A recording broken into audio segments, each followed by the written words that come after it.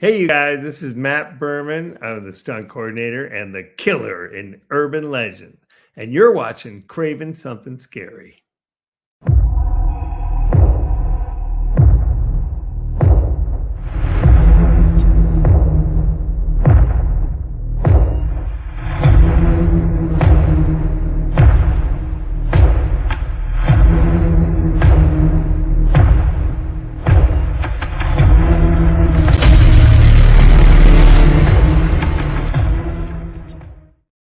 Well, good evening, ladies and gentlemen, visitors, subscribers, patrons, and Cravenites. Welcome to Craven Something Scary, where it's all horror all the time.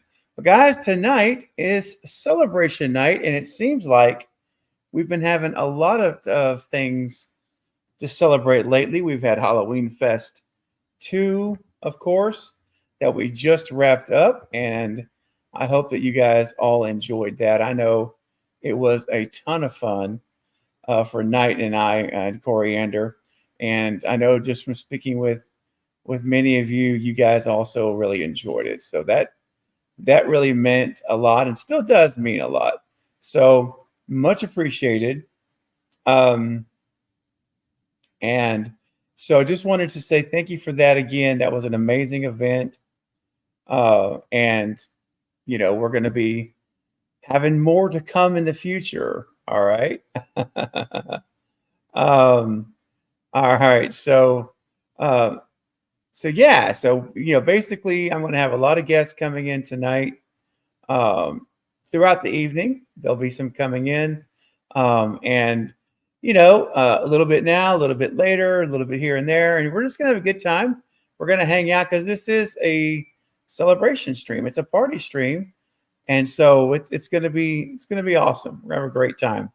So everybody settle in, get your favorite snack or beverage, and cozy up to your favorite spot on the couch or your recliner, maybe your bed, wherever you're comfortable, and settle in because we're gonna have a good evening together.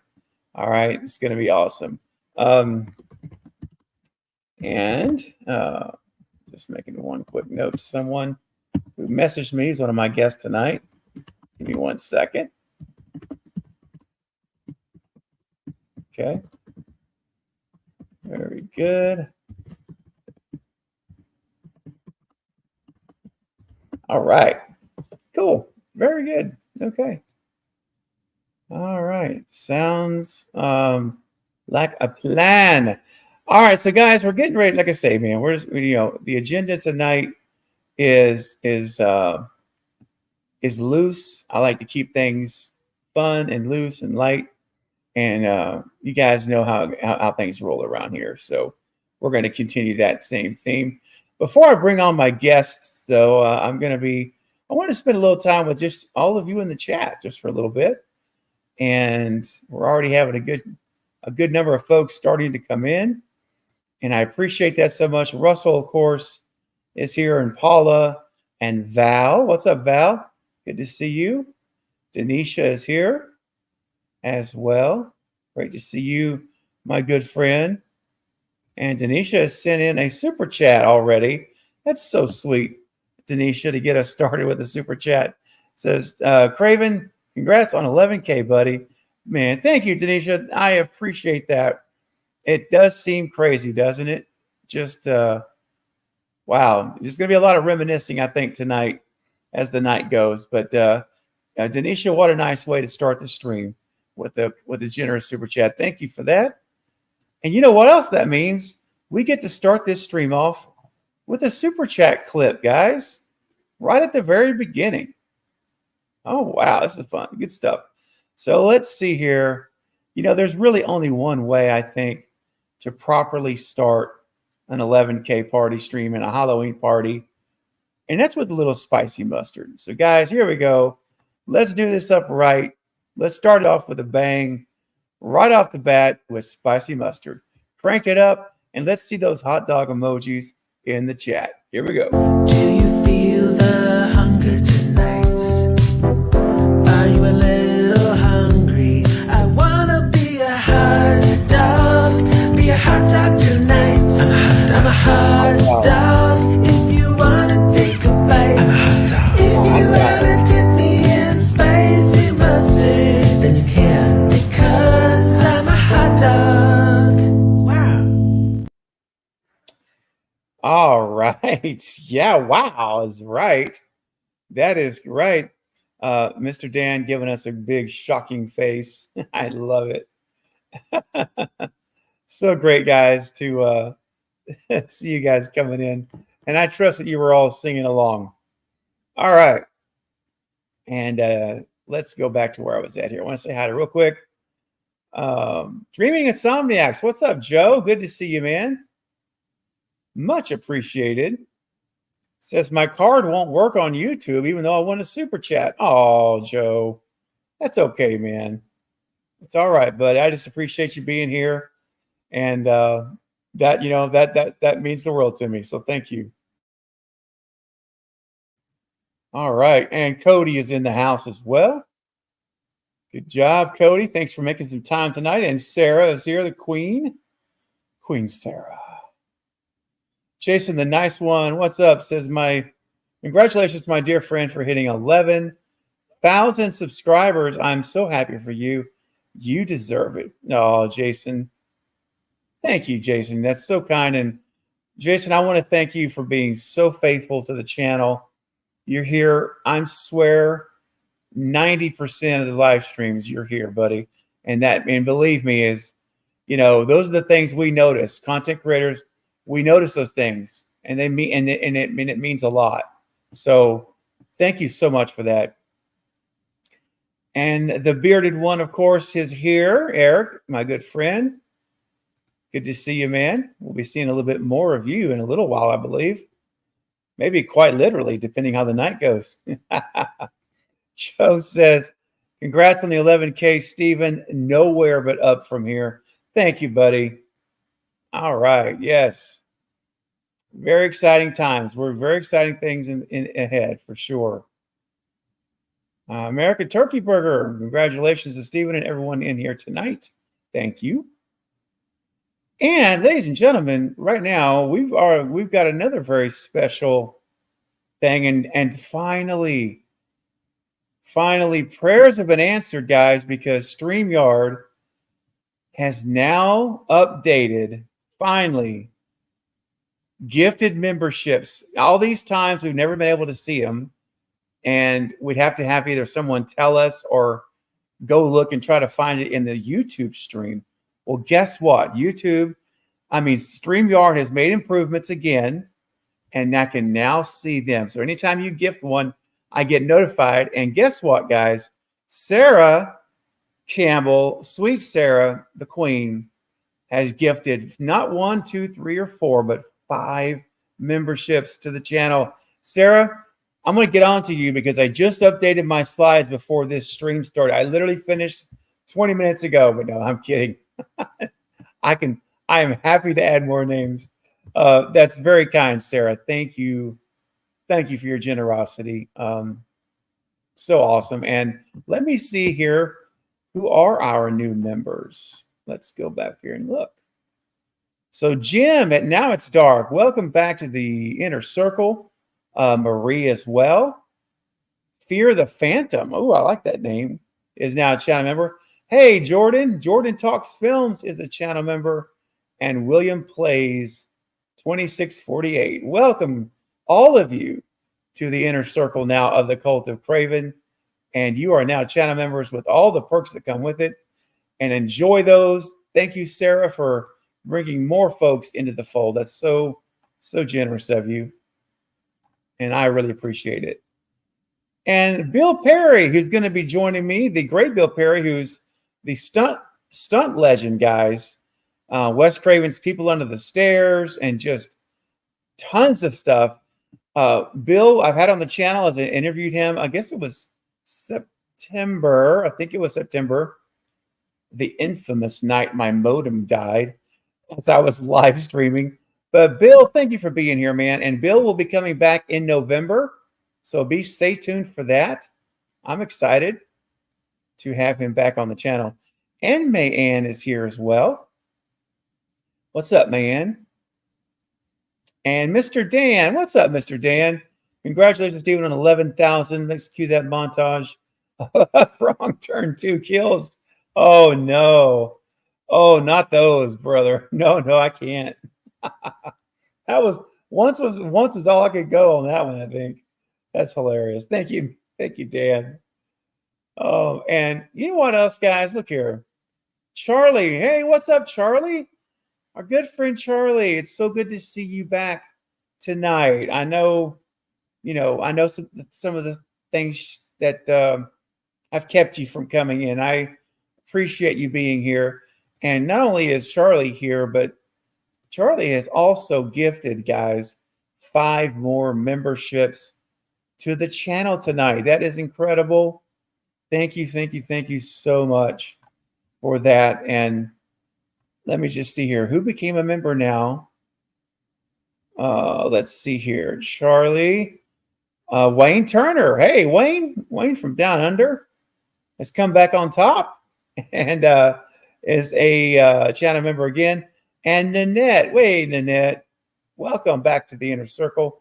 Ghostface, Newtmus, and Simone Murray. All our channel members. So, guys, be sure to thank Sarah and Charlie if you have received a gifted membership from them tonight, because that's very generous and very, very, very kind. Thank you both. Thank you, Sarah, and thank you, Charlie. What a nice way to start the stream. And by the way, I'm seeing you guys post some custom emojis, and I see that Casey Tibbs is here, and Mayanne has got that amazing shot of Wes Craven. And man, I tell you, it's hard for me to, you ever see a picture sometimes and it just unexpectedly makes you a little emotional, kind of catches you off guard, for whatever reason. That's kind of what just happened right now when I saw that image of Wes. I think it's partly because, this channel, part of the formation of this was to celebrate Wes Craven as my favorite filmmaker and his movies. And yeah, it's just that's pretty cool. All right. And let's see real quick that I'm going to start bringing my guests on. Sarah says we're at 38 likes. Let's go. Okay, guys, let's end this night with at least, we can hit 75 by the time this thing ends later, maybe 3 hours from now. I think we could do that, but we're off to a great start. Thank y'all. And Knight is here. What's up, Knight? Knight will be joining us shortly as well. Well, in probably a couple hours, he'll be popping in for the second half of the stream. Good to see you, man. And Justina is here as well. Hi, Justina. Congrats on the 11K. You deserve it and so much more. Hope you're doing well. That's so sweet. Thank you. And Lady Luna is here as well. And it's just great to see you guys all here. Again, Jim Fabiano is here from southern Brazil. Ooh, that's awesome. Have a fun Saturday. Thank you. Well, all right. It's great to have you. And Two Boys is here as well. 11K, and keep those subscribers coming. You're an amazing man, Steven. This is a great place we call home. Thank you for giving us so many wonderful moments on the road to 11K. Well, thank you. Thank you so much, Eric. And Fabio says from southern Brazil, I love horror movies. So great to see you live. Yeah, well, thank you. All right. And Marcus again from I Shot Him 6 Times. Great to see you, Marcus. All right. Well, guys, listen. It's time now to bring on some of my guests tonight. They're going to be coming and going throughout the evening. It's going to be a fun time. And Marcus says, real quick, let's go 11K. Well deserved, bro. Hashtag the Godfather of Woodsboro. Thank you, man. Hey, I wear that with much pride. Much pride. And Bill says, I feel like my internet implosion episode was what put you over the top. Bill, you might be onto something, my friend. All right, guys, it's time. Let's do this thing. I've got some folks waiting.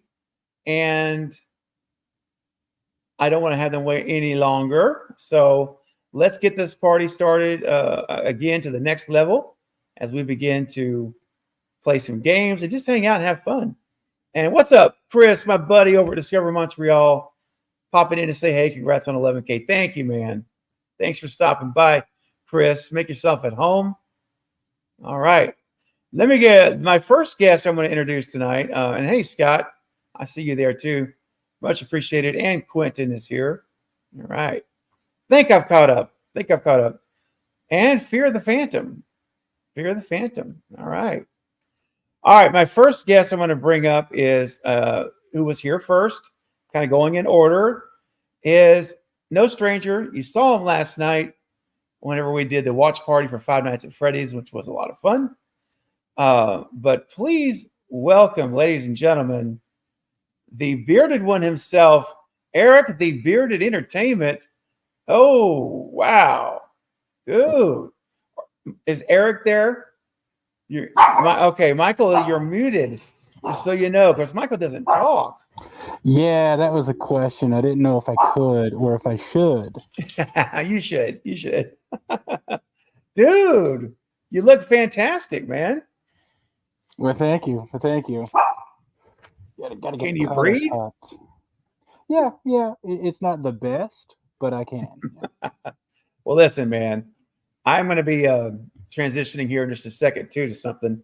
Feel free at any time, man. Most important thing is to have fun. So if it gets to a point where that's not comfortable, just take that thing right off, and we'll pick right up, but not let's miss a beat. All right. Appreciate it. Okay, guys. Next up on the 11K celebration panel is a moderator and great friend of the channel. Been here since literally day one. It is our good friend, Denisha. Hey, what's happening? Oh, you're on mute, Denisha. Let me unmute. Let me unmute so I can say 11K, Craven. You deserve this, buddy. Oh, Congratulations. Thank you so much. Thank you, really. I appreciate it. Denisha, you were there from the very beginning. I remember. Yes, I am so proud to be happy to be a mod for you. You're a great Craven. Well, thank you. You're great too. We appreciate you. I say we, myself, and of course your fellow mods. We appreciate you too. Thank you so much.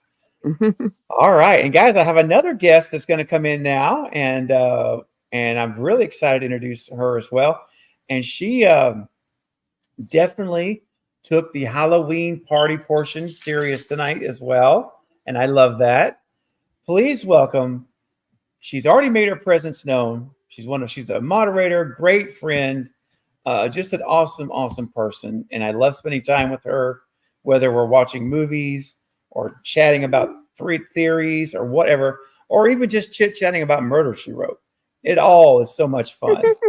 It seriously is. So please welcome the one and only, the Queen, Sarah, to the house. Sarah. Or should we say Lydia Dietz? Yes. The gorgeous one. Oh, I love it. The red looks nice on you, girl. Ever. Thank you. Love a theme, love a costume, love Halloween. It's hard to tell, but my dress is the full gown. Oh, It's huge. Okay. Love it. You can go to the chair, it's on the floor. I am immersed in character. I'm so happy to be here. Congratulations on 11K. This is going to be fun. Oh, thank you, Sarah. And I'm honored that you're here and in costume on top of that. I love it and much appreciated. Everyone is just totally digging the look there, Sarah. You're getting lots of love. Thank you, guys. Yes, absolutely. Oh, fantastic. And Val even is chiming in. That is I know, right? About Sarah. General. Yes. It's good. Good stuff. I had one of the reasons, this is totally separate from our talking about costumes, but one of the reasons I was a little bit late tonight, because I planned on starting right at 8, and then I had a little technical difficulties with my hardware that I was going to use for the sound effects and all that fun stuff I'd planned, and I could not get it to roll. I worked on it until 8:15, and Oh, I don't man. know.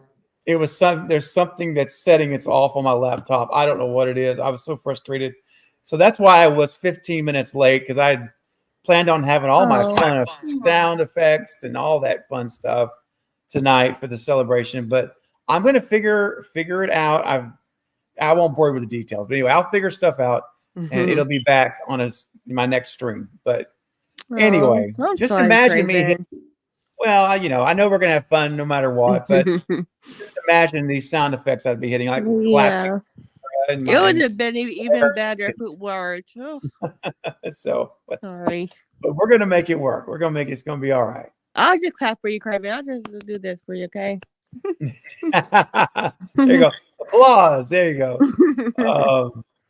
And Kenny is here as well. Good to see you, Kenny. All right. Oh, Fear of the Phantom says, I'm on season 7. Murder, She Wrote. Oh, now we're talking. Dude. Well, enjoy all 12 seasons. They are gems. I've never seen it. You still never seen one. No. Shame. Bro. Wow. You know what? You about We're to get ashamed, Eric. No shame. No shame. No shame. But Shame. to Sarah's point, we need to fix that. We need to have a watch party. I know, right? All of us Yeah. need to fix that. That's one I need to fix too, because I remember a little bit of Murder, She Wrote. Yeah. A little bit of that.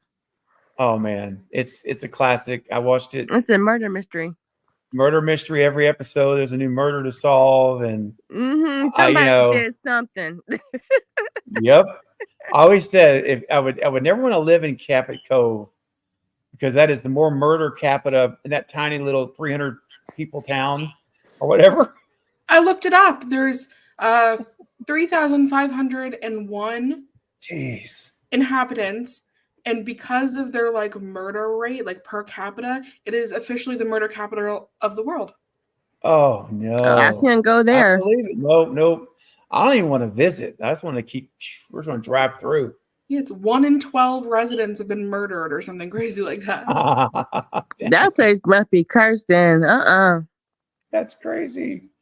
Oh, and Eric, I don't know if you see that, Eric. We lost your camera. I don't know if you can hear us still. Yeah, I can hear you. Okay, no worries, buddy. No worries. I'm not the only one with technical difficulties. At least that makes me like I'm not the only one. Hey, what's up? Talking Star Wars says, just think, soon 12,000. Wow. Yep. Wow. That's happening, Craven. Mm. You already up to 1,000 already. Man, it's going to be incredible. I'm just enjoying this journey with all of you. Every step of the way, it's really is. Angela Lansbury is a queen. Yes, she is, guys. She's a queen. Absolutely. All right. So we're going to have some fun times tonight. We're going to talk horror. We're going to talk fun, Five Nights at Freddy's. Whoever all has seen it, we'll talk a little bit about that at some point. But one of the things we're going to do here shortly is play a game, because our Lydia Dietz, Queen Sarah, has put together a great trivia game for us to watch, or not to watch, but to play. So we're going to do that soon. Look at the game. Let me ask you, who on the panel has seen Saw X? Has anyone seen it? Eric, Sarah, Tanisha, have you had a chance to see it yet? No. Okay, that's all right. That's okay. Okay, so we're not going to talk spoilers anyway, because it's too new. We wouldn't talk spoilers anyway. Okay, I probably have to see it on Amazon or something like that. Yeah, it is out for rent now, but it's like $20 to rent it. Yeah, it's $20. Just like Life Fast X when I first started, it was $24. That's right. Yeah, I had to pre-order it.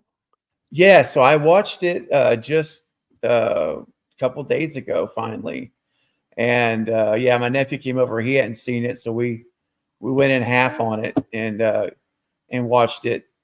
And I'm just going to tell you guys, I want to get y'all's opinions, Sarah and Eric, but I really enjoyed the movie a lot. I personally, and I'm not into the whole where does it rank. I don't know all that. I have to watch it more.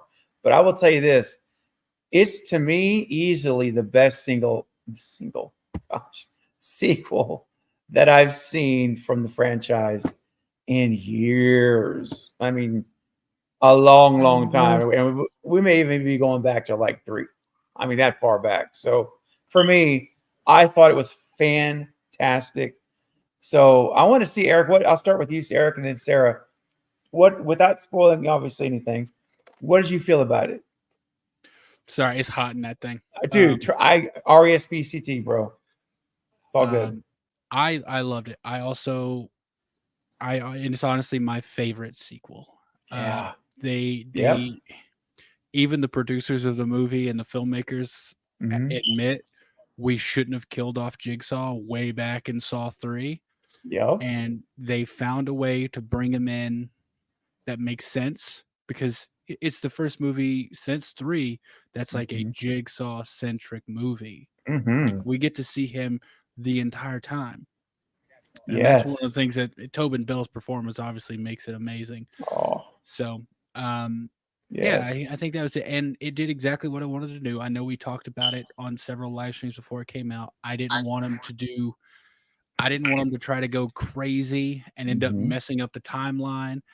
So, and you know what? They played it safe, but they also made a really good story that didn't mess up the timeline. So No, it that's did all I got not. from it. Isn't it Yeah. supposed to go on Peacock or streaming soon? And no, not on Peacock. It's on streaming now to rent or buy. In about in like I guess probably 3 or 4 weeks, it'll drop down to like $6 to rent okay. on Prime. It's on Prime now. It's where we watched it at. Yeah, But Amazon. it's it's early release. You know how they do it now. They always drop these movies like in 4 weeks. It's still in theaters and it's out to rent for $20, and then that'll hold for like 3 or 4 weeks, and then they drop it down. Hey, real quick, Jerry has just gifted a membership. Hi, Jerry. Thank you, man. Great to see you, and glad that you're here. And thank you for your gifting. That's so cool. Let's see who got the membership. Real quick, I can find it. Sometimes I can find them quick. Other times it takes me a minute. Let's see. Eric, if any of you guys, I see it. Oh, that's cool. DJ Usagi. Hey, that's my buddy Tony. That is hilarious. Well, Tony, welcome, my friend. I just saw him earlier today. You are in the inner circle, man. You're a channel member now. That is amazing. Jerry, thank you for donating the membership. And glad you got it, Tony. That's awesome. Very cool. All right, Sarah, let's hear from you on Saw 10.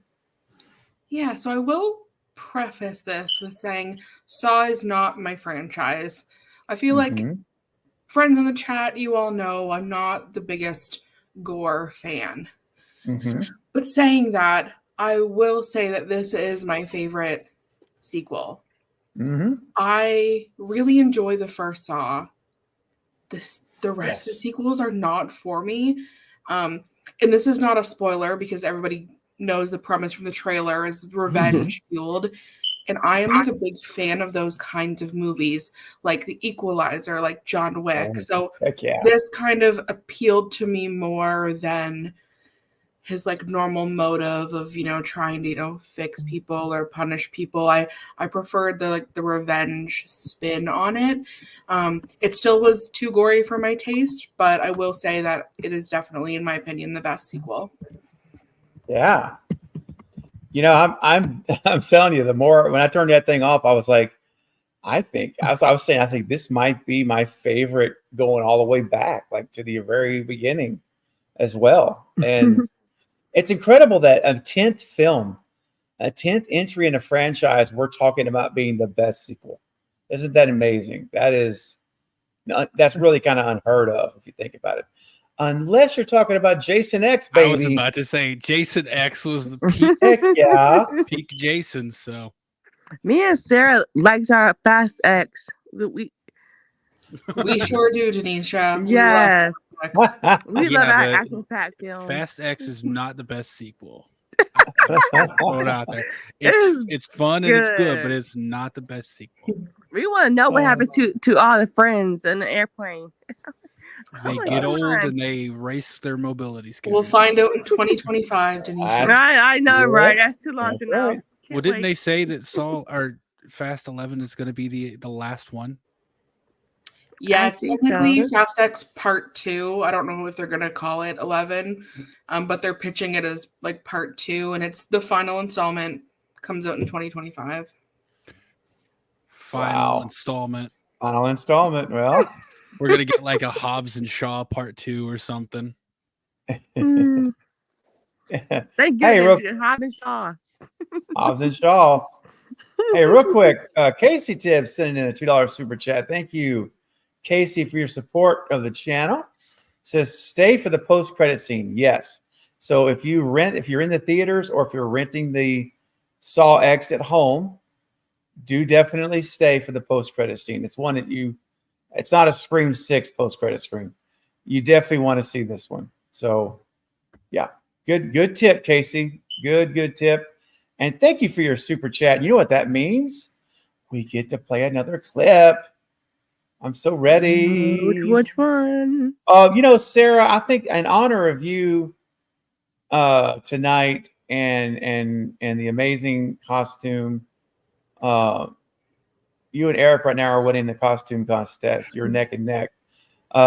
So, but I know specifically Sarah's going to appreciate this clip. Probably, maybe more than anybody else, although I love it. But you know what? Sometimes, like when you're having a celebration stream, some might say the channel has exploded. Some would say. Now, I wouldn't say that. No. But some might say, that there's an explosion of subscribers. Well, it makes me think of maybe this kind of situation, but much better than this. Trust me.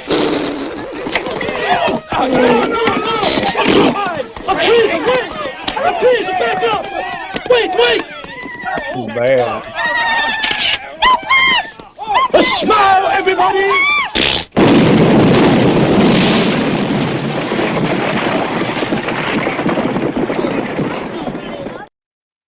That's way too bad. That's too Good old bad. Hamburger University. Hamburger University. I'll never forget when Sarah one night we were chatting and we were getting ready to say goodnight, and she's like, "Hey, before we go, that's what I thought about. I thought of something. I would love it one day if you could make a super chat clip of that explosion in the bathroom." And I'm like, and I had it ready to go like in 2 days or something. The next day, maybe.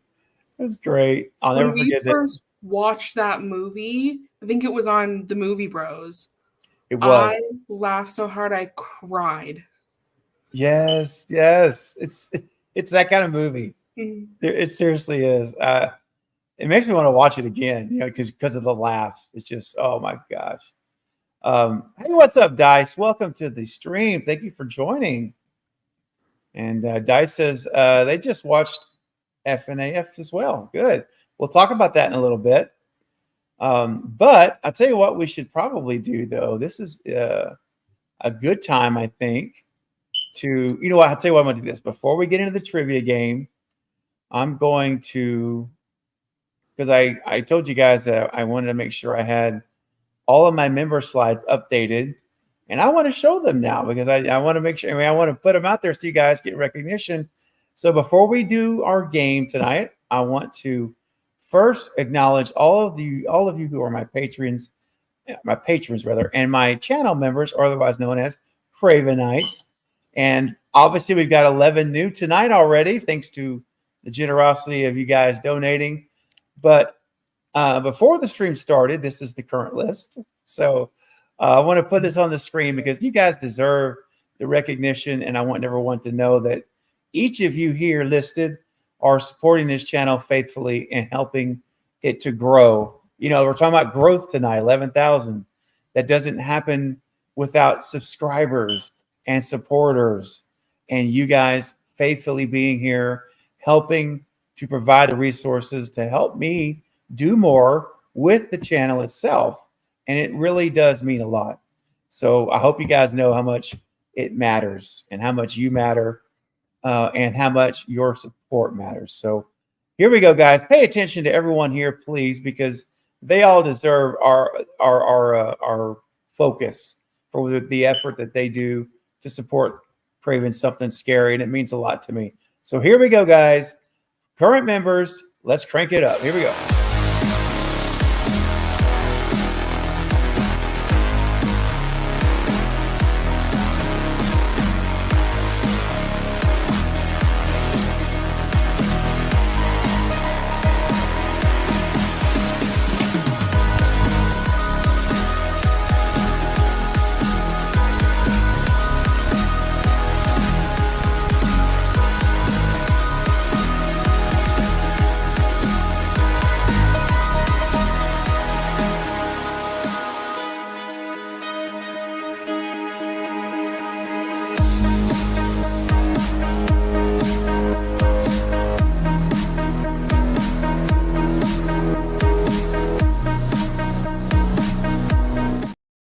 All right. Thank you guys so much. And while we're recognizing all of you amazing special people that help this channel to grow and be what it is, there's another group amongst that list that are even in a more amazing list. They are the Gold Skull Cravenites. That's for everyone here that is a 12-month or more member. You have the Gold Skull by your name right now in the chat and in video comments to recognize, let everyone know you're a 12-month plus member. So I want to recognize all my golden Cravenites real quick as well, because you guys deserve the recognition for your longevity. Well, that's right. Length of time. And thank you guys so much. You're gonna have to make a 24-month one here soon. I know, seriously. There's several people who are over 18 already. Over 18. So. Yes, Yeah. they're like 18, 19. And so I'm going to be making a new emoji for 2 years or more. Oh, I'm excited to get that done. That's going to be, I'm gonna have like a big rollout, drum roll, the whole 9 yards. Like, here it is, you know. Yes, you're right, Eric. It's amazing. And you're on that. You're getting close too, buddy. I don't know. I can't see on my, at least I don't know a place to see on my end, but I think I'm. I know. I'm about there too. When I go there. Yep. I think mine shows that I'm 24. It's getting there. I think the longest one I have right now is 20.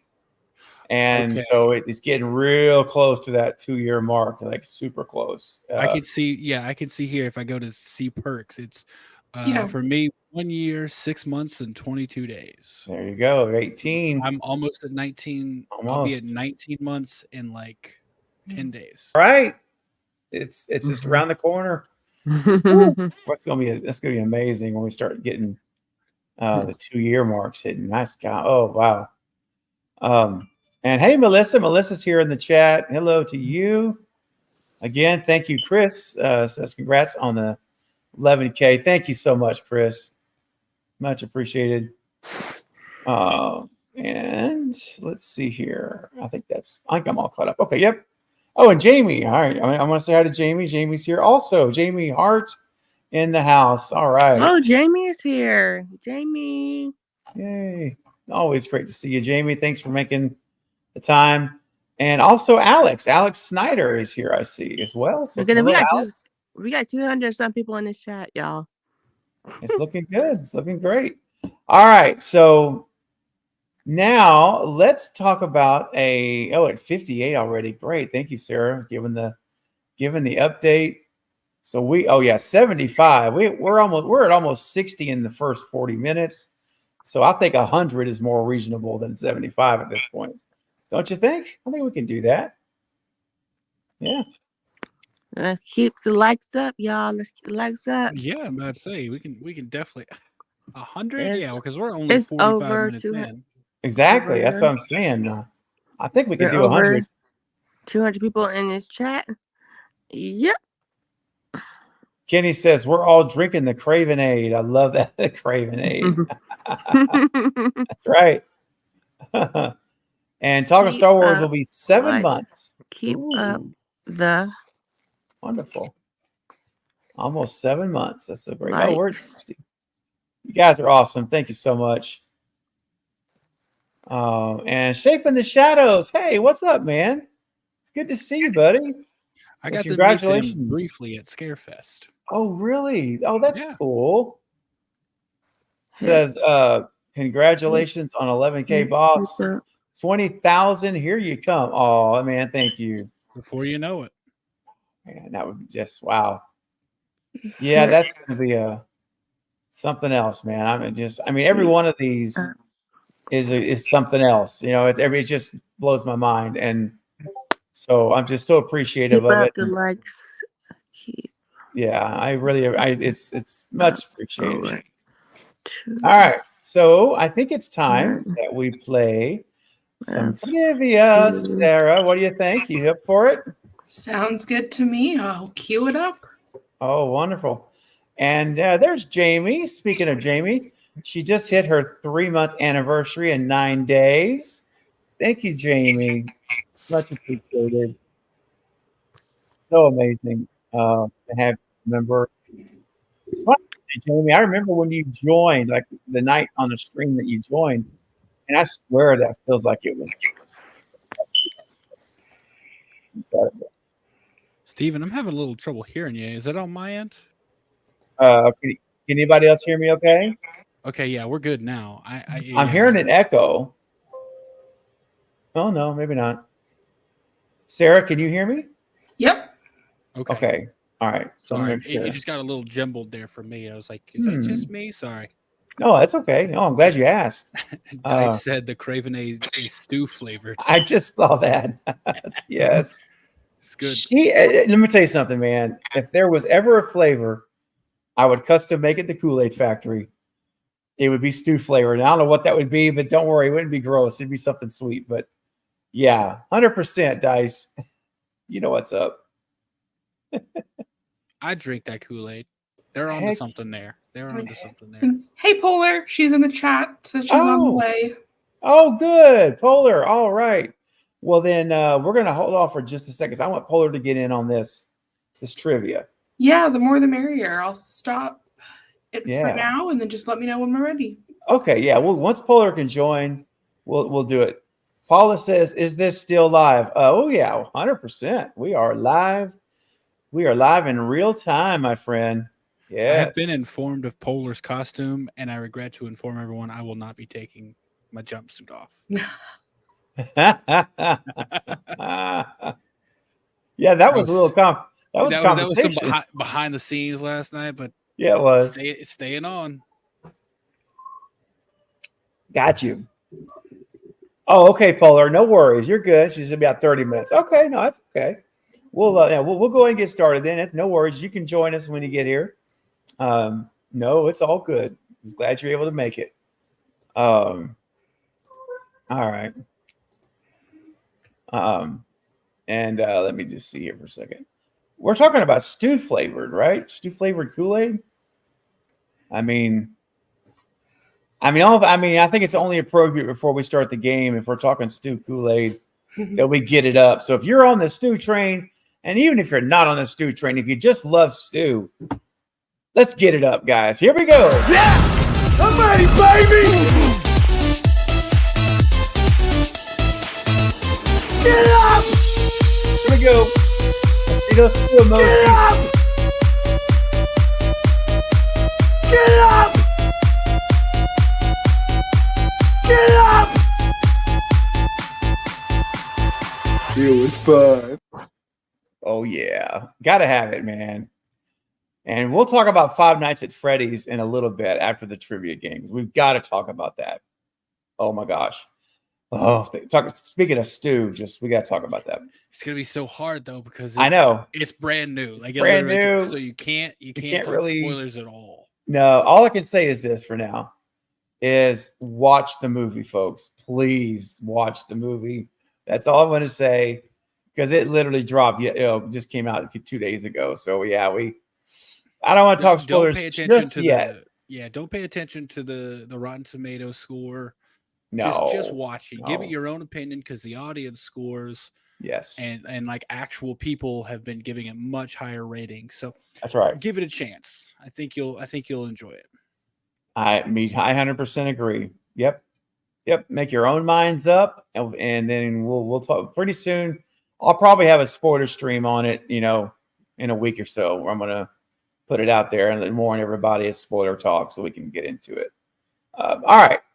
So, having said that, Sarah, hang on, real quick. Got another anniversary. Caden with 4 months. All right. Says, congrats on 11K. Very happy to be a part of your great community. This is just the beginning. Caden, thank you so much for your encouragement, man. I seriously mean that. It's it really means a lot. Seriously does. I've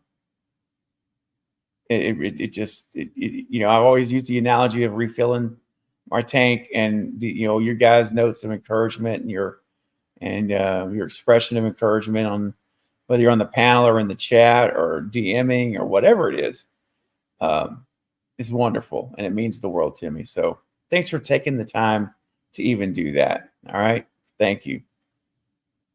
All right, so Sarah, now once again, I will turn it over to you. Let me share your screen. And I love that. Craving some trivia. Craving some trivia. It just makes sense. It does. I love it. And just so everyone knows, I've not seen any of this at all. I have no clue what is coming up, other than it's going to be amazing because Sarah made it. Yeah, if Sarah did it, then Mm-hmm. You know it's going to be good. Well, Take it to the bank. You're welcome. All right. Take it away, Sarah. The floor is yours. All right. So as of today, October 28th, 2023, how many videos are posted on this channel? Can anyone guess?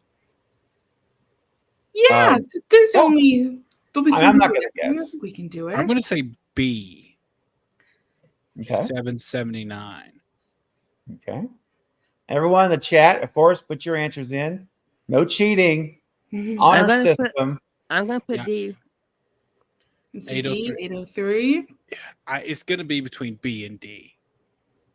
Let's see. The answer is C. He has 862 videos. Yes. Bro, I should have known to go higher. Come on, man. You gotta like take a nap sometime. Take a day off and relax, man. I know. I'm streaming 7 days in a row this week. 7 straight nights. I don't know how I'm doing it, but Okay, so August 22nd, 2021. That's when you started your channel. that's when I started the channel, but my first video was September 4th. Okay, so say it's September. So that's 2 years and a month? So that's how many months is that? 25 months? 25 months. That comes out to 34.4 videos per month. Divide that by 31 and you get roughly, bro, that's over a video per day. Yeah, a video and a half a day. Video and a half a day for over 2 years. Yep. Bro, that's Wow. You just need to take a nap, man. Like, Telling you. Take a day off, have a nap. Thank you, buddy. Sometimes my body tells me that same thing. Trust me, it's like, okay, dude, it's all right, man. But I try to be consistent as I can, and I want to bring you guys the best I can possibly do for you. And so I appreciate everything. And it blows my mind whenever we crunch the numbers like that, because I don't think of it like that until we actually do it. It's like, whoa, really? Dang. But if you love what you're doing, that's true. I do. I really love it. I love it, and I love doing it for all of you. And so it's just like, it's kind of a dual thing. But if it wasn't for you guys enjoying it and supporting it, I wouldn't keep that kind of pace, But the fact that you guys do, I appreciate it. And it does motivate you. It keeps you going. But I appreciate the good wishes too. To be careful, because it can't catch up with you. So See, Dice, you're right. Dice is like, leave some for the rest of us. Some for the Serious, man. rest of us. That's hilarious. Also, these are all not going to be about Craven, but there are some sprinkled in there because it is Craven some trivia. That's true. Thank you. IMDb rating. Oh. Yeah, Ooh, switch that's it up a interesting. little. So with There- a score of 8.5 out of 10, what Wow. creature feature has the highest IMDb rating? Jaws, Alien, The Thing, or Jurassic Park? Ooh. Jaws. I'm Jaws is I'm gonna say classic. The I Thing. think it's high. I'm gonna say The Thing, but I could be completely wrong. Oh, I'll take a shot. I think it's hard. I do think that The Thing has a shot, so I'm gonna go with C. And I'm Oh, seeing everyone. Yeah, all everyone in the A's. chat is A. They're all saying A's in wow. the chat.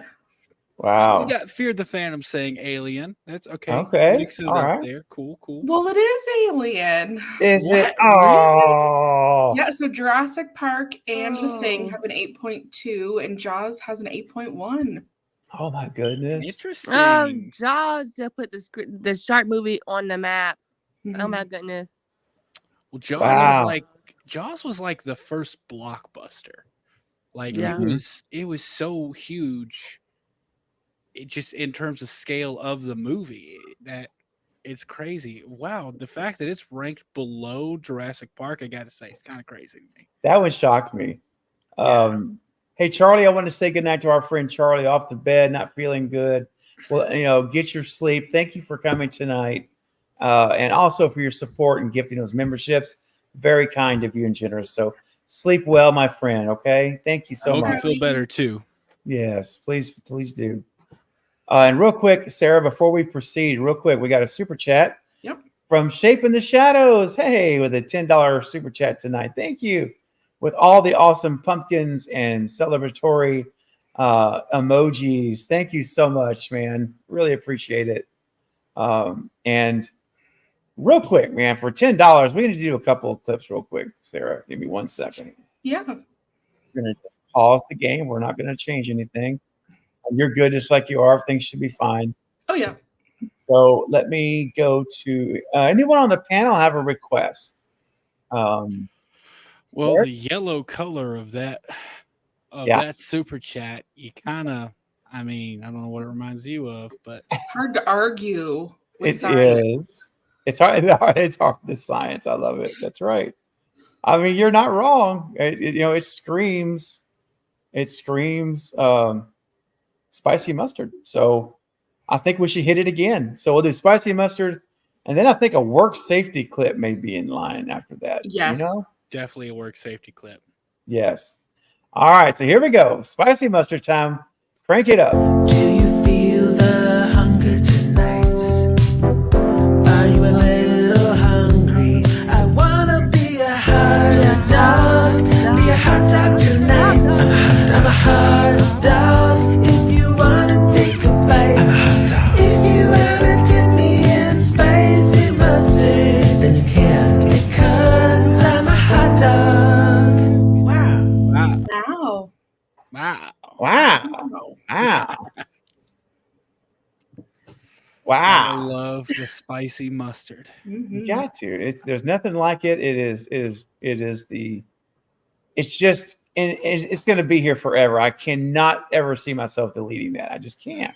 I was just thinking, I predict that no matter, even when your channel is getting up there 100,000 subscribers, Oh gosh, dude.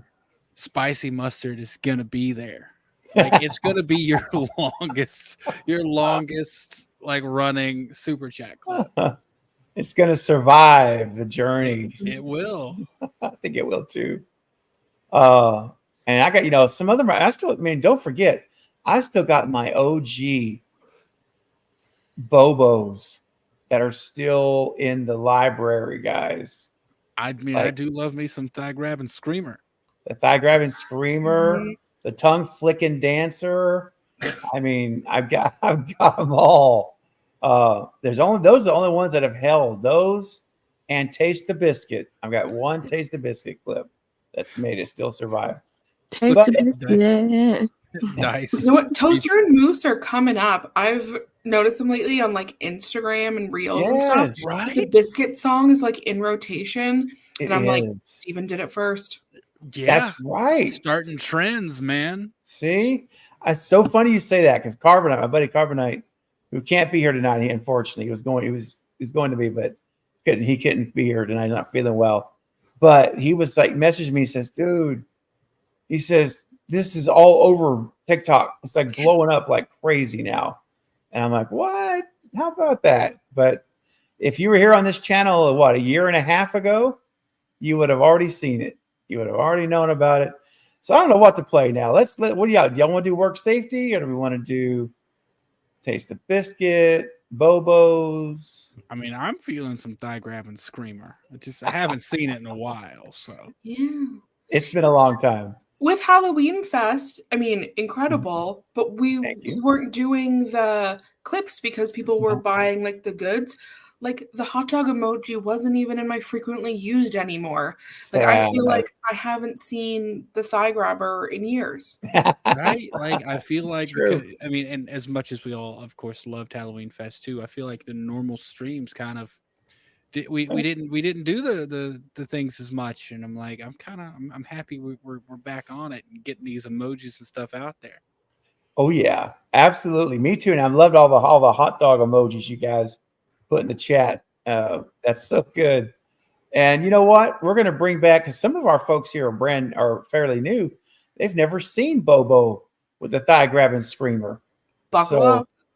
Buckle up. You heard it there. Sarah said it. If you had 100 guesses of what you're about to see, you would not even get close. No, you would not. I would venture to say no way.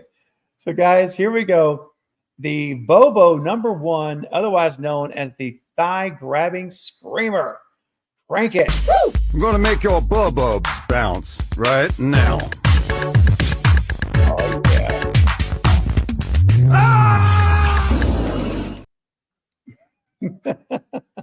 There it is. I have no clue what's going on there. Even I couldn't tell you what's happening. Oh man. We just, sometimes you don't even try to figure it out. You embrace it. You just roll with it. And yeah, I think that was Kenny's first time to see it. Yep. Absolutely. Oh my gosh. Okay. That dice. Well, that's a new one for the mind files. There you go. Yeah, Paula, refresh your browser. It should bring you current. Yeah, it should. And real quick, hello to Kyle, our friend Kyle. Good to see you, man. All right. And Hey, Kyle. First of all, yeah, and just want to let there's two boys and their scary pops. Eric will be joining the panel shortly. So two boys, you're welcome to join anytime now. It's in the Instagram thread is the link. And so let me know if you need it, but you can join now if you'd like. And same for you, Marcus. I know you're going to join a little bit later, and that's fine. But yeah, anyway, just want to mention that to you two boys. All right, Sarah, you have the floor again. All right, moving on. I thought we'd bring it back to the basics here. Our foundation. Yeah. This is really where we started. Mm-hmm. No. People in the chat, don't let me down. I know you know the answers. In the opening scene, how many times does Ghostface call Casey Becker? I'm going to throw, I don't even know this. I'm going to throw a number out there. I'm going to say 5. 5's calling to me, and the number 7 is calling to me, but I don't know. Well, Eric, I will tell you a fun way to remember it once we reveal the answer. I think I know the answer. I'm going to guess it's 7. I'm counting right now. I'm probably missing one. Denisha, what do you think? Wait, is it 6? I'm going to say 6. tried a bunch of things. I think that it might be 5. Right. Well, you know how Dr. Loomis always yells, I shot him 6 times. I like to say, I called her 6 times. It was 6. I was almost close. I said 5. I Oh started to man. say 6. As you like after I said 5 or 7, and you said that, I was like, what would be a good way to remember it? I counted the number of letters in Scream, and I'm like, it's 6. There you go. Amazing. That's a good cheat way to do it. Like, like not cheat, but you know what I mean? Like a memory technique. Good little tactic. Okay. The tactic, Also, yes, the I word. called her 6 times. I That's called pretty her good. 6 times is how There you I go. remember it. Awesome. Love it. All right. So according to the lore of the creeper, how Ooh. often can he eat? I think I know this one. I think I know this one. We'll say it. That's the point of trivia. Every 23 years. I think it's 27 years. Is it? I think. I hear 23 in my I in hear my head. 24 too. I think it's every 23 years. Okay. It is every Eric, 23 let's years. go. Yeah. Please. Woo! Yeah, we're close, buddy. We said 24. We're Good close. job, y'all. You guys got Glad it. there's nothing from the last 2 Cheapers Creepers movies on here, because they just didn't do No, 1 and 2. It's a double feature. That's all we need. Yep. Oh, I don't know why I had 27 in my head for some reason. Is it 23 years or 27? Well, it could be 23. I just don't know why I was thinking 27. Wait, do you mean it like Pennywise? No, I mean like it. Like the Yeah. difference between chapter 1 and 2. Is it also 23, or maybe that's the 27 you were thinking Oh, of? that could be. Yeah, that could be it. It could be the 27. Yeah, I don't know. Well, But now it's I'll close. remember. Go ahead. No, I was just saying it was close. You guys were all in the ballpark, and Eric got Yeah. it. I Definitely. remember that first movie and the second movie terrified me. Absolutely, because there's literally nothing you could do to stop them. Mm-hmm. Like That's right. Obviously at the end of the second one, spoiler alert for a decade-old movie, I believe, they found a way to like restrain him, but he's not dead. It's like, I don't know, just that concept when I first watched those movies terrified me. Like there's literally you cannot stop this thing. And it was Yeah. Alrighty. So, with a budget of only $300,000, how much did Halloween gross at the U.S. box office? Huh. I want to say like I don't know. I wish Remember, I knew. we're talking 78 money. I have the conversion in the answer, but we're talking 78. I want to say something crazy like 40 mil. Hmm. I'm gonna go crazy with it and say Oh. 40 million. You've Ghostface adjusted it. is making an appearance. Yeah. Aged Ghostface. Hello, Cravenites. I don't know how long I can keep this thing on, but I gotta go. I had to give it a shot. It's Halloween party. Yes. I'm gonna say 40 million. That's gonna be my answer. I don't know why, but I'm thinking 40 million, and that's not adjusted. I mean, that's like thinking actual money. Although that might be crazy. It could be too high. I'm saying, Jerry's saying 34. Fear the Phantom is saying 2.5. Chalk and Star Wars is saying 50. So you guys are all over the place. I'm gonna have to go For the personally. first one, Sarah? Because it doesn't say. Yeah, first one. Okay. 300 million? 300 million? Oh no. I'm going with 45 million. Well, Are we doing prices? Yeah, right I'm rules gonna go closest 400 without going million. over? I'm going to go 400 million. 400. so it was actually Steven and Eric. You guys were close. It was 47 million. So was Steven was the too off. closest, which You adjusted guys, go ahead, for rock it out. inflation today is about $221 million, which I think would make it the most successful. That Scream Max is good on you. Thank you, Denisha. This is the aged Scream 6 mask, as we saw rocked by Stu Mocker in Scream 6. Hey, Stu Train, baby. Let's go. That's right. I think that makes it, if you look at 200, like if you look at the $47 million back then, and along with the cost of ticket prices, I think it's like the most attended movie in the Halloween franchise. Ooh. Yeah, like me and Steven were talking about this on a different video, and how like inflation has affected things, and how even though it looks like current movies are like getting back up there, if you were to look at, because there was a big thing with Scream 6 being the highest grossing domestic Scream movie, but if you actually look at the cost of ticket prices and viewership, so many more people went to see the original Scream. So yeah, I think it's the original Halloween is probably the highest viewed one. That's crazy. Thank you, Eric, and Two Boys. Appreciate it. You can see got the age look here. I appreciate that, man. Very much. Nice. All right.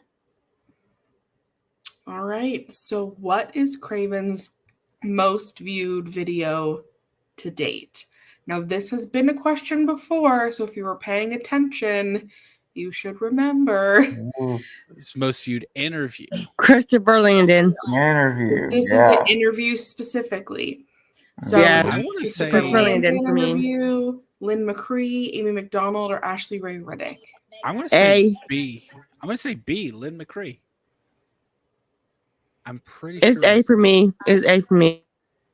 Yeah, Nate's saying Christopher Landon, and it could have changed because Christopher Landon's a huge interview. But last time I knew of it, I was pretty sure it was Lynn McCree. Stevie, did you know, or do you have a guess? I am. He's like, I'll never tell. Yeah, I'm pretty sure I know the right answer. I can put it in the private chat so you know. This is just my guess, and I'm pretty sure this is right, unless I'm missing. There's one I'm questioning, but I'm pretty sure that's the one there in the private chat. Well, let's see. Yes. Yep. Boom.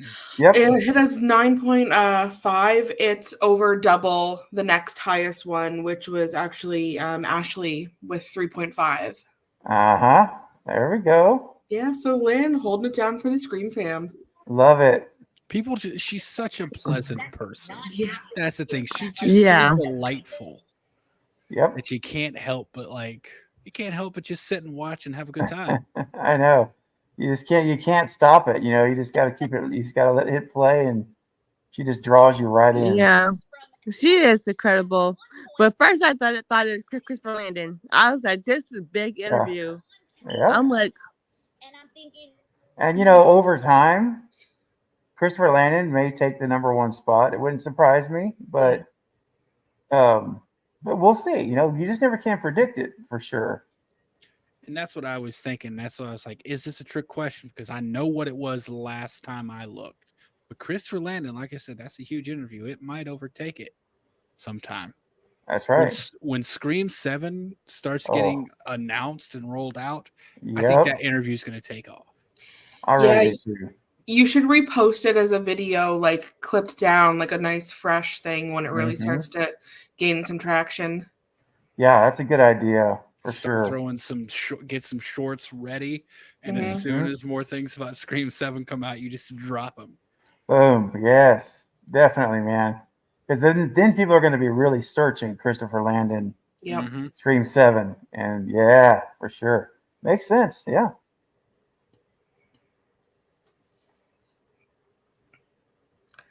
So in Scream 2, Mickey Altieri is one of how many active serial killers in the United States? Oh, man, that's such a technical question. You can hear Mrs. Loomis saying it. It's right in her speech. Yeah, yeah, and that's the thing. Oh, man. Oh, gosh. For some reason, the number 17 is sticking out to me. Just picture in your mind. And Mickey here is quite a find. He's one of only blank active serial killers in the United States. I want to say, I don't know why, but he's only one of 39 active serial killers in the United States. I'm going to say 39. I don't know. It just popped in my head. I'm going to agree with Craven. I'm going Craven. All right, 39. We'll see. 97. Oh my gosh. Yeah, Really? 97, There's He's Craven. one of 97 active serial killers in the United States, so he's quite a find. Wow. She way overestimated. There's definitely not that many active serial killers at one time. Huh. 97. That's so crazy. 97. Those are the types of questions I love to ask, but I hate to get because I'm so bad. Like, oh man. And of course, I was being me and I was not giving multiple choice because when you see it written out, it just kind of rolls off the tongue. So I want to make it a little tricky. Yeah. Making it too hard.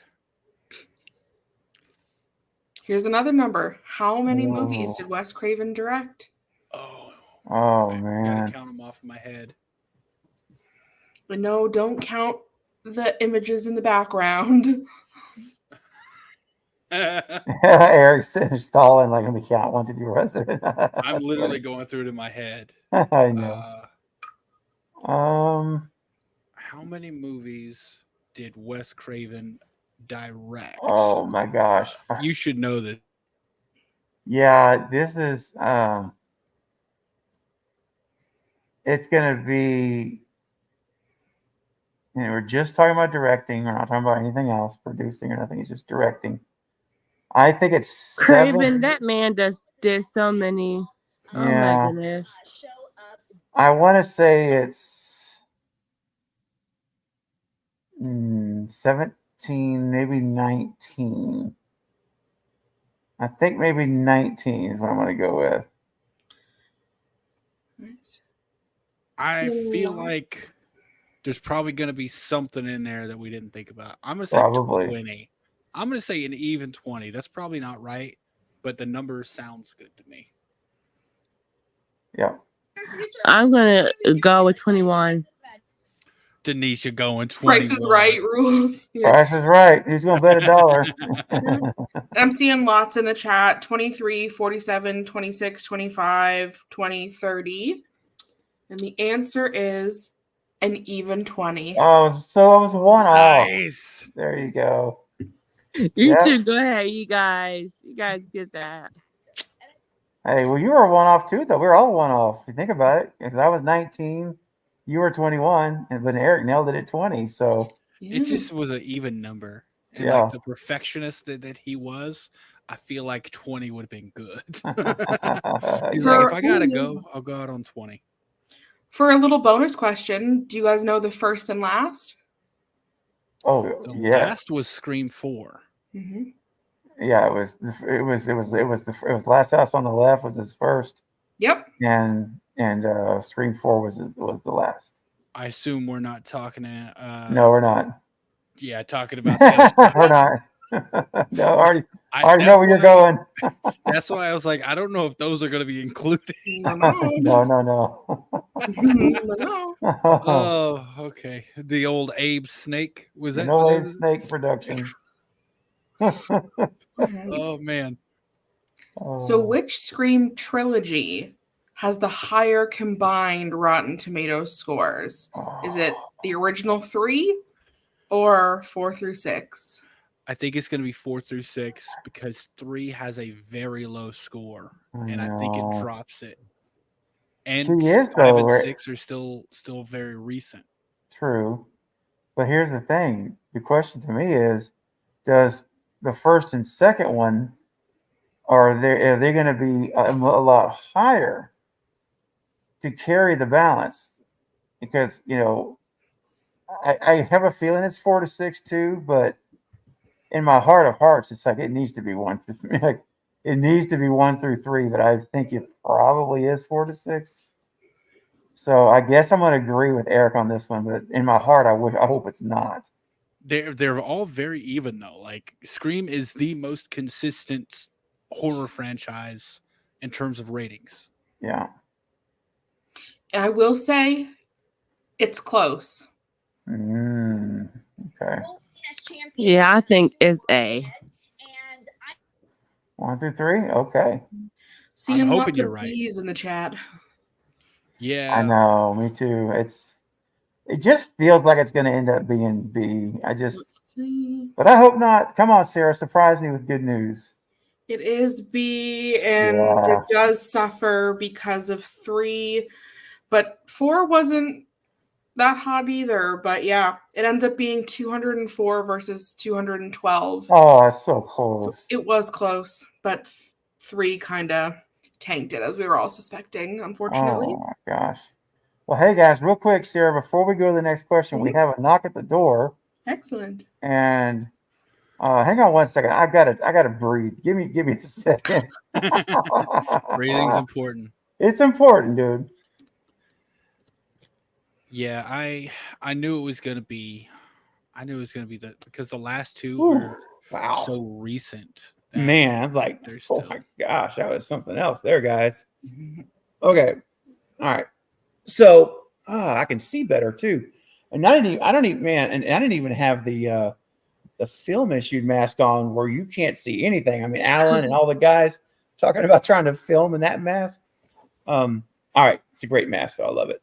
Okay, ladies and gentlemen, coming in on the panel, I'm very excited to welcome back a great friend who's back in the saddle of YouTube again.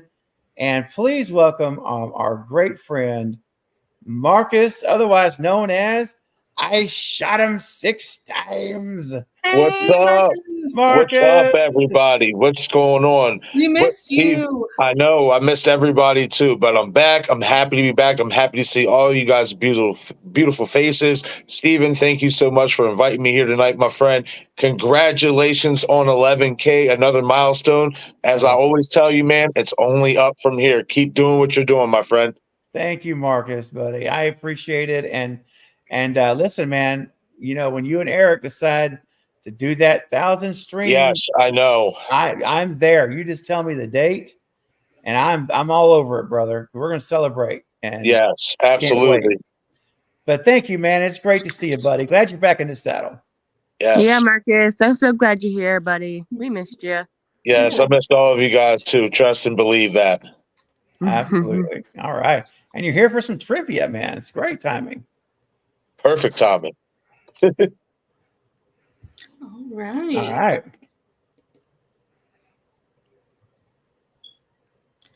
So in X and then Pearl, what was Pearl's alligator's name? Oh my gosh.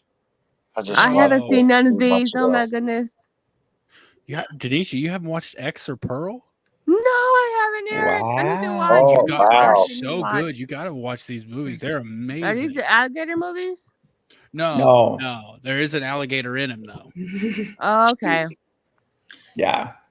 And I will say, as a hint, I had to look it up because on the first watch, I thought she was just calling her Gator with a really thick Southern accent. But it is not. It's a real name. It's named after an old black and white film actress. Oh, wow. Yeah. I don't remember. Honestly. I don't either. Oh, I see some people in the chat know it. I'm pretty sure Dice has it correct, and I don't know. But if I said the correct answer right now, it'd be because I copied them. Yeah. Yeah, me too right now. Okay, I'm going with the chat right now. So. The chat is right. Her name is Theta. Okay, yeah. After Theta Barra. All right. Good job, Dice. Yeah, we're First going one. Dice. Yeah. I thought she was saying Gator with a thick accent for the longest time. It's called a Gator. But it's Hey, Theta. listen. Honestly, I never picked up Theta either. I think I must have. I've never heard that. Like, I didn't hear it when she was saying it. Like, my Because ears I had my didn't register. subtitles on. I saw it.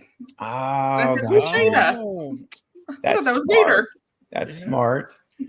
Dice, you kept me honest though. I didn't. I looked over and I was like, "Oh, Dice has it." I could just copy it, but I didn't. I was honest about it. Nice. Ooh, Oh, this could be a good one. Faculty. that's this month's watch party, Sarah. We're going to be watching that next week. We're going to be watching here on the channel. Members only watch party. Yep. I love this movie so much. Underrated. One of the most Very. underrated movies of all time. Like, Very underrated. And I'm pretty sure it's just caffeine pills. It's just crushed up caffeine pills. Yep. Yeah, so for anybody in the chat who didn't read it, I was just asking, in the faculty, Zeke is selling a drug to students claiming it was called scat, but what is it actually? And so it seems like the consensus on the chat is that it's just crushed up caffeine pills. Yep. Well, he says there's a several things in it, but mostly it's just caffeine. I'm pretty sure. Correct. Crushed caffeine pills. There you go. Nice. And yeah, chat pretty much got it right too. Straight caffeine.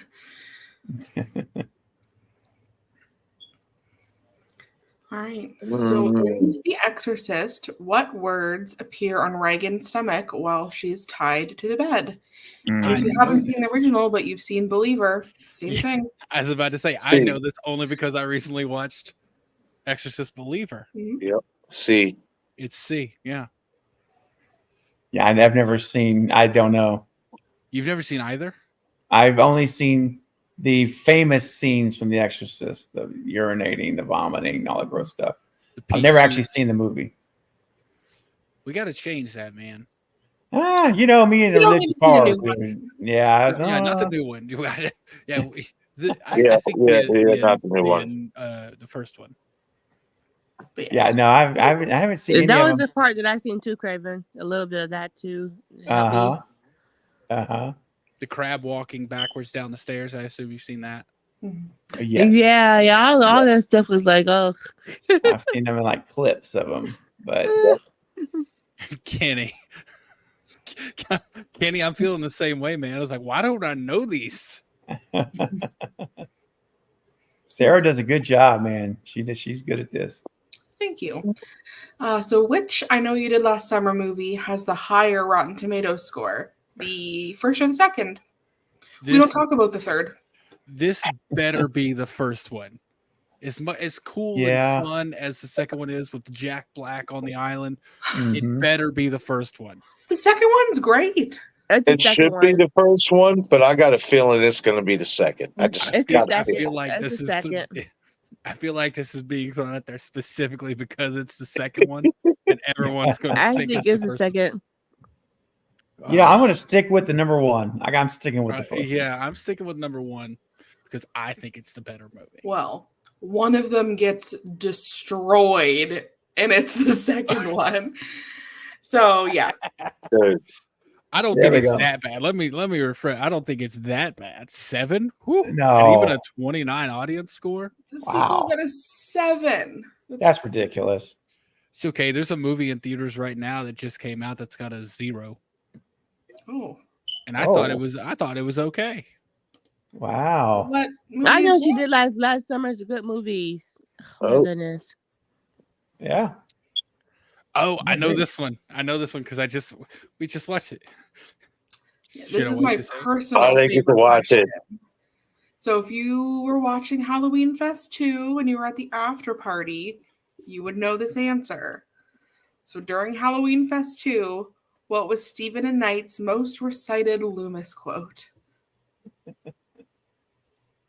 If that girl dies tonight.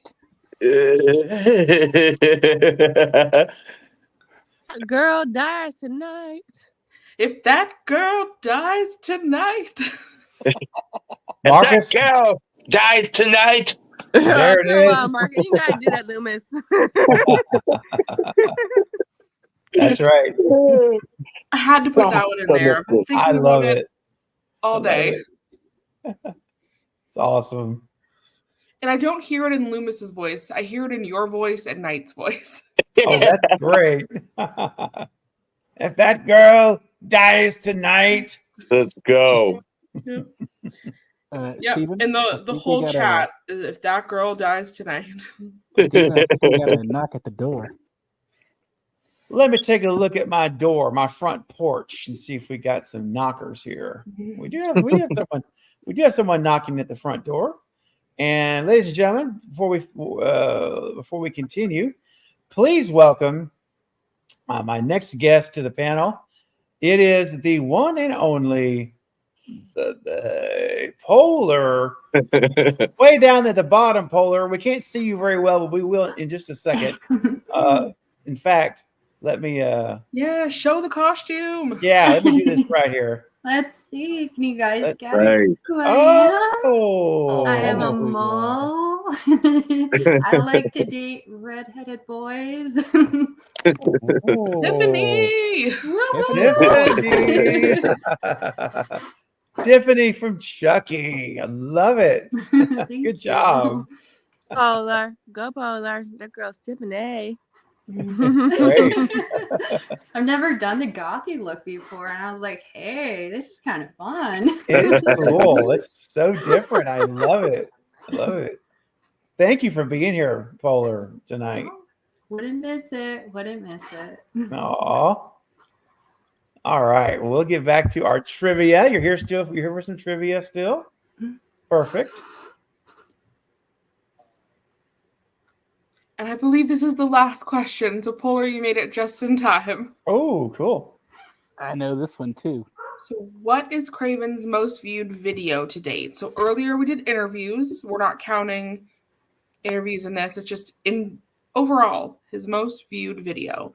So, is it Halloween Ends News with James U. Courtney, the leaked images of Stu's return, Scream 5 Easter eggs, or Halloween Ends first images? And those I'm are gonna say D. A. Anybody else? Denisha, you got a guess? Craven's most viewed. I think it's oh my goodness. Is it Stu Easter eggs? You said? Stu's Easter eggs, you said? Oh, yeah, that's number C. You talking about C? Yeah. Mm-hmm. Yeah, see. Yeah. I'm gonna say A. A for me. And there's lots of D's, B's, A's in the chat. It looks pretty divided. Yeah. It was A. Yep. Halloween Ends News with James U. Courtney. 55,000 views, most viewed video on the channel. That's it. All right, Craven. Most views. You get some viewed stuff in here. Yeah, that one was like, whoa, I had no idea. Although I will tell you this, when I created that thumbnail, sometimes when you create a thumbnail, you get a feeling. And when I did that with the final scene and him holding the mask, I said, this has a chance. I felt like, of course, any video has a chance, but I say, I don't know what's going to happen, how big it's going to get, but I think it has a shot with the title and that thumbnail. And sure enough, it did. It sure did. So we'll see. Halloween news too. Halloween running news. Yeah, Halloween Ends. So we'll see one day if it gets overtaken at some point, but it's holding its spot. Yeah. They're coming up. The three that we have in there are all like in the high 30s, I believe. So okay, we're creeping up. Nice. Very cool. Yeah, Craven, I like that thumbnail of Stu too. That thank was you. A fun thumbnail. Thanks, Denisha. Oh, thank you so much, Sarah. I appreciate that. Yay. Well Your little deserved. signature. Yeah, I love the signature. Sign all our points. That's right. Oh, that was fun. Yay. Thank you. Good job. That was awesome, Sarah. Always such a good time. Love doing your trivia. So I was always excited to see what you come up with. It's great. Nice. Oh my gosh. All right. That was fun, guys. And I want to say hi to JJ is here. Danny Huckins is here. Good evening, guys. Glad you could join the stream. And let's see, where are we at on our mission to 100 likes? We're trying to get to 100 thumbs up on the stream. Let's see how close we are. I think we are at 69. 69. Oh, okay. 70 now. Okay, good. That's better. Oh. Okay. All right. Just leaving a note for somebody here. Okay. All right. Very good. So we are really getting close, guys. We are really getting close. 73 now. That's awesome. So if you happen to have come in as we've been playing trivia and haven't smashed it, please do. We're trying to get to 100. So we're just 20, what is that, 27 away? And we'll be there. That's it. All right. Very good. Okay, guys. So real quick now, I mentioned this earlier before we started the game, that we're going to talk a little bit about Five Nights at Freddy's. Again, it just came out. We watched it last night here on the channel as a watch party. It's a ton of fun. So no spoilers in the chat, no spoilers on the panel, of course. But I would like to just ask each of you who've seen it. If you haven't seen it, it's obviously you haven't seen it. That's fine. But if you have seen it, just kind of tell us overall if it met your expectations and would you see it again. That way we keep it very high, kind of high level. So who, first of all, who has not seen it? Marcus? Anybody else? No? Okay. All right. So then, Tanisha, I'm going to start with you. Then we'll pop over to Polar and then come up to Eric. Okay. Did you like the movie and would you see it again? It was pretty good. I had to finish watching it today, so I had to recap it a little bit. It was pretty good. Matthew Lillard did a good job. Mm-hmm. Because I was like, is that Matthew controlling all these people? Spoilers. No spoilers. No. That's why I like just say if you like the movie or not. I liked it. And you'd watch it again. I watched it again. All right, there you go. Fair enough. All right, Polar. Oh my God. How about you? Did you like the movie Polar, and would you watch it again? Yeah, I actually saw it for the second time today with my nephews. That's right. Yeah, so it was good. I would say I'm not down for like running to watch it for a third time anytime soon. But yeah, it's a good movie. He also kind of felt the same way that I expected him to. He wanted it to be a little bit gorier. Yeah, gotcha. Okay, so we're pulling for that unrated director's cut. Yeah, that's what I'm hoping for. That would be cool. That'd be amazing. It would. Sarah, tell us again your thoughts. You like the movie, and would you watch it again? Yeah, so I saw it in theaters the night that you guys did the watch party. So yes, I saw it with like 100 little boys between the ages of 10 and like 13 who screamed and clapped the whole time, and it was adorable. How did you fit them all in your car? Just brought them all there. But I did like it. It was fun. I didn't have any expectations. Like I knew of the game. Don't know if I would watch it again, but it was a fun watch for sure. Okay. Yeah.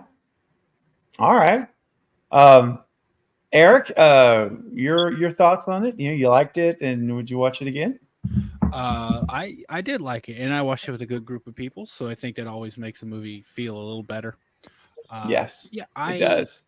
I'm gonna be honest. My expectations were lowered because I had seen some bad reviews and the low Rotten Tomato scores, so I went into it like this is probably not gonna be that good.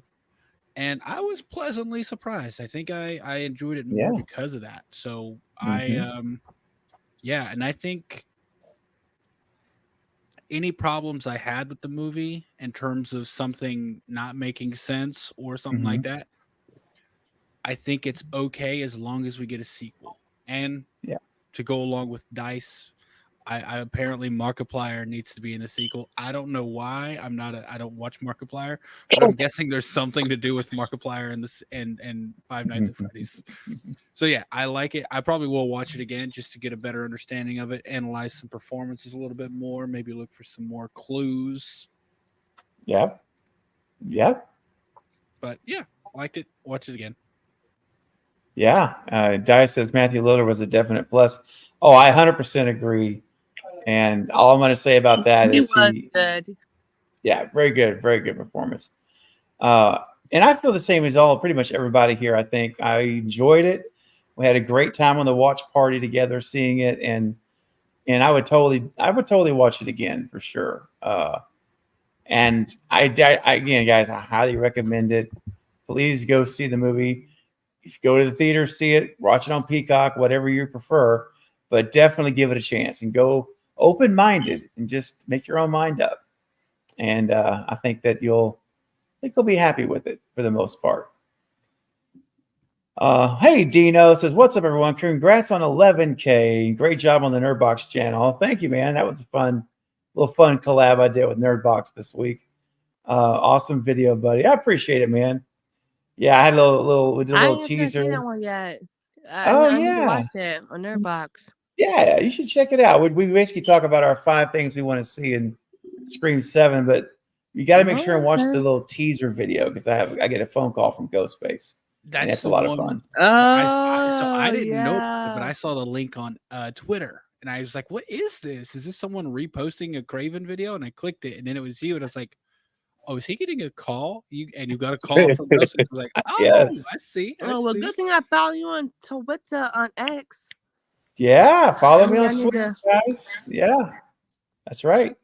Be sure you follow me because again, I post stuff on Twitter that you may not necessarily get if you're just follow me on YouTube. So be sure you follow me over on Twitter. It's at Craven Movies is my handle on Twitter.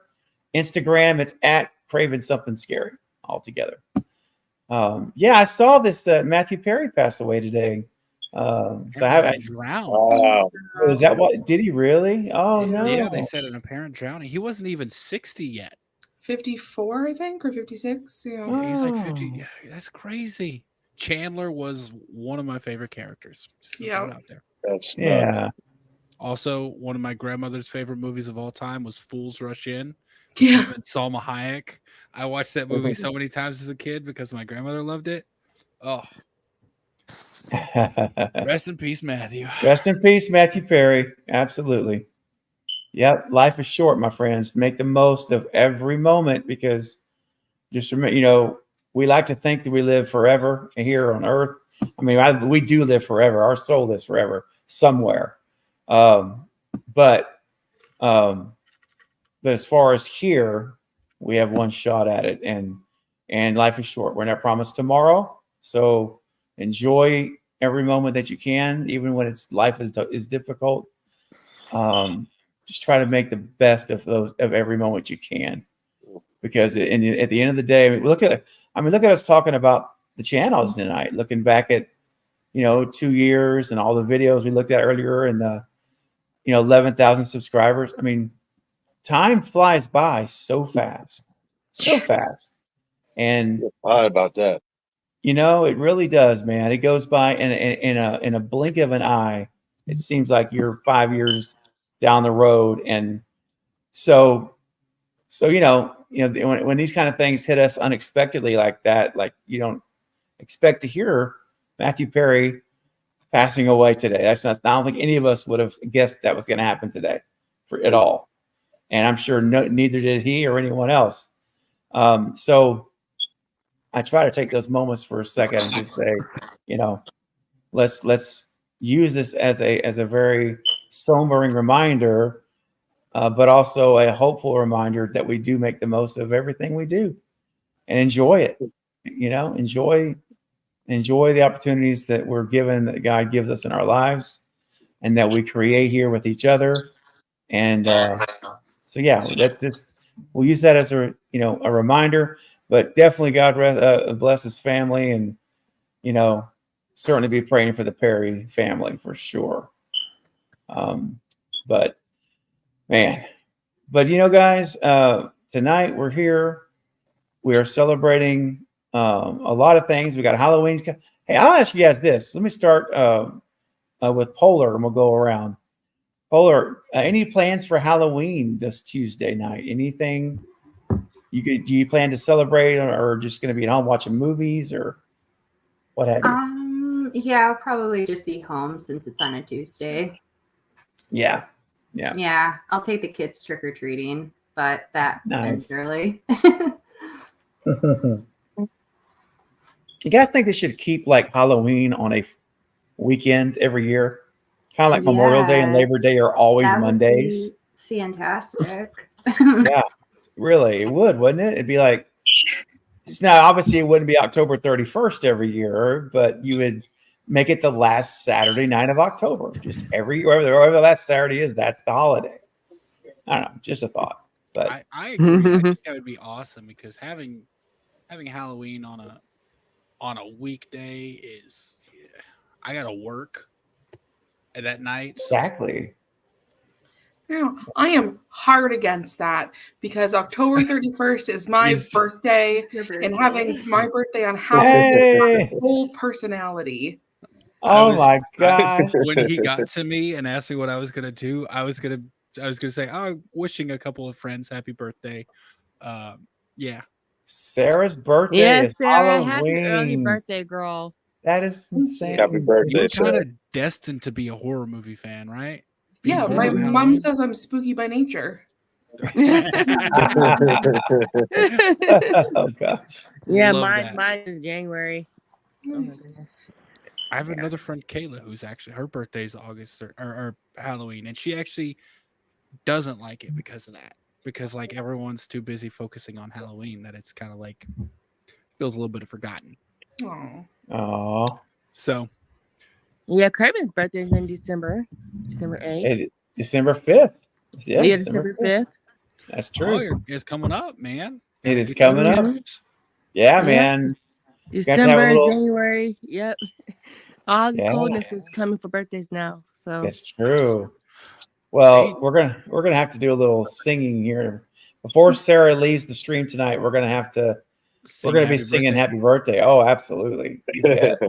How about you, Marcus? Real quick, what about any plans for Tuesday? I want to try to have a bunch of videos out, being that I have some catching up to do. So that's my goal for Halloween. If I can, probably go out with my sister and her kids to go trick-or-treating and stuff. I would like to see what they're going to be this year.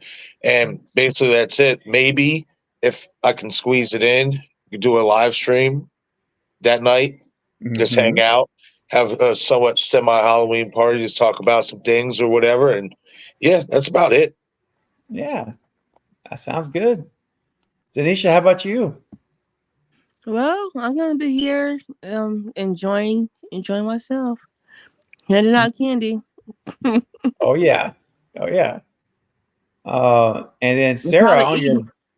I'm probably gonna eat after it, but I'm probably gonna have some out. Absolutely. That's yeah. I mean, hey, you're trick or treating too. You got trick or treat for yourself, right? So, I know, right? Sure. Now, Sarah, do you have any big birthday plans as well as Halloween on Tuesday? Or no, because it's a Tuesday, so it'll be low key. I'll spend it with my mom. I've kind of been having a birthday week unintentionally, just things lined up that way. Like there was a convention today. I have like a musical tomorrow. I saw Five Nights at Freddy's the day before. So I feel like I've been kind of in a state of celebration all week. So Tuesday's just gonna be low key, watch some scary movies. That's dinner not normal for you guys. I do birthday months. Oh. No, but I do a birthday week and then also a halfway birthday, because my birthday's in March, so I want to have a summer birthday. So I'm just saying. Oh, well, you're lucky you have a birthday in March, because January time comes, we have to go somewhere warm because nobody wants to stay in the cold. It's time to celebrate the birthday in the cold. So Sarah, make it normal for yourself. Birthday week. Oh yeah. Every year from here on. All right. Treat yourself. Did you meet Odette today? Yes, I went to a convention here in my city, and I met a couple people from Buffy and Odette Fair. So I met like Spike and Drusilla. And Buffy. I love Buffy the Vampire Slayer. Odette Fair was in The Mummy and Resident Evil. So I was there for like 7 hours today. It was a long day. I'm like, Luke Perry did an excellent job on his acting. He played a good job in Buffy the Vampire Slayer. Is that the movie or is that the show? There's a show. It's Buffy the Vampire Slayer. Yeah, but there was also I'm a talking movie. show, but Okay. yeah. Mm-hmm. Oh yeah, I guess Yeah, Luke Perry. Yeah, I think he was doing Beverly Hills 90210 at the time. I think he did that after that.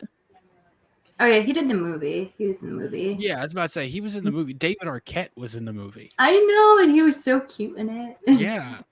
Yeah. It was weird, but yeah, I didn't realize that there was a movie. I knew that there was a TV show. I didn't realize there was a movie. Yeah, yeah. I need to see the movie then. I like Buffy. Happy early birthday. Yes. I will message you. That's awesome. Jason's going to stream and then go out with his granddaughter. Oh, that's cool. Very nice. Eric, I know you're working, man. So what do you do anything earlier in the evening? Man, probably not, honestly. I bought candy to hand out, but I live in an apartment complex, so I'm not sure if there's even going to be people. I bought the candy for me, let's be honest. But in case someone does show up, Oh, why not? they'll have candy. That's other right. than that, Are you I'll gonna have a probably- bowl? Yeah, like a candy bowl. I've got it ready. I've got a candy bowl ready. So if they come by, there will be candy. However, if they don't, I'm not gonna be upset because I'm gonna eat it. Right. But yeah, other than that, I'll probably watch a horror movie. I gotta start getting stuff ready for that convention coming up. So I got like 15 different projects I'm working on right now. Just got a new camera that I'm testing out and stuff. So yeah. Probably nothing fun, honestly. Just kind of 1,000 little things. Well, it's and I know that you got a ton going on, man, and I'm sure that candy will help you stay fueled up Tuesday night for work. If folks don't come by, it's a win-win. It's a win-win, totally. I got the one with the Snickers and the Milky Ways and the Twix. Yep. Yeah. The Snickers, the Twix, the caramel, and peanut M&Ms. Oh yeah, the peanut M&Ms. Hey, that's a good question. What's everyone's favorite Halloween candy? Oh, I know Steven absolutely loves the candy corn. The autumn mix. Rocks autumn mix. The autumn mix. Rocks autumn mix. Bro, Right, I Sarah. got some. I have not seen specifically that because yet, of you. Steven. Yeah, I got some specifically because of you. There The you chocolate go. ones were I Sweet have tarts. not yet neither. They are good. Not yet neither. The sweet Oh. tarts. Sweet Oh, really? sweet Sweet tarts are your tarts. favorite? That's an interesting. The chewy ones or the regular? I'd have to say regular. I Old like school. the chewy ones. Old school. Yep. You said it right, Steven. Old school. The best. Yep. I think I agree. The chewy ones are good too. But there's something about that original sweet Yep. tart, man. You bite into it, and it's all Yep. that tartness hits you. It's Yep. like, oh yeah, that's good. Oh yeah, it does hit you. It does. Sweet tart. That's a great question. Anybody else want to share? Like, Polar, do you have a favorite Halloween candy? so my sister passes out candy, and I always rate it, and she knows that I want the Twizzlers. So that's usually what I want. It's like Twizzlers or Almond Joys, or what I'll dig through her like little. She puts it out there on purpose, Polar. She puts it out Yeah. there on purpose so you know you'll get it. Yep, I have my own request. So mine it's specifically Canadian. I think like you may be able to get it someplace in the States, but they're called Coffee Crisp. Oh, Yeah, I've you said seen those coffee? around. Is it coffee? Is that what you're saying? Like Yeah, it's flavor? Coffee Crisp. Imagine it's almost like a Kit Kat. Think of like a really like the big chunky like Kit Kats. Yep. Except they're much lighter. They're like almost fully wafer inside. Is it like a coffee cake?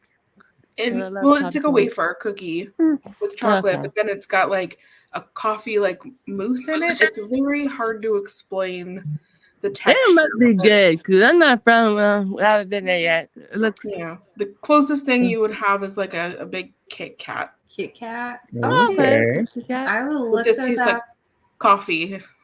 I'm pretty sure I've seen them in grocery stores, and like, as weird as it sounds, in like the international section. Yeah. Oh, the could be. We are international Canadian. section. That's a That's good right. spot to look. Oh So, my Yeah. goodness. I'm Does in anyone else- Michigan, so I'm not that far away from you. I'm looking it up. You'll probably I find know, right? It's worth it. Just swing on over the border, get some coffee crisps. Yeah. It looks like it's gonna taste Does anyone amazing. remember there was these? I don't know. I mean, obviously, I haven't trick or treated in years, but I remember growing up. There was this Halloween candy. It was like kind of like a plastic that a straw comes in, but it's like little balls of chocolate with like a candy coating. And I think they Yeah. were like off-brand. Do you remember those? Do you know what they were called? I don't know what they're called, but yes, I know what you're remember talking them about. so fondly, but I have no clue what they're called, and I don't even know if they make them anymore. Just Google it. I'm sure you can find them. Of Yeah, if anyone in the chat knows like what Because- those were called. If we have Cracker Barrels everywhere, and whenever I can't find a specific candy, I go and check out there. So maybe you have a Cracker Barrel. Oh yeah, Cracker Barrels are everywhere in the South too. Okay. Oh, Sarah, Cracker do you Barrel. have a Cracker Yeah, Barrel? Cracker Barrel's here. Yeah. Like the cheese? It's Okay. a restaurant, but yeah, they do have the cheese. They make their own cheese, but yeah, there's actual. It's like a southern market and restaurant. Yeah. Yeah, we have a Cracker Barrel here in PA too. Mm-hmm. So you don't have those, Sarah? Oh yeah. No, I never heard of a Cracker Barrel besides the cheese. Okay. Like it's like I'm in a third world country, and I'm farther south than some parts of America, but we just have completely different things. Yeah, because you also said you don't have a Texas Roadhouse on another one. Oh, yeah. That's my So favorite restaurant, Sarah. I'm those sorry. rolls are I'll so send you some good. rolls. There's one in Maine near the hotel I stay at a lot, but we've just like never gone to it. You should go get yourself a ribeye. Make sure to get extra rolls. Oh man. Oh, get their cactus blossom. Oh, girl. The I like their rattlesnake stuff. bites. Those are pretty good too. Yeah. If next time you go, I'll send you a Texas Roadhouse gift card because I have so many because everyone knows it's my favorite restaurant. I'll treat you. That's awesome. Hey, real quick, Jen Werner's stopping in. So I just got home from a production of Little Shop of Horrors, but wanted to jump on and say congrats on 11K and happy Halloween. Thank you so much, Jen. Good to see you. Glad you had a good time at the show. That's great. Very cool. All righty. Well, I had someone I was about to bring on and they disappeared on me, so I'm sure they'll be back. Could be a technical thing. So, Zombie Experiment, come on back whenever you're able, and we'll get you on. Yeah, that's Those, but come on, okay. man. I tell you, it's a lot of choices. That's for sure when it comes to a Halloween candy. Oh yeah, Snickers. I like my Snickers and my Twix. I mean, classic Reese peanut butter cups has got to be. Yeah. Oh for yeah, sure. Reese's cups too. Yes, those are. Yep. I don't know about you guys, but Kit Kat. Anybody like a Kit Kat bar? Yeah. Yeah, I'm Kit Bar is weird pretty good. because I like the white chocolate Kit Kats better. Ooh, Yeah, those are I good. agree I've with- been I trying agree to with like Eric. up. Yeah, Eric. I've been trying to like the white ones, but I'll be like, Yeah. There's So my you God, guys I were need my talking about a mix that you classic. had that was like Snickers and like Twix and all of that. Like we don't have that here. We have Kit Kat, Coffee Crisp, Smartie, Arrow. So that's like our version of what you have. So yeah, the mix I have is called the Smarties. caramel and peanut mix. It's got Twix, Milky Way, Snickers, and peanut M&Ms. So it's 2 with caramel, 2 with peanuts. Okay, you mentioned Smarties in there. I'm like, okay. Yeah, they're like M&Ms. Oh. Night love his Smarties. Yep. He does. He does. Hey, Hollywood guy, welcome to the stream, man. Glad you're here. All right. I mean, all this talk about candy and steakhouse and dude, this is like I'm about to go. Bro. I'll be right back. I'll be right seriously, man. I know joke, man. Golly. Hey guys, we got a knock at the door. We're gonna bring on our next guest. Please welcome for not only the 11K stream, which this is to celebrate, but the Halloween party portion. As you see, we've got some folks dressing up tonight on the panel, and this is no exception. Please welcome the zombie experiment. Ooh. Oh, that's nasty. Okay, never mind. I don't need a steak anymore. I'm good. Was that sushi? It's brains or guts or something, I think. Brains. Yep. Congrats on 11K, Steven. Thank you, Eric. I appreciate it. Amazing 11K. It just seems like Oh, yesterday my we were doing goodness. 10K. It's true. I know. It's crazy. And for Eric, those of you that's a great job. who don't know, because he's done such a great job with the makeup, this is, of course, our good friend Eric from Two Boys and their Scary Pops in great costume. Good job. And Oh my I goodness. approve, When and when we he said, approve, Lydia. We're the ghost with the most. Lydia, we approve. Absolutely 100. yes, Eric, I Love was like, Beetlejuice, I love it. And Oh! who's the doll in the corner? Jackie, Here's my boy. Yeah. you did a fabulous job, Eric. When you put So good. zombie, something you. else, I was like, what? Well, it's hard because sometimes you want to do a mask, and you get hot, and it's really hard. Yes. So at least with Yes. makeup and stuff, you can kind of live in it a little bit. Oh, Did you do wow. that by yourself, Absolutely. Eric? Because it looks amazing. Thank you. Yes. Yeah. It's one of the things that I've always loved about Halloween is like when my dad, when I was younger, used to always dress us up, make us into Dracula, Wolfman, whatever. And when my boys were in middle school, they would always have the Halloween contest at the school. And I always made sure that I dressed my boys up, because it's fun to do that. Yeah. I mean, to be able to get in costume and it's, I always feel that Halloween should be the last Saturday of the month. You know what I mean? Like make it the last Saturday of the month, look at that party, Yeah. hang out. Exactly. I just said the same thing. Tuesday stuff, Mhm. I'm glad that you're passing on things that you learned from your grandma. That's amazing to pass on traditions like that. Oh yeah, Halloween's memories. big in our town. So as far as like our house, 100%. So Nice, man. I dig it, bro. I dig it. Well done. Thanks for doing all the work to get an awesome looking makeup, bro. That's really good. That name you thought of was clever too. Oh, is that Eric? At first I was like, That's right. And I wish the bearded one had some way to pass. I would love to just like reach over here and like just Pass right you here, some candy. just reach in there and grab a piece. oh, Eric, Oh. you start. Oh, Eric, now It's Halloween party, man. Hey, I told you. I was like, you know what? Oh, look Bro, at there. rocking the candy corn. Candy corn, you guys, man. I actually no more auto mix. Well, I couldn't find the auto mix. They were out of it. They had, they had the pumpkin creams and then the candy corn, but the auto mix they were out of it. But I have a thing though tonight, Craven. So in this bucket, there's some candy corn. Okay.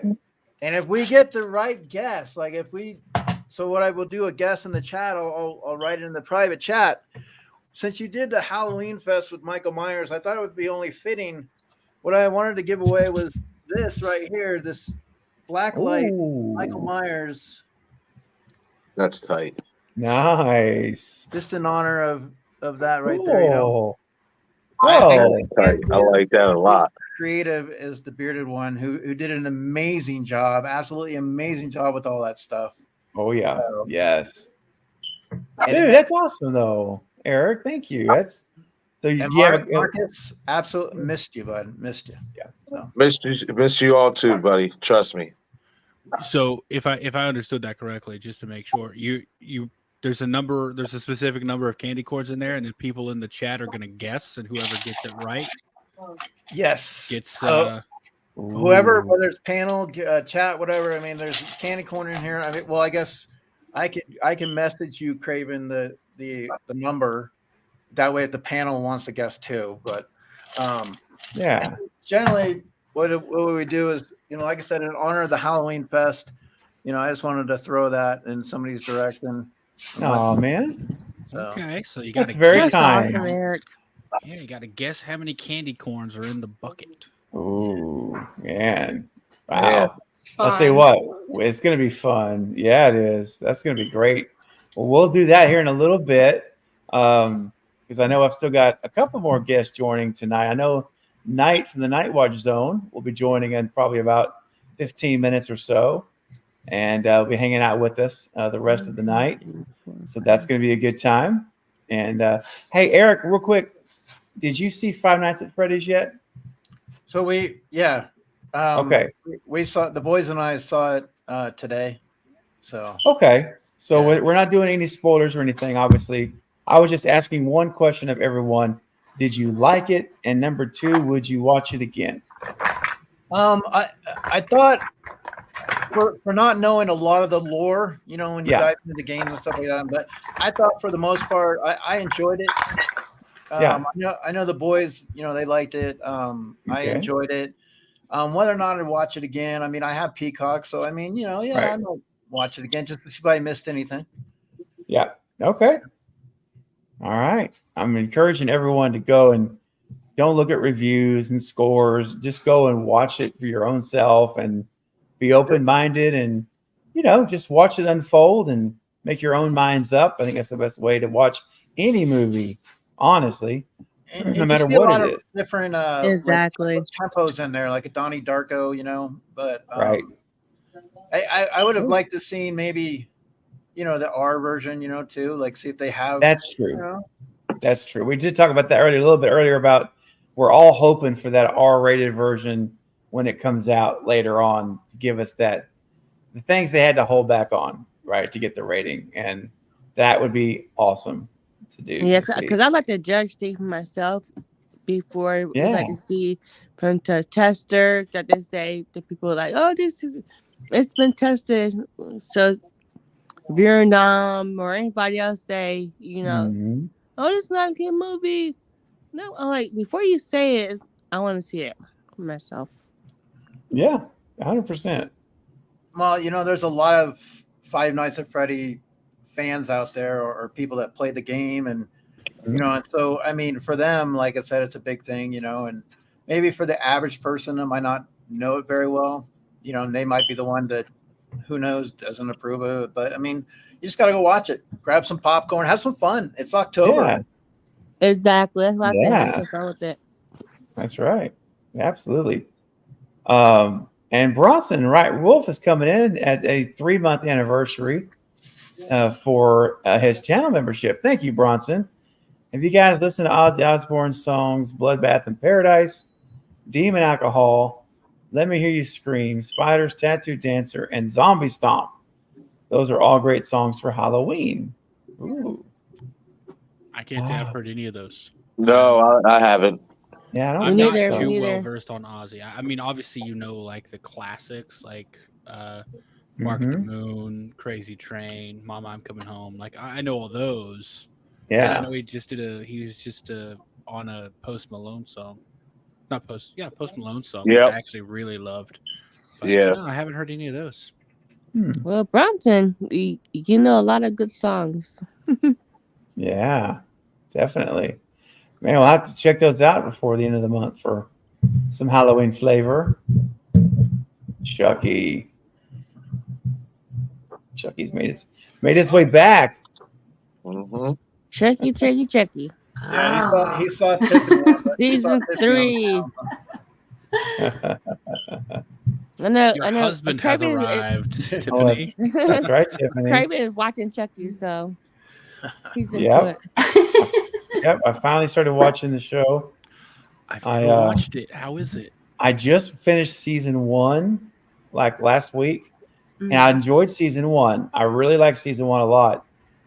Started season 2, and I'm only like 2 episodes in, and I'm like, okay, this is not season 1. This is not. Exactly. You're going to like season 2, and you're going into season 3, so you're going to enjoy it, Craven. All I right. enjoyed it gets myself. it improves. Season It 2, I improves. would Okay. say is weaker, but Yes. season 3 gets better. About to say, do we have Okay. like an office situation where it's like, oh, you just got to get through this many episodes and then Yeah. it gets good? It sounds like it. I absolutely, I didn't watch The Office for so long because I tried it and I was like, this is Yeah. not, I don't like this. And then everyone's like, oh, you just got to get past this. I'm like, Oh my god. why? Yes. Why would I want to do that? Like, I don't enjoy this. I'm not Yeah. gonna. But anyways, so yeah, I have never watched any of the Chucky TV series, so I've been looking at picking it up. So you recommend the first season at least? I do at least the first season. I do. Okay. Yes, I thought it was. Season, it was but really season, good. Eric, you're gonna enjoy season 2 going into 3. You really gonna like it. I think it Yeah. picks up I mean, towards the end. I've watched the first 2 seasons. I got to catch up with season 3 yet. The first season was really good in my opinion. Yeah, The me second too. season, it's okay, but it definitely left a lot to be desired. But what I will say is this: is that they're doing a good job tying everything in. So it's like, even if you're not a fan of season 2, by the time you get to season 3, like you understand where they're picking up from and where it could possibly lead.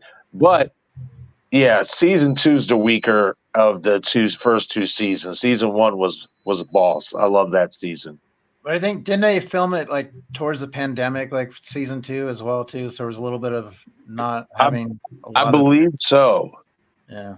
And the kills are really believe so. good. I love the kills in Chucky series. The kills are pretty cool. Yeah. Yeah. So yeah, Eric, I would recommend season 1 for sure. I'm gonna keep going with season 2 to give it a chance. But I just met Fiona Dourif at the convention. Oh, nice. She was so delightful. She was very fun. And I love that they brought back the legend character Andy. Oh yeah. In it. That's oh my goodness. The way they introduced the characters, it was really cool. Yeah. Oracle says, "Hey gang, just drop in. What's your guys' favorite Universal monster movie?" Oh man. Mine is Frankenstein. Ooh. Are we counting like Abbott and Costello meet? Because those are technically Universal monster movies. Yeah.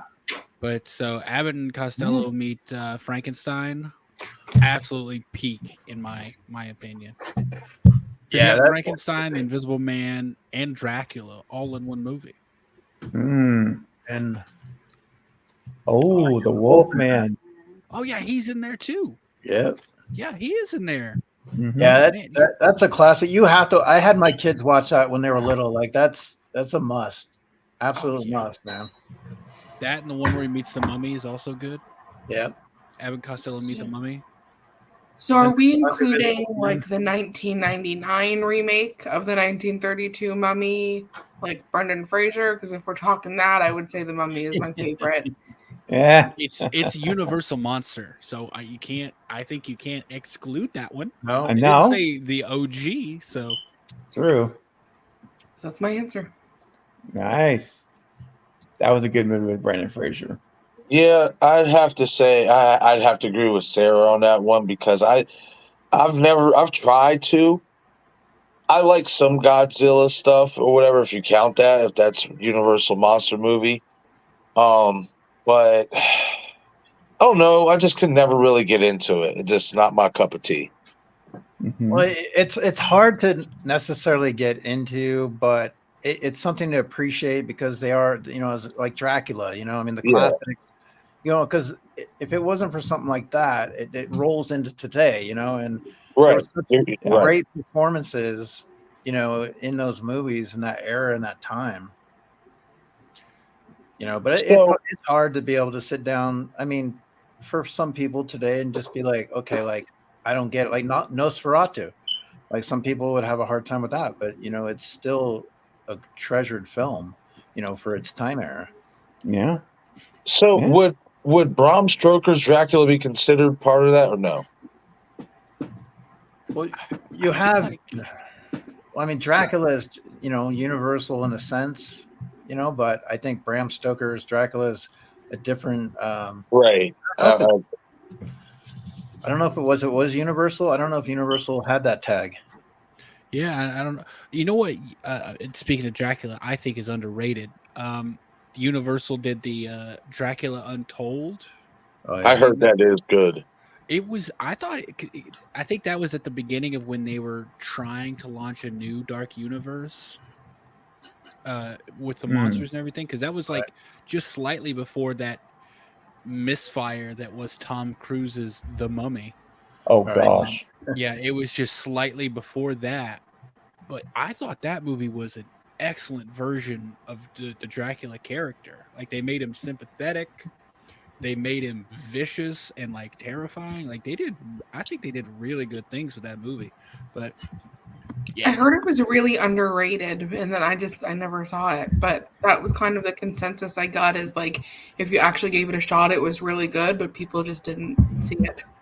Yeah, Luke Evans plays Dracula, and like the whole story, I thought it worked out to be amazing.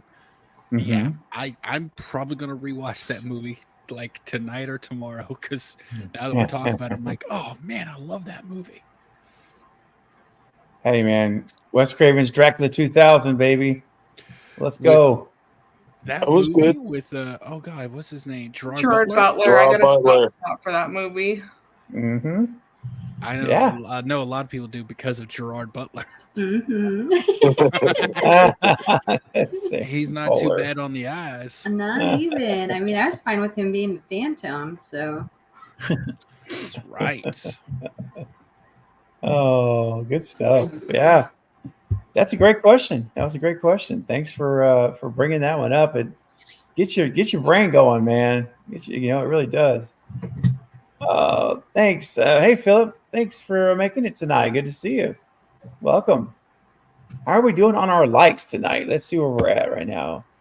We are at 77 likes. Okay. All right. We just need 23 more likes, and we will be at 100. That's the goal for tonight. So we're getting there, guys. Keep it up. Keep it up. All right. Sorry, I'm having a moment. You okay? Our Canadian Ghostface, Matthew Cordier. Yeah. Followed me back on Instagram. There we go. Nice. His little name just popped up, and I just got real excited. And I was like, "Oh, happy birthday to me!" Yeah. There you go. You have arrived, Miss Lydia Dietz. I love it. And Matthew, wasn't he great? You guys see the interview the other day? Mm-hmm. Oh man, what an awesome guy. I'm gonna have, what I'm trying to do is organize a watch party with him and Max the Ferrier together for Scream 6, both ghost faces, to watch the movie. Great. That's my goal, guys. So it's hard to schedule two people to make that happen, but I'm going to really try. And so keep your fingers crossed. If I can pull it off, it's going to be an epic watch party with both ghost faces. Just incredible. Do you know what I would like to see? What's that? You probably thought. I would really like to see Max Leferrier and Lee Waddell in an interview together, talking about like the differences between playing the character in the 90s versus the 2020s. Like, I feel like how things were done back then versus now. Like, honestly, I don't even know if I would want that to be an interview. I would just want to be a fly on the wall hearing their conversation, like just having them talk. Oh man, I think that'd be so good. Yeah, and just have them complain like, "Oh, just so you know, the mask still sucks. You can't see." There's no innovation with the mask. Like, it still smells really sweet, and you can't see crap out of it. You can't see nothing out of this. I always wondered why it has that sweet smell to it. Have y'all ever noticed that too? Like, if you look at a Ghostface, if you wear one, they've got a sweet, like vanilla almost. Vanilla. It's one of the manufacturers. It's like scented vanilla or something. I've heard that, but I've never experienced it. Yeah. And they all smell sweet. Like even back in the day, because I went as Ghostface a couple times in like middle school for Halloween. I always was like, why does it smell like I'm wearing candy on my face? Yeah. Well, and like this aged mask here I was wearing, that's if you look underneath, it's an Easter Unlimited. It's an EU mask. And so this is an actual EU mask right here, guys. That's what EU means? It's Easter Unlimited is what it stands for. Yeah. I didn't know. I've heard people say EU when referring to masks for months, and I just felt stupid. And I'm like, I don't want to ask because I feel dumb. I Like never the European Union? Like, what are we talking here? Okay, because Right. both of the ones I got the new, I got that one too, the aged one, but I got the Walgreens one. Isn't that one supposed to be EU as well? Yes, that's right. That's what. Yeah, the I need to 90 check. I'm not sure. Yeah, the 9206S WLG is the new EU Walgreens mask. That's right. 1 second. Yeah. So yeah, it's got the vanilla smell. It's the EU. It's fantastic. It's fabulous. Yep. I will say this, Steven. I'm really excited for your interview with Dwight H. Little. Oh, dude. Yeah, man. That's thanks for bringing that up. That's actually happening Monday night. Yes. Right here, man. There it is. Yeah, let's go. 9:00. We're going to tear into Halloween 4, dude. Let's go. Yes. He's my pick for the next Halloween movie, if it can happen. He's my pick. Wouldn't that be amazing to have him back? Bro, I've conjured up so many ideas in my head how that movie could work and how it would work, because everybody knows how I feel about Halloween 4. That's like probably my favorite sequel in the entire franchise outside of 2018. So like to get him back, because I felt like he did such a great job bringing not only Michael Myers back, but the feel of the Halloween movies, for him to come back and direct another Halloween movie, let's make it happen. Yes, absolutely. I would be all for it. And I cannot wait to talk to him about the whole movie, the scenes, the structure, everything of that movie, how he brought it to life. And thank you, Sarah, for posting the link. So if you guys could go there right now, smash that thumbs up button. It would be great to have 50 likes on that stream before Monday night. It would be fantastic. I don't know if you guys are aware, because I need to be talking a lot more about this than I have been. And that's my bad, because it's been so crazy and hectic. But do you guys know about my stream tomorrow afternoon? We got a watch party happening here on the channel with the director of the movie. And it's Killer Book Club tomorrow at 2 p.m. Wow. Yes. It's happening tomorrow. And let me see if I got the link here. I'll put not the link, but the image. So tomorrow at 2:00, right here, guys, Carlos is coming back to the channel. He's the director of the film, and we are watching the whole movie. It's a Netflix original, Killer Book Club. It's a great slasher whodunit. And so he's going to be here walking us through the scenes as the director of the film. And he said he might even be snagging the writer to come with him.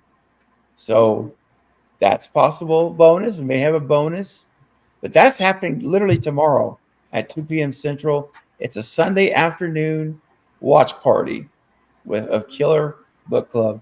So guys, I hope you'll all come. I'll be there. Good. Yeah, I'm gonna have to tune in for this, because just that title alone, I don't know why, it just really intrigues me. Oh, you haven't seen? Oh, that's right. If you haven't seen it, guys, wait till tomorrow. It's so good. And he was so nice. The interview with him was so good. It was. He was a sweet man. Very, very kind, very sweet. He was. The interview was really great. He shared so much about the film itself, and And when I asked him about the watch party, he was like, "Oh, I've never done that. That sounds fun. Yes, I would love to." So I remember you told him that you had a watch party, and he was like, "I would have loved to come." Oh, okay. There you go. There you go. And I guess that's when I was like, "Well, here's the moment. The stage has been set. We can do another one." You know. I And still haven't watched it. oh, dude, I hope you're available tomorrow because we're gonna watch it live with the director. And yeah, I'm gonna have to do that too. I'll be there. Unfortunately, I probably won't be because I've got a painting I got to finish, and I pretty much got to like paint all day tomorrow.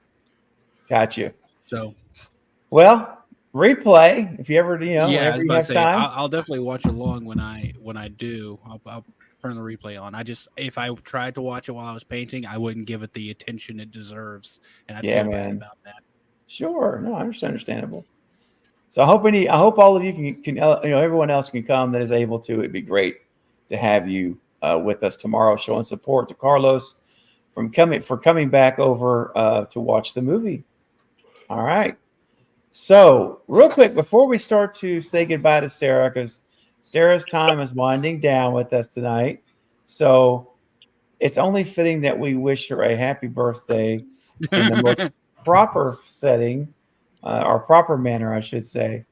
So, guys, I'm going to count us in, and everyone on the panel, I would ask you to sing it out loud. Listen, we're going to sound like we're all out of rhythm, and that's the beauty of it.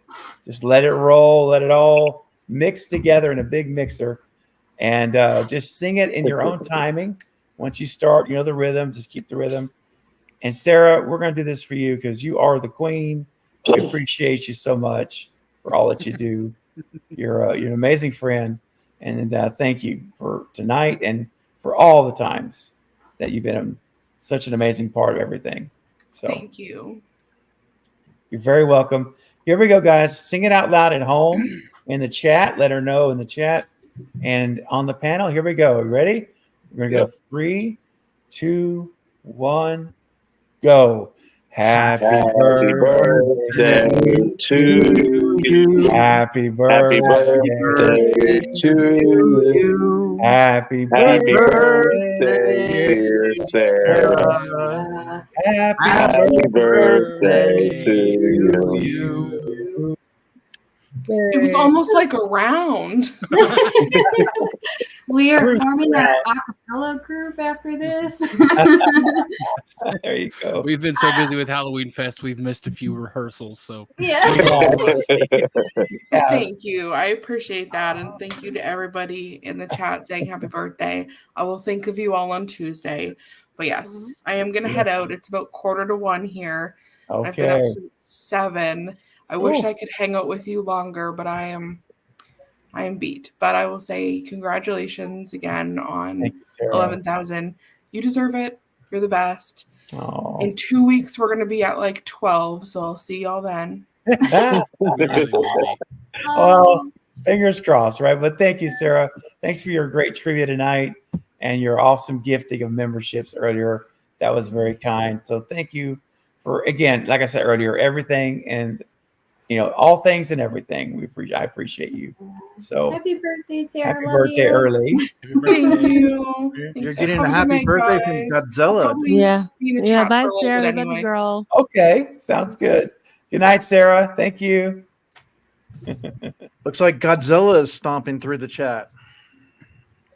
Oh, it sure is. Hey, Godzilla, king of the monster. Hello. What's going on? Good to see you. Glad you are here. All right. I know we've got Eric we got the bearded one for about 15 more minutes, I think. Right, Eric? Somewhere in there? Yeah, about 15 more. I'm going to have to call it a night at that point, though. Okay. Yeah, that's all right. I'm going to be streaming till probably around midnight Central, and then we'll call it a night for the stream. About another hour and 15 minutes or so, right around there. All right. So looking ahead here, guys, we've got trying to think of what I guess when it comes to horror movies for the rest of the year, we know we're getting towards the end of the year. So any horror movies coming out that you guys are looking forward to seeing between now and the end of the year? Anything on your radars? Well, don't we have a Thanksgiving horror Yeah, I was coming about up? to say Blumhouse's Thanksgiving. Thanksgiving. Yep, Coming and up. we do. That looks interesting. It does. And we've got one coming up sooner than that, which both are in November. And the one I'm looking forward to, I think, the most is It's a Wonderful Knife. Michael Kennedy's new film, and who co-wrote Freaky with Christopher Landon. And it looks to be awesome. I want you to check out this poster. This is the U.S. official poster. Check that out, guys. I haven't seen a trailer. I think I saw the trailer for that one. I think it is going to be pretty well. Yes, it's going to be awesome. It's basically kind of the concept of It's a Wonderful Life with Jimmy Stewart. And it's going to take on that kind of theme. And there's a serial killer in the most amazing costume. And I'll tell you something. From the first time I saw the trailer, I got chill bumps when it showed the costume, the full costume, because you know what it is? It is a white robe with white gloves and a white phantom mask, which you just saw there. And I thought of Wes Craven's first idea for Ghostface, which was the solid white robe. And I'm telling you, I was like, oh, this is so good. Like, I know it's hard to see there what the mask looks like, but it's solid white. And it's a Christmas. They're singing Christmas carols. It's a Christmas horror slasher. And the kills look brutal. And I'm so excited because I'm going to be actually interviewing Michael Kennedy, the writer of the movie and the producer, on the 6th of November, which is, and it hits theaters on the 10th, on that Friday. And so he'll be coming on that Monday night to join me to talk all about it right here on the channel. There it is, 8 p.m. Central on the 6th. And I was really fortunate because the movie studio has sent me an early screener of the movie. So I actually have it in my possession. I just haven't watched it yet. So I'm going to probably watch it. You know, these days have been insane, but I'm going to watch it Monday or Tuesday during the day.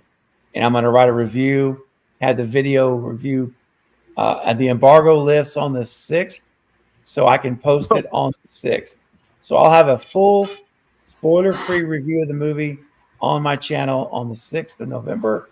And then that night, Michael Kennedy will be on to talk about the movie. So stay tuned. But guys, I'm telling you, that one is the one I'm most excited about. I'm also excited about Thanksgiving. Yeah, I don't know too many more that are coming out this year.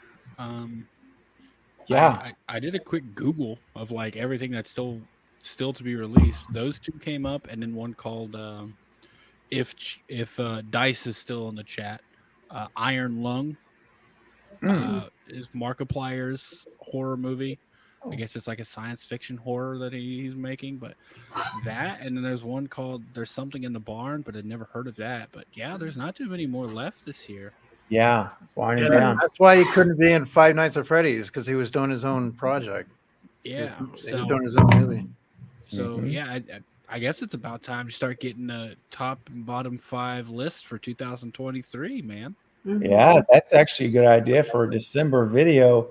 Let's watch these November movies and then do our top 5 and bottom 5. And speaking of top 5, guys, listen, I have someone knocking at the door. It's going to be probably my last guest for the night as we go about another hour and 10 minutes before we call it a stream. But he's always in the top 5 of any list, top 3 usually, if not number 1. And it's my good friend, my good brother, Mr. Knight from the Night Watch Zone. What is up, man? What's going on, guys? In the building. Yeah, he's in the building, y'all. Look at Marcus over there, my man. What's up, baby? What's up, brother? Hey, bro, you know what? I just looked over at Marcus. You know what you kind of reminded me of Joe Grizzly with the chops, like the beard sticking out on the side. Bro, I'm getting some Joe Grizzly. I just looked over. I was like, wait a minute. In all honesty, I've been waiting for somebody to call out the chops all night. I've been waiting for it. Dude, I just noticed them. I'm like, I'm getting some Joe Grizzly over there. Like, look at that man. Oh, sorry. Hey, sorry Knight. to interrupt your introduction, Knight. Hey, everyone. Hey, glad to be here. Steven, obviously, you know, we've talked a lot about this, but definitely big congrats. Thank you, buddy. Man, you know, it's always great to be able to just kick back and relax and celebrate and have fun with everyone. And man, there's no one that deserves it more than you, man. Oh, and I mean that. I really do. Thank you, man. Dude, I tell you, thank you. And that's kind of, I appreciate it so much. And we, I feel like we go to battle together, man. We're, kind of like those. We'll be those not war vets, but we're gonna be those YouTube vets at one point down the road, and, telling our stories, man. Right. All those years together. But it means a lot, man, and I appreciate you and all the wonderful times we've had together over these last 2 years plus years, and what we're gonna do in the future, man. I can't wait. There you go. There you go. There's one thing I can't wait for is get to Lethal Collective. Yeah. Stay tuned. Collective streams. There you go. That's right. Stay tuned. There's always things in motion. So yes. Stay tuned. Sorry, I just like noticed that. Fear the Phantoms. I got a Taco Deluxe Supreme talking that back at me. You might give me some space. Let me pass this beast in peace. That's right. Who said? He said, "We have here is failure to communicate." That's right. Yes. Hashtag respect the chops, Marcus. I appreciate it. That's right. Love that. Post that on Instagram and Twitter. There you go. Bro, I'm gonna be Michael. I'm gonna be Rob Zombie's Michael at Monster Mania. You should be Joe Grizzly. We'll fight. Bro. I mean, that doesn't sound like a bad idea. It really doesn't when you really think about it. We can get creative with that. I think I can hold off getting a haircut for a couple more weeks. We'll talk about it, bro. We'll talk about it. Okay.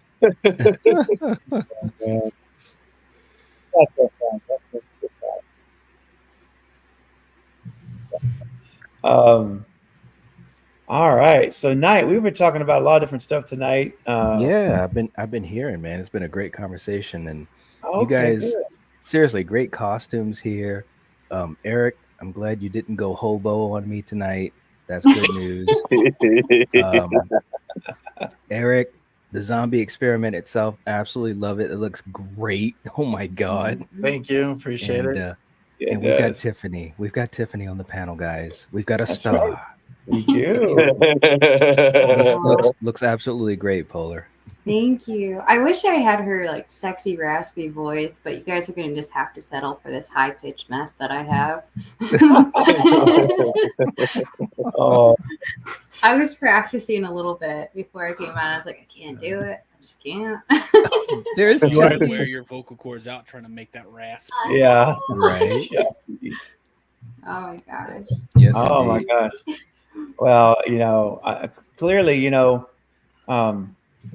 from all the effort you guys have put into these costumes tonight, I mean, sometimes you just got to belt it out.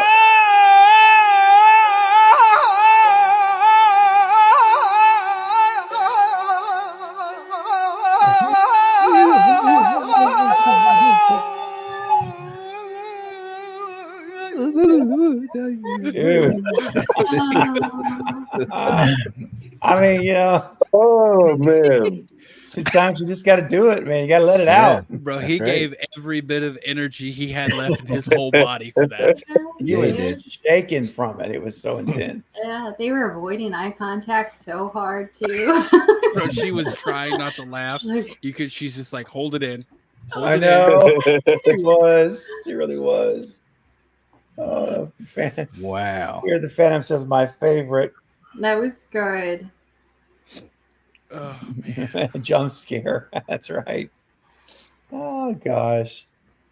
Oh my god, I couldn't resist. But anyway, so Knight, how about just to kind of get some of your feedback, man? Yeah. On some things. We know we're not doing any spoilers, of course, but Saw 10. Have you've seen it, right? I'm trying to remember. Yeah, you have. Oh yeah. Yeah. So we were talking earlier, and I think that I had shared how I finally got to see it yesterday or the day before, a couple days ago, and I enjoyed it a lot. Like I really enjoyed it, and it was almost like I didn't mention this earlier, but I'm thinking about it now, and it's the same. Like I enjoyed seeing Tobin featured as the lead, much like I would envision Sidney Prescott returning to Scream 7. Yeah. And could you imagine getting a Scream movie again like we got with Saw, where she's front and center? She's the one that's the lead of the whole movie. I don't know that we'll get that in 7, but I mean, I'm just thinking now, how amazing would it be if Scream 7 followed that path? But what did you think about 10, man? What'd you think? Well, I loved it. I'm a huge Saw fan, franchise fan. I know you are. I know Marcus is, and so many others. And that's what I wanted. I wanted him to be front and center, not any of this glorified cameo crap. Yep. And we got it. This was the most Tobin Bell that we've ever had. And I think it was great because he's fantastic. He has the charisma. He has the chops. It was a very personal story. I absolutely loved it. It's got to be it's one of my best favorite sequels for sure. For sure. It was very creative and I loved the stinger at the end. I won't give that away. But if you've seen me talk about the franchise, you know that there's other things I enjoy about the franchise too. But you're right. If they took that approach and gave Sidney, let's say meet us at least 2/3 of what they did with Tobin, because we do have more characters involved with Scream. But I would love that. And I bet you no one would really expect it. But it'd be great to have it. She deserves it. You know what I mean? Yes. At least, she should at least have, the Laurie Strode treatment of 2018. You know what I mean? Yeah. She doesn't have to be throughout the whole movie, but her presence is really heavy weight throughout the whole movie. You know what I'm saying? She doesn't have to be in every scene. Because with 2018, you had the other characters, you had Allison, you had other things going on, but Laurie was always kind of, in the background at least. Present. But yeah, you're right. That would be great if they could do that with Sydney. But Saw X was fantastic, man. And I'll tell you what, they pulled it off, and I wouldn't mind seeing another, middle movie or whatever. I wouldn't mind it at all. Yeah. Yeah. What do you guys think? Eric, I'll go around with you, Zombie, and then Eric, the bearded. What do you think about that approach? We went and saw it, me and my oldest, and we walked out of it, and we were just like, wow, this is, was really enjoyable from start to, end. And just really liked how everything played out, and just getting that front and center. You were really just, it was, when you're watching it, you just really felt proud of the franchise, the way that they were handling that. I mean, like I said, you get a lot of movies where you have 9-10 films, and sometimes you see the same things, and they were able to kind of put a fresh stamp on it. So we really liked it. Would you like to see a Sidney-centric Scream movie? like they ever did with Hogan. You like to see that? I can't hear. Yeah, audio. your audio is Okay. doing that thing again. It again? Really? I've been having some Yeah, issues. I was wondering what that was. Okay, you're clear now though. Yeah. Okay.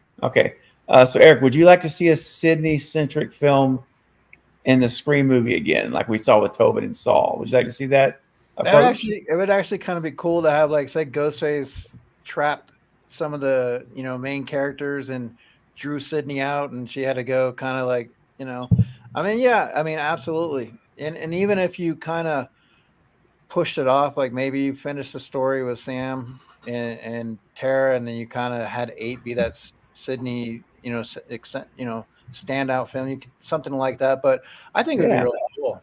Absolutely. Yeah. All right. And what about you, Marcus? What do you think, man? Did you like, the Saw 10? You happy with it if you've seen it? And then what do you think about the Sydney focused Scream film again? I absolutely do love Saw 10. I think they did a lot of things right. Going into this movie, I was concerned that we are just, getting another. It's not like basically we were getting just another, jigsaw story, just they're patching things in, but it just felt fresh and it felt necessary. I think they did a really great job with making you relate to John Kramer in a different way, that we've, grown accustomed to in the franchise. And I actually think, without spoiling anything, that they left it open for more films to be featured with him. Okay. I do. I really do. The way that it played out, I think we could at least get one more with him.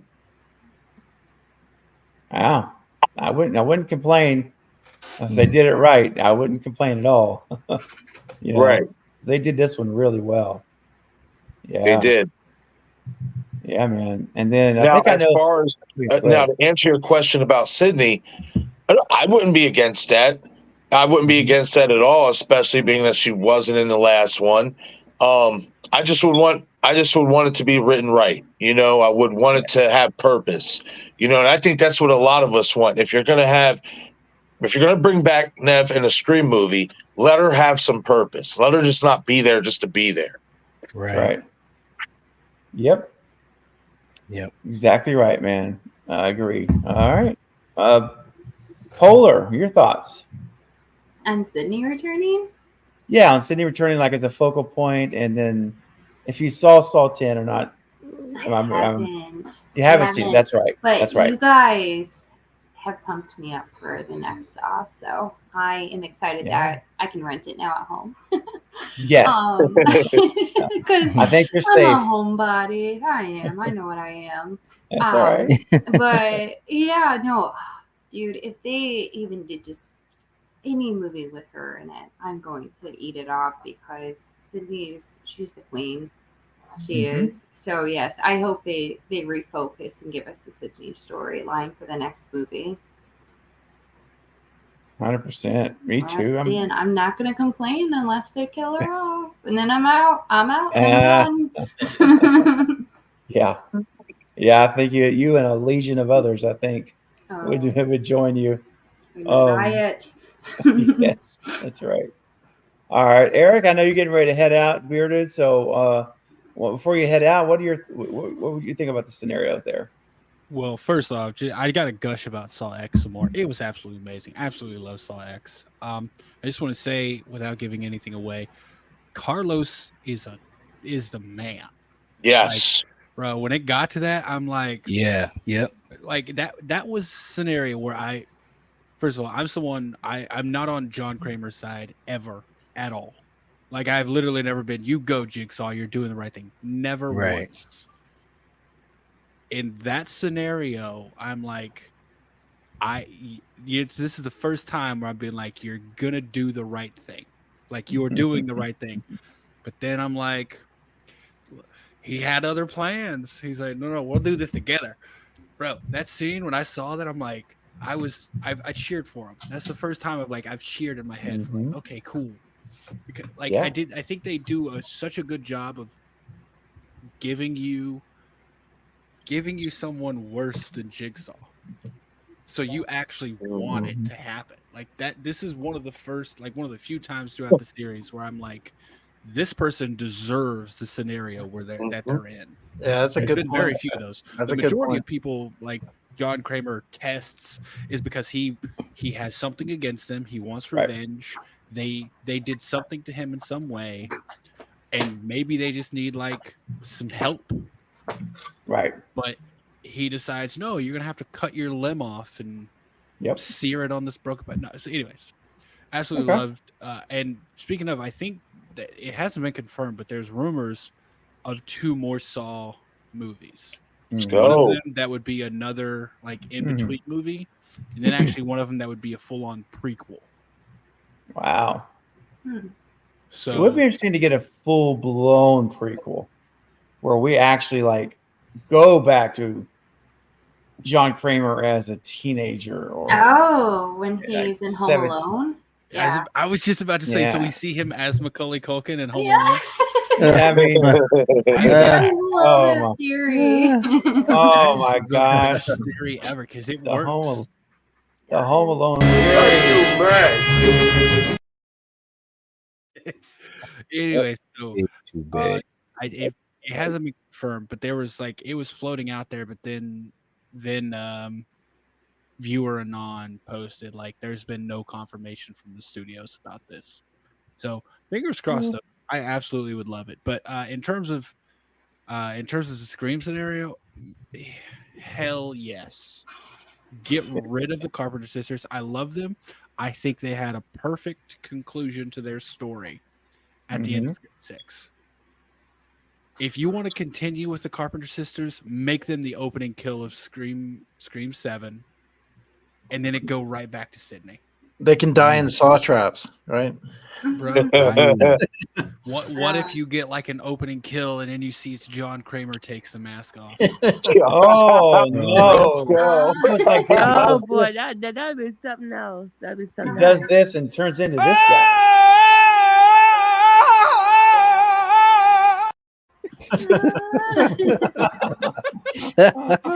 Man, I'm so glad that clip has gotten so much use. Yeah. When Yeah, I I love it. saw that, I'm like, I gotta send this to Craven. This is like right up his alley. I'm telling you, man. If you guys ever see clips that you think would be a good super chat, send them to me. Send them to my Instagram, email me. It doesn't matter, because sometimes I will use them. I mean, I'm telling you, use a lot of them. So, Is there certain things that are off limits? I mean, that are you can't because it's monetized and. Well, that's the thing. It's tricky. You can't have music. Music's No the biggest. music. Yeah, that's the why, biggest thing. That's why some of his music videos clips are they're not the actual. They've been modified, let's say. Some of those Journey clips, I believe it was. Journey and Stones and even Crispin Glover dancing in Friday 4 had to modify it. Yeah. Okay, so you'll modify it. So if we send it, then you'll be like, okay, I can modify it. All right. Yeah, if you have this visual, like just I can put music to it, so that's okay. But yeah, I would absolutely love seeing a Scream situation. And here's the thing: even if they don't, you can always bring the Carpenter sisters in a different movie. Right. Like you could have they're young. There's plenty story to tell for them if you wanted to start something new. That's true. Sure. However, I think the time for Sydney's actual conclusion, because we do not have a conclusion for Sydney yet. I don't think we had the ending of 5 was not a good enough conclusion for Sydney Prescott. Right? All right. No way. So I think what we should do, have Scream 7, have Scream 7 be a send off for Sydney. Like have her actual ending, and she needs to kill Stu Macher. That's gonna be her like. That's when we know, okay, she's accomplished everything she needs to accomplish. In this universe, she's gonna go off and live her. You got to give me the feeling I had at the end of Scream 3. Right. The feeling you got at the end of Scream 3 is you were like, this is over. Like she can live a normal, happy life now. Yeah. give me that feeling at the end of Scream 7. And then you know what? Scream 8, bring the Carpenter sisters back. Follow up with them. And one thing you could do, which I think I proposed this on one of your previous movies or previous streams, and the more I think about it, the more I love it. Have a Sydney-focused movie, then have Scream 8 be a Carpenter sisters-focused movie, but they actually take place at the same time. Like they're going on at the same time. So it's not like you're missing any time with them either. I think that would be a perfect way to do it. But then you can also, that establishes your cult of Ghostface. There we go. Love it, man. I'm all for it. Sign me up. And also, real quick, guys, Denisha is about to head out too. So we want to say, get ready to say goodnight to Eric and Denisha. Denisha, before you head out, do you want to give your thoughts on, would you like to see a Sydney-focused Scream movie again, like the old days? Oh, yeah. Oh, yeah. You know, Sydney's the girl. You want to know what happened to Maureen Prescott? We need to see some Lynn back on the screen. Let me tell you, if we could get Lynn McCree back in a Scream movie, could you guys imagine having her back in it? Oh my gosh, man! Exclusives I could get on the inside track. Seriously, man. I mean, You'll get to see the background for her because we never get to see what happened. That's true. That's true. Nope. All we have is just. I think I'm different in that regard, because I know a lot of people say they want more of oh God, Christina, is that? Oh, Christina Carpenter. Yeah. Oh yeah. I don't want any of her at all. Like, really? I feel like she's in on it. I feel like she was in on the original killings. I would absolutely hate whoever wrote that, because at that point we're on opposite sides. No, at that point unless changed. she held a knife, but maybe she was a getaway driver. You know. But at that point, you're changing what Wes Craven did. They changed stuff in Scream 3, though. Like, do you think Wes was a part of that? Wes he did was, that. but do you think when they first did Scream, like the first, that they were like, "Oh, someday we're gonna have some Roman guy come in and take credit for it"? Like, that's why initially I didn't like Scream 3, because I was like, you're taking away from Billy's plan. And then they brought in Roman, and I've chilled down over the years. I like it now. That's right. Yeah, I was so in love with Skeet. I was like, don't take the spotlight away from my Skeet. But anyway, I wouldn't mind it, Eric. No, so you're going to be upset. I'm going to be happy. So, or vice versa. Or vice versa, right? Yeah. So I think in the end, someone's going to be happy. Yeah, so someone will be happy. It won't be me. I personally, I think, and I've said this many, many times, I think Christina Carpenter was a name they made up to tie it to the original movie. Because let's be honest here, as much as I do like 5 and 6, Radio Silence just pulled stuff out of a hat sometimes to remind you that it's a Scream movie and that it's in the same critical world. Thinkers. I hate to say it, but there is some things in the movie, the first one that could be her. See, yeah, and that's the thing. You're retroactively adding someone to a story that didn't exist, so you're gonna have to make that. No, that just doesn't work for me. Like, you're gonna same thing I said about Saw X. Do not mess up the timeline. Don't try to go back because it just doesn't make sense. Like, I know there's people who said, "Oh, she was at the party." You know, we see her. This could be her drinking. She was already pregnant with Sam. If you do just basic math, she was already pregnant with Sam, so more than likely she's not at that party drinking. Some pregnant people, she might be a DD. I was always the DD at all the parties. I just got screwed. She could be playing, spin the bottle with someone in the closet. Like, if that's don't in my opinion, don't make that story. Leave one alone. What if she just kind of knew? Like, what if she wasn't involved, but she knew? Would you still hate it? Well, she had a hunch. She had a feeling. Yeah, okay, cool. She was so in love with him that she was like, "I'm gonna look the other way," you know. Cool. Let's say that's true.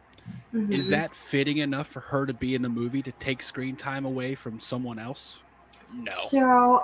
So here's something that I kind of like with bringing Christina Carpenter into the mix. So she knew, and the reason she was fine with it is because she was so jealous of Sydney, and she just wanted Billy all to herself. I like the idea of Christina having the spotlight because if you think about it, Scream 3 was about going back to the roots, and Randy pointing out what you think you knew about the original, disregard it. There's more to it. I think that because we've already seen them recycle material, I think unfortunately Scream 3 is going to be following that same path where they're going to bring Christina Carpenter in to tell her story, like we saw with Maureen Prescott. See, I think they're going to follow the Scream 3 rule as well. I do, something being different about the first movie than we think, but I think they're going to go with what Wes wanted, which is Stu Macher didn't die. Oh, I hope so. Yeah. Stu Macher didn't die. Right. So if you do that, you keep your third movie trilogy, but you don't mess with anything Wes Craven did because it's something we know Wes Craven wanted. I think they just they need to explain why she's such a shitty mom. I'm sorry. Do they? Because most people. Every parent is in this every movie. parent. They really are. Yeah. But come on, like I don't know the obsession with her. I don't like She- I said, she but was a she's name in a hat. yeah, but she's an alcoholic. That's what they were saying. True. Amber was saying in the So fifth is one. Dewey. She's obviously got some serious. Yeah, Dewey lost a sister. He lost his Gail, his soulmate. You know, His so job. generally, yeah, his job. Like I think she's going through something similar to what Dewey was. Like she's mourning something. She's dealing with shame. There's more to that, and I wouldn't mind them tiptoeing. Could be interesting. Don't we know? Right. What do we know? We that know she that had she a baby. got pregnant. She Yeah. got pregnant by Billy. She Mhm. lied to her boyfriend in high school that it was his. Yeah. He thought it was his for the first 16 years? 13 years. 12 or Yeah. 13. When the truth got revealed, he left. She got upset because someone found out. There you go. That's and Really think that she didn't know Billy was a killer, though? I think she was. why would she though? No one, literally no one else there knew it. You don't get Sydney those was his- hunches. Yeah. I mean, sure, Randy knew it. Randy had a Randy hunch. knew. I was going to say, he called him out from day called one. Billy He from- called them all out. He called Mickey out. You know. He did. He even called Yeah, he out. I did. mean, he Mrs. suggested Miss Voorhees. Voorhees. Yeah. Yeah, That's and true. That's the thing, though. Like, I don't. Why do we need another character who had a hunch about it? I don't know. Like I said, I just I don't want it understand the more than a fascination. hunch. I want think her it comes to down to be- this, guys. I'm going to jump in the middle here. Okay. 'Cause we've been on this topic for a long time, and it's been fun. But I'll say it like this: I'm going to trust that Christopher Landon is going to do the right thing. That's how I cash out. Like, we all have different ideas that we want to hear, and and one of you guys mentioned it a minute ago. I think Polar did. There's rarely a movie that everyone's going to agree on. I think that's inevitable that's going to happen. But here's my hope: whatever they do, whether it's Christina or not, or if it's Stu or not, but it better be, or if it's Sydney or not, but it better be. What are the all the scenarios we theorize and have fun with. I am going to say it like this: I personally believe Christopher Landon is the person that's going to save this film from being a disaster, potentially. Not that it would be that's a strong word, but not a disaster necessarily, but some of the issues we all have had with the last two, let's put it that way. I think that here's what I'm saying. I want a good story above everything else. I want a good mystery. I want a good whodunit and lots of suspense and tension. And I think that Christopher is going to help that script meet that bill. That Radio Silence, unfortunately, had no input on the script. So they just filmed what they were given. That's it. And Christopher's already said on my interview, essentially, it's very critical. Well, he did say it's very critical to him that he has control and input to the script and story. And my heart fluttered 1,000 beats per minute when he said that of joy, because then I'm like, thank you, because you're not going to put a Bailey timeline of 10:59 p.m. and in 3 minutes he has to be in the bodega. He's not going to put. I mean, those kind of mistakes are not going to be there, I believe, because Landon's going to be going with a magnifying glass on this script. Yeah. So I'll just leave it there, guys. No matter what happens, I think we could all agree on this. Give us a good movie and a well-written story. We'll all be happy. At least we'll all be happy to have a good movie. Agreed. Now, we may not like some of the specifics of things, of course, but if it's written well, whatever it is, and it's entertaining, and there's no plot holes and plot armor and 17 stab wounds, which, by the way, no Terminators. No Terminators. And if you guys watched the interview with Matthew Coder that was just so a few days funny. ago, he laughed. He was literally laughing that Chad lived.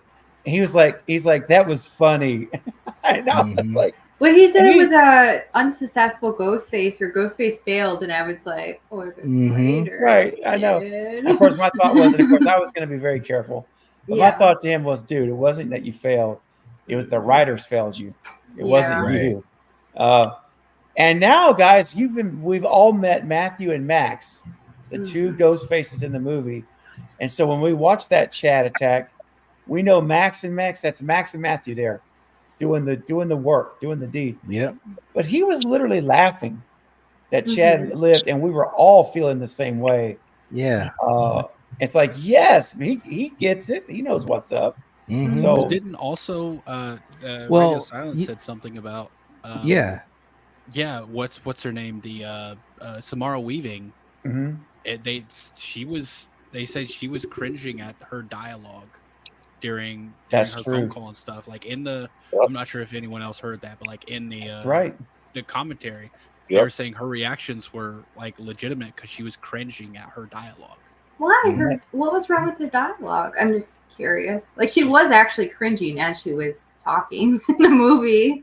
Yeah. just the writing. She wasn't impressed by the writing.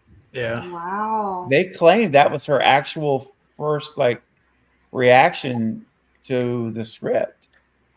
I was like, it was interesting. They really threw James and Guy under the bus.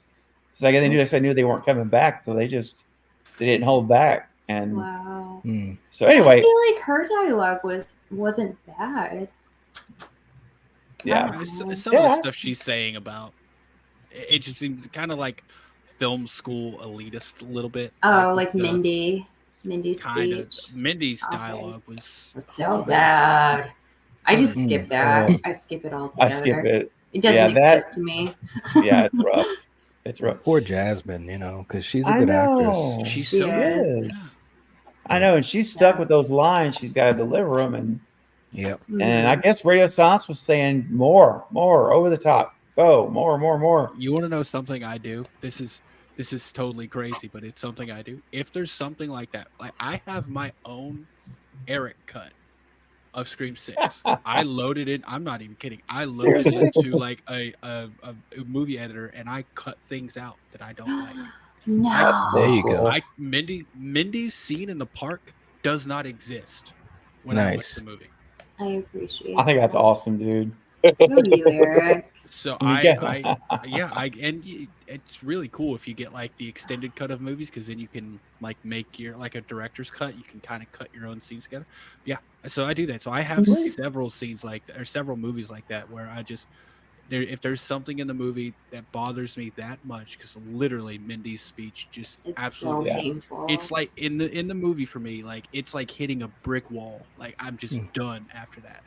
So I'm like, you know what? I'm gonna load this in DaVinci Resolve. I clip that out, and it just fades into the next scene, and it's perfect. Let's hope I'm not hating on the actress, as we've all said, but she's gone.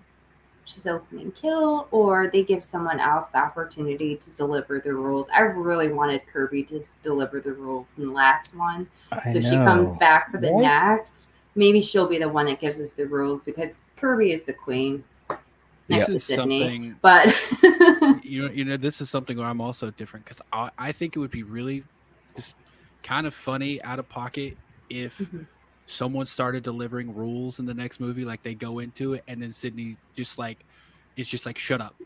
There are no rules. oh, she shuts him down. There are no rules. You fight and maybe you live or maybe you don't. That's That's it. yeah.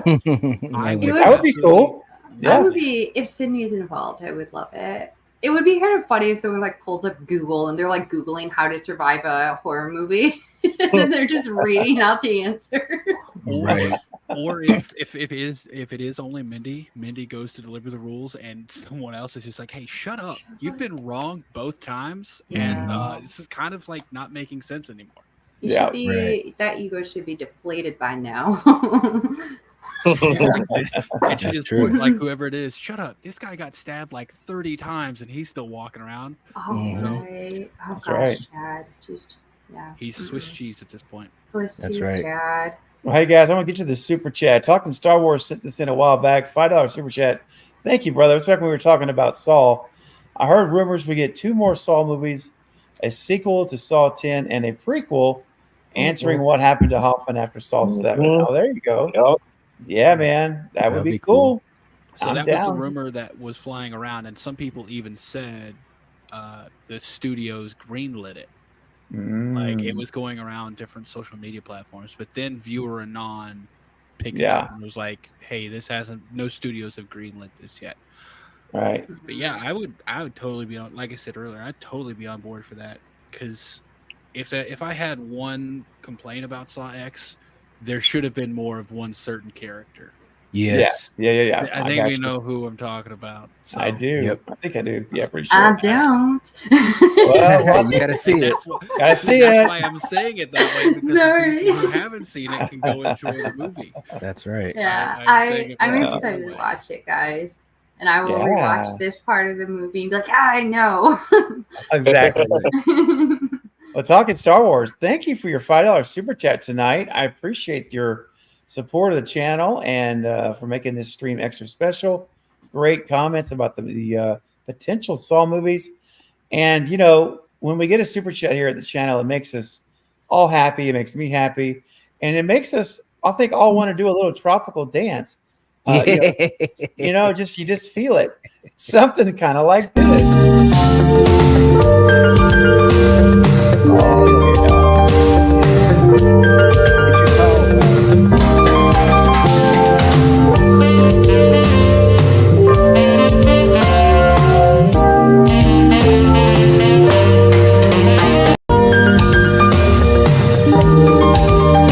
Oh, yeah.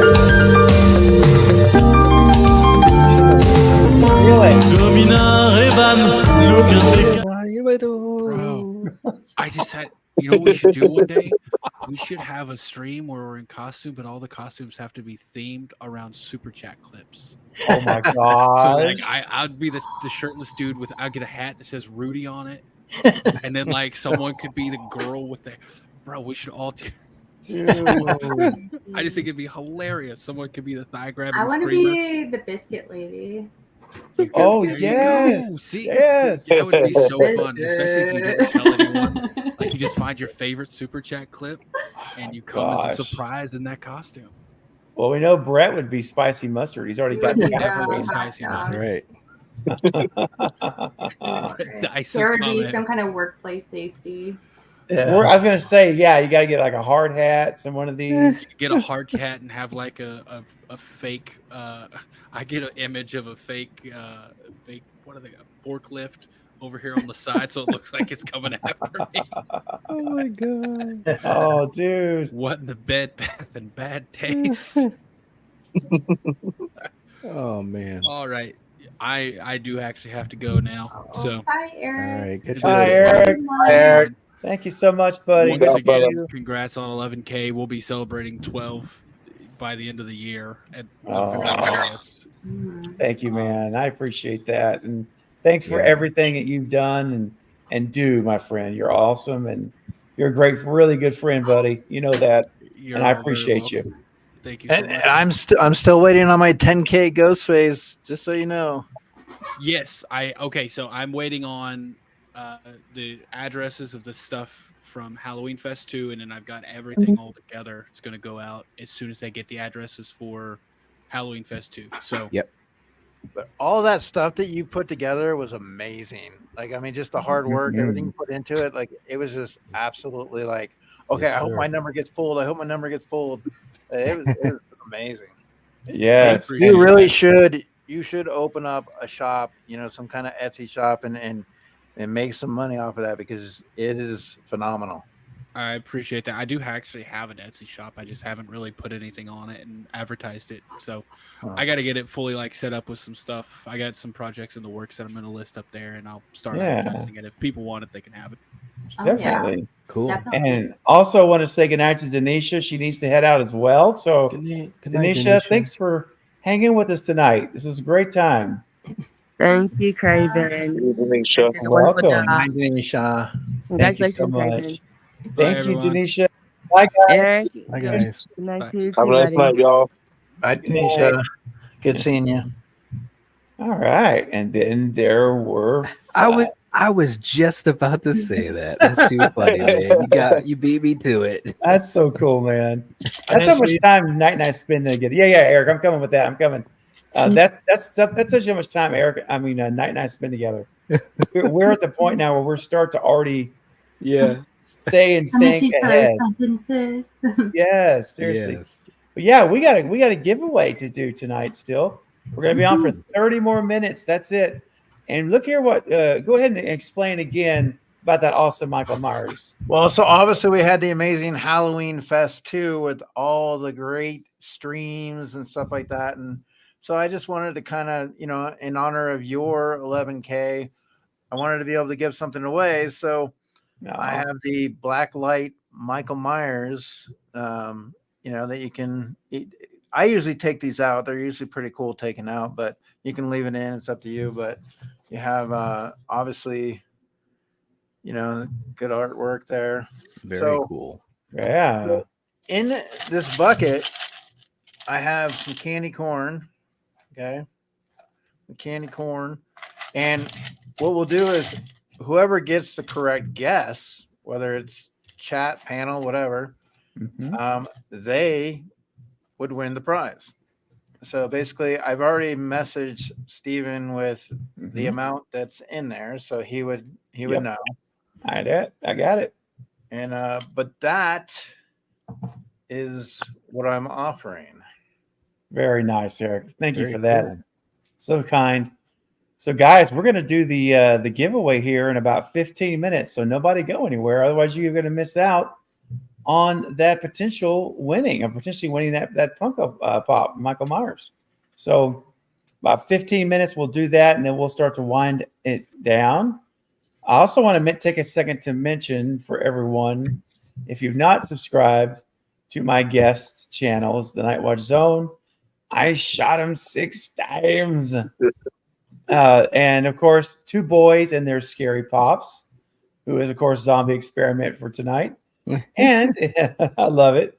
And if you're not following Polar on her Instagram, and it's bye, and I think it's _Polar.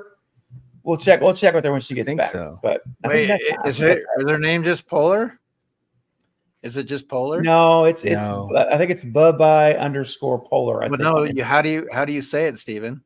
Oh, right, I got you. It is let me say it correctly here. Bye Polar. Yeah, there it is. Oh my gosh. That's what she said. Just popped in, said hello, just got home from work. Well, good. Hey. Glad you're home and good to see you here. All right, we got about a half hour to go. We are just hanging out, man. We're relaxing, we're chilling as friends, and just whatever we want to talk about, we're talking about it. Polar, just in time. So Polar, could you let us know again, confirm your Instagram, please, where people can follow you?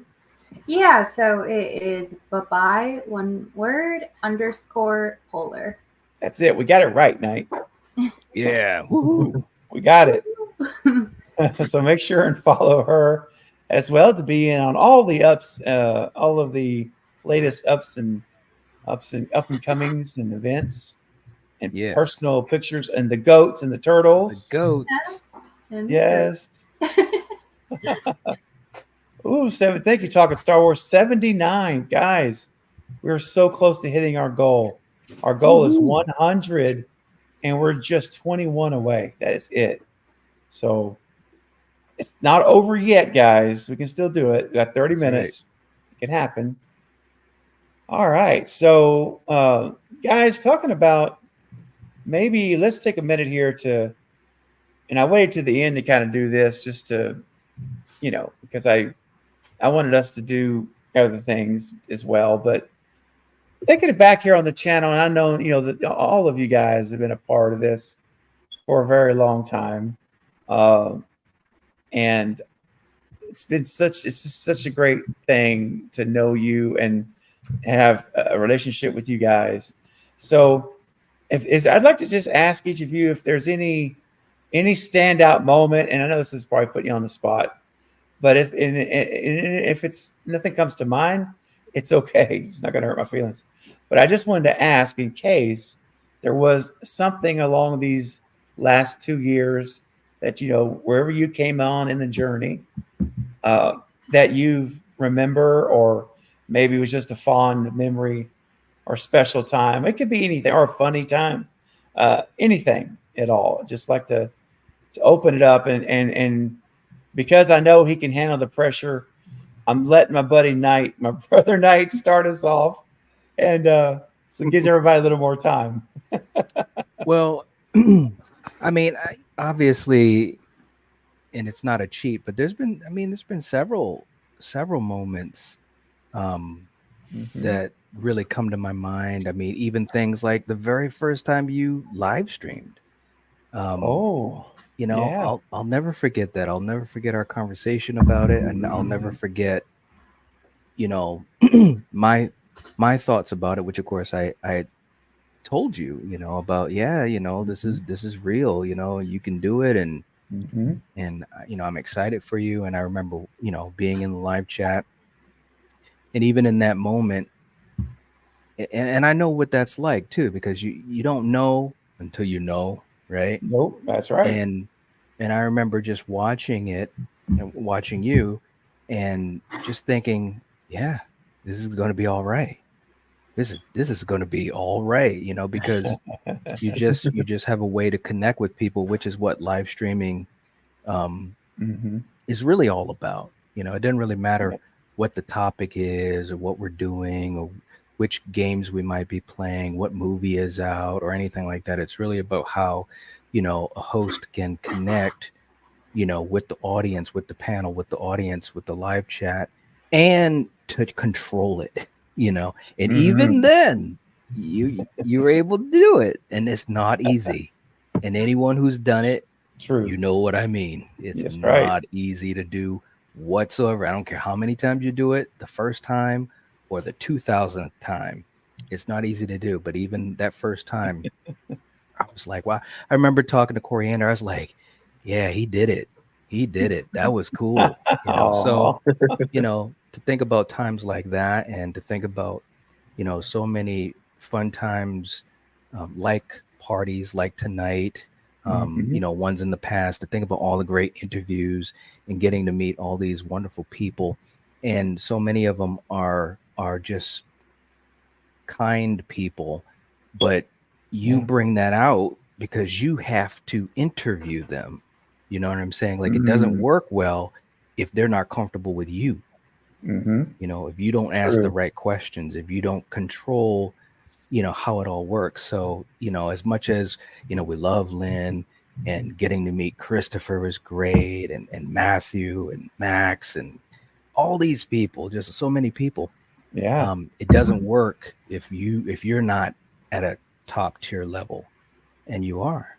So it's been a lot of great memories, and I know there'll be a lot more, man. And being able to be on the panel and hang out with all of you guys and all these things is just it's a really lucky, it's a blessed thing. Oh man, that's so sweet, bro. Thank you. I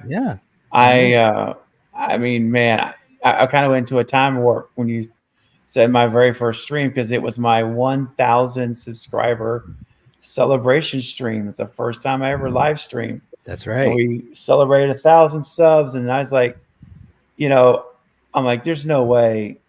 Well, I didn't say there's no way, but I was like, I don't know how many people are going to show up. I was going in with not expecting much. Like, maybe if I may get 2 people, 3 people, and I'd be happy with that. Right. And I'm like, oh, it was like 15. Then it got to 20 and 25. And I'm like, really? Yeah. My first live stream, I had like 20 something people.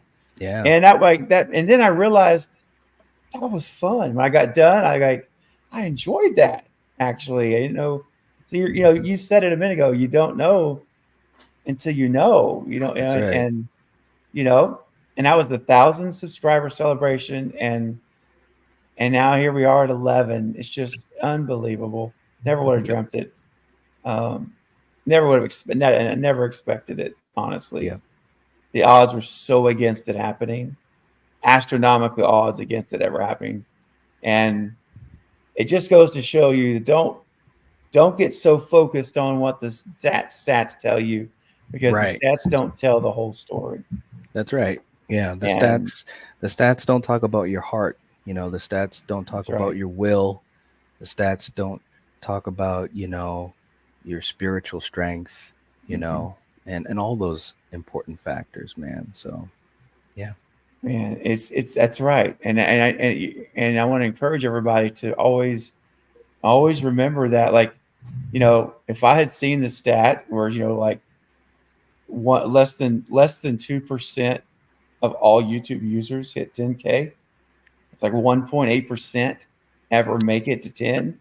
Yep. That's discouraging, guys. That means you're talking about like 98% chance I'll never make it. That's what the numbers would tell me. And if that was what I was just, well, thank you, Polar. And I say that to say, yeah, I can't believe it. I can't believe I did. But that's the whole point. It's like, if I just would have looked at that, if that was my only motivator, then I would have said, well, that's never going to happen. What's the point? Just don't. Right. And I would have never even started it. But I started for other reasons. And I think that's why I'm so humbled by it, because it was never on my radar to be able to do that. And when it happened last couple months ago, whatever it was, and now at 11, and now 11.1, growing to 12. We're on our way, guys, together. We're on this journey together. And so we'll see. Trying to be like you, Knight, trying to catch up. I got a long way to go.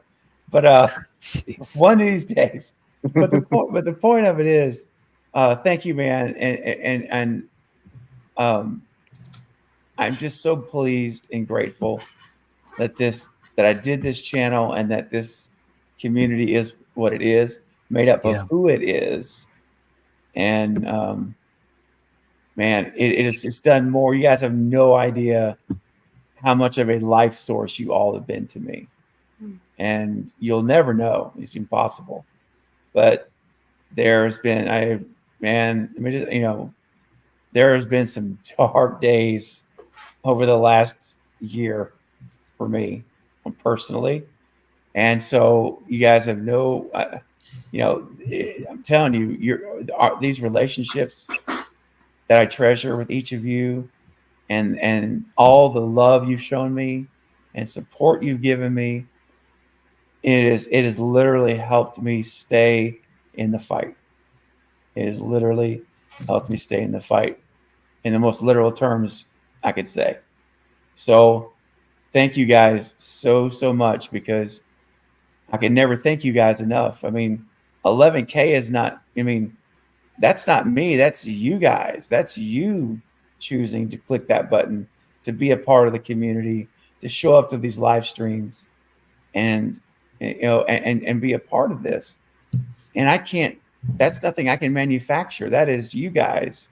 And all I can do is show up and just do what I do. But that's out of my hands what happens from there. Yep. So, it really is. So you guys are amazing, and I just want you to know how much of a difference you've all made in my life and are still making in my life today, at this very moment, still. So, anyway, I just want to say thank you so much. And all right, that's.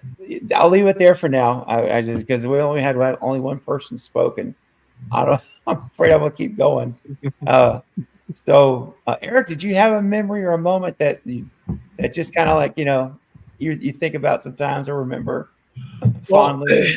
well, the thing is, I know when I found your channel and I was just like, really engaged with how you were with the chat and just covering the topics and just the way that you presented yourself.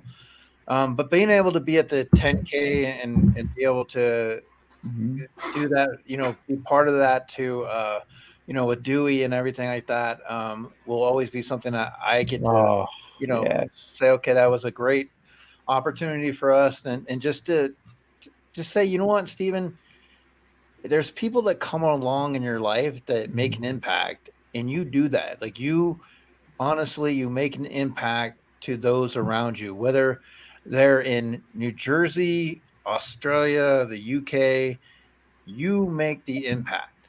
And the people Mm. come to be here to be with you, and that says a lot. You have that character, and it really shows a lot to us here in the community how much we care about you, we love you, but it's not just you talking horror.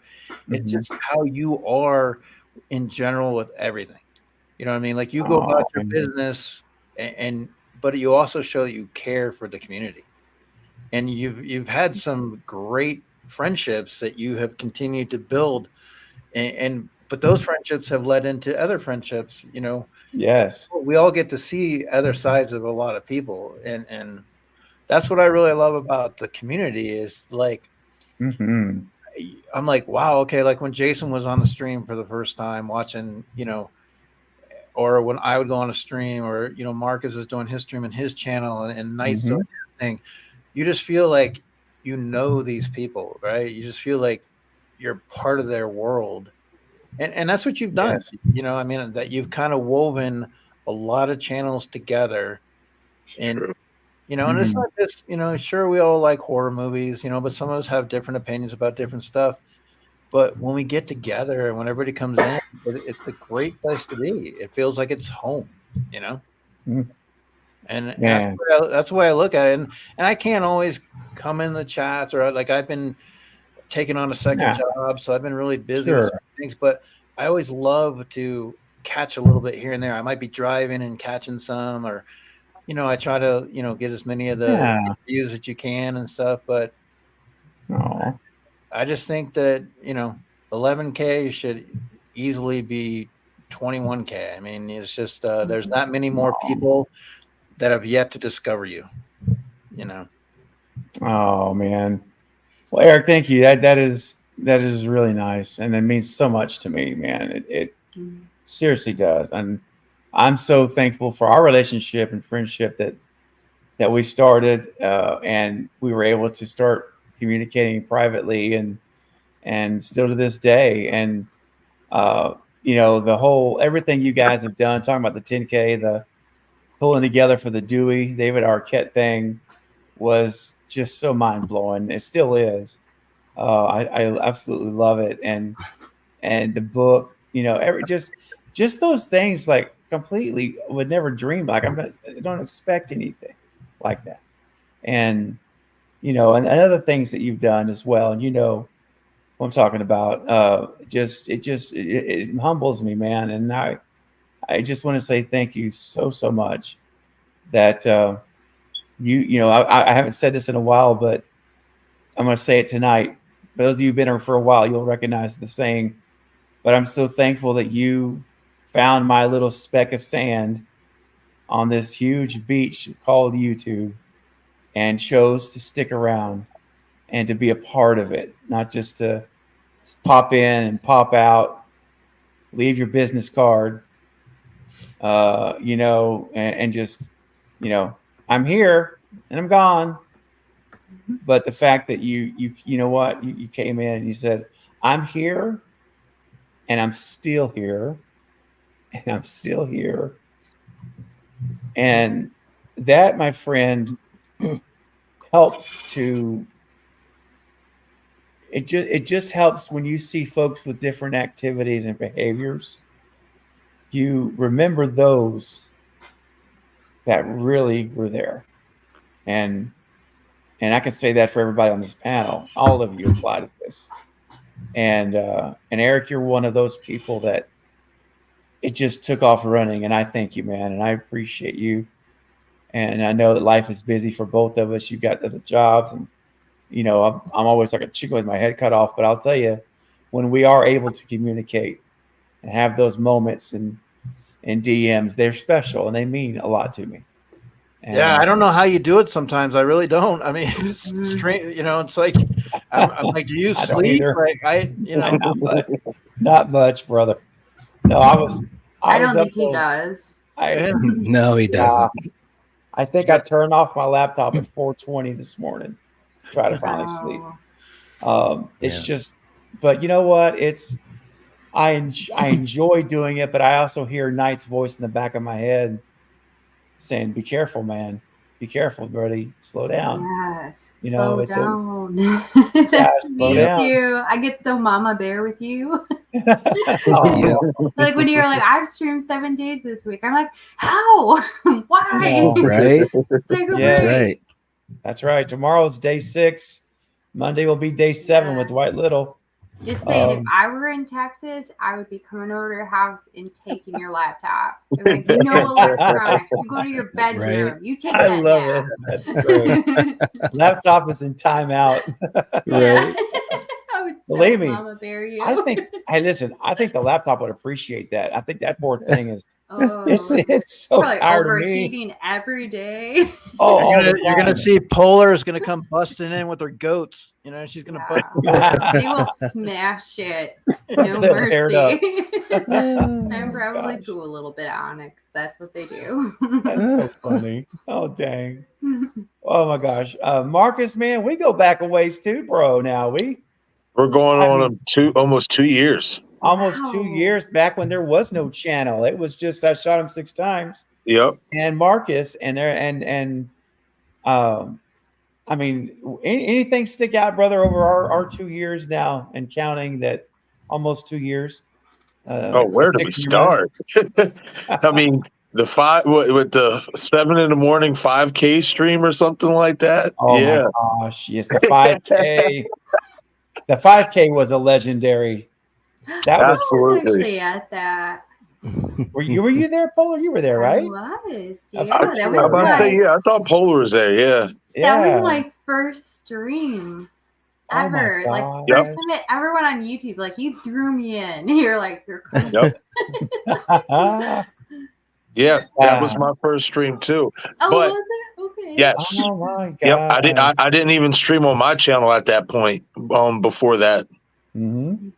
Wow. And stuff, but I always will refer to when I found your channel or whatnot, and I saw that big old thumbnail with Matthew Lillard, and it's like Stu's Clues, and I'm just like, oh, wait a minute, what's this? You know, I'm like, hold up, because I'm an avid believer in that too. Yep. So I remember just clicking on the video. And it wasn't the points that you were making, and they were all great, valid points, but it was the way you were delivering the conversation. Oh, okay. Like the way you speak in your videos, like it's just so. I swear, it's like listening to back in the day when you watched a movie commercials, and he's like, in a world, you know, it's like he just has great delivery, great presentation. He gets people hooked into what he's saying, and that's what you do. You do that very well. So I just remember listening into the detail, listening to what you were saying about why you believe in what you believe in when it comes to, you know, Stu Macher being alive, and I'm just like, man, like he makes a lot of excellent points. It makes a lot of sense.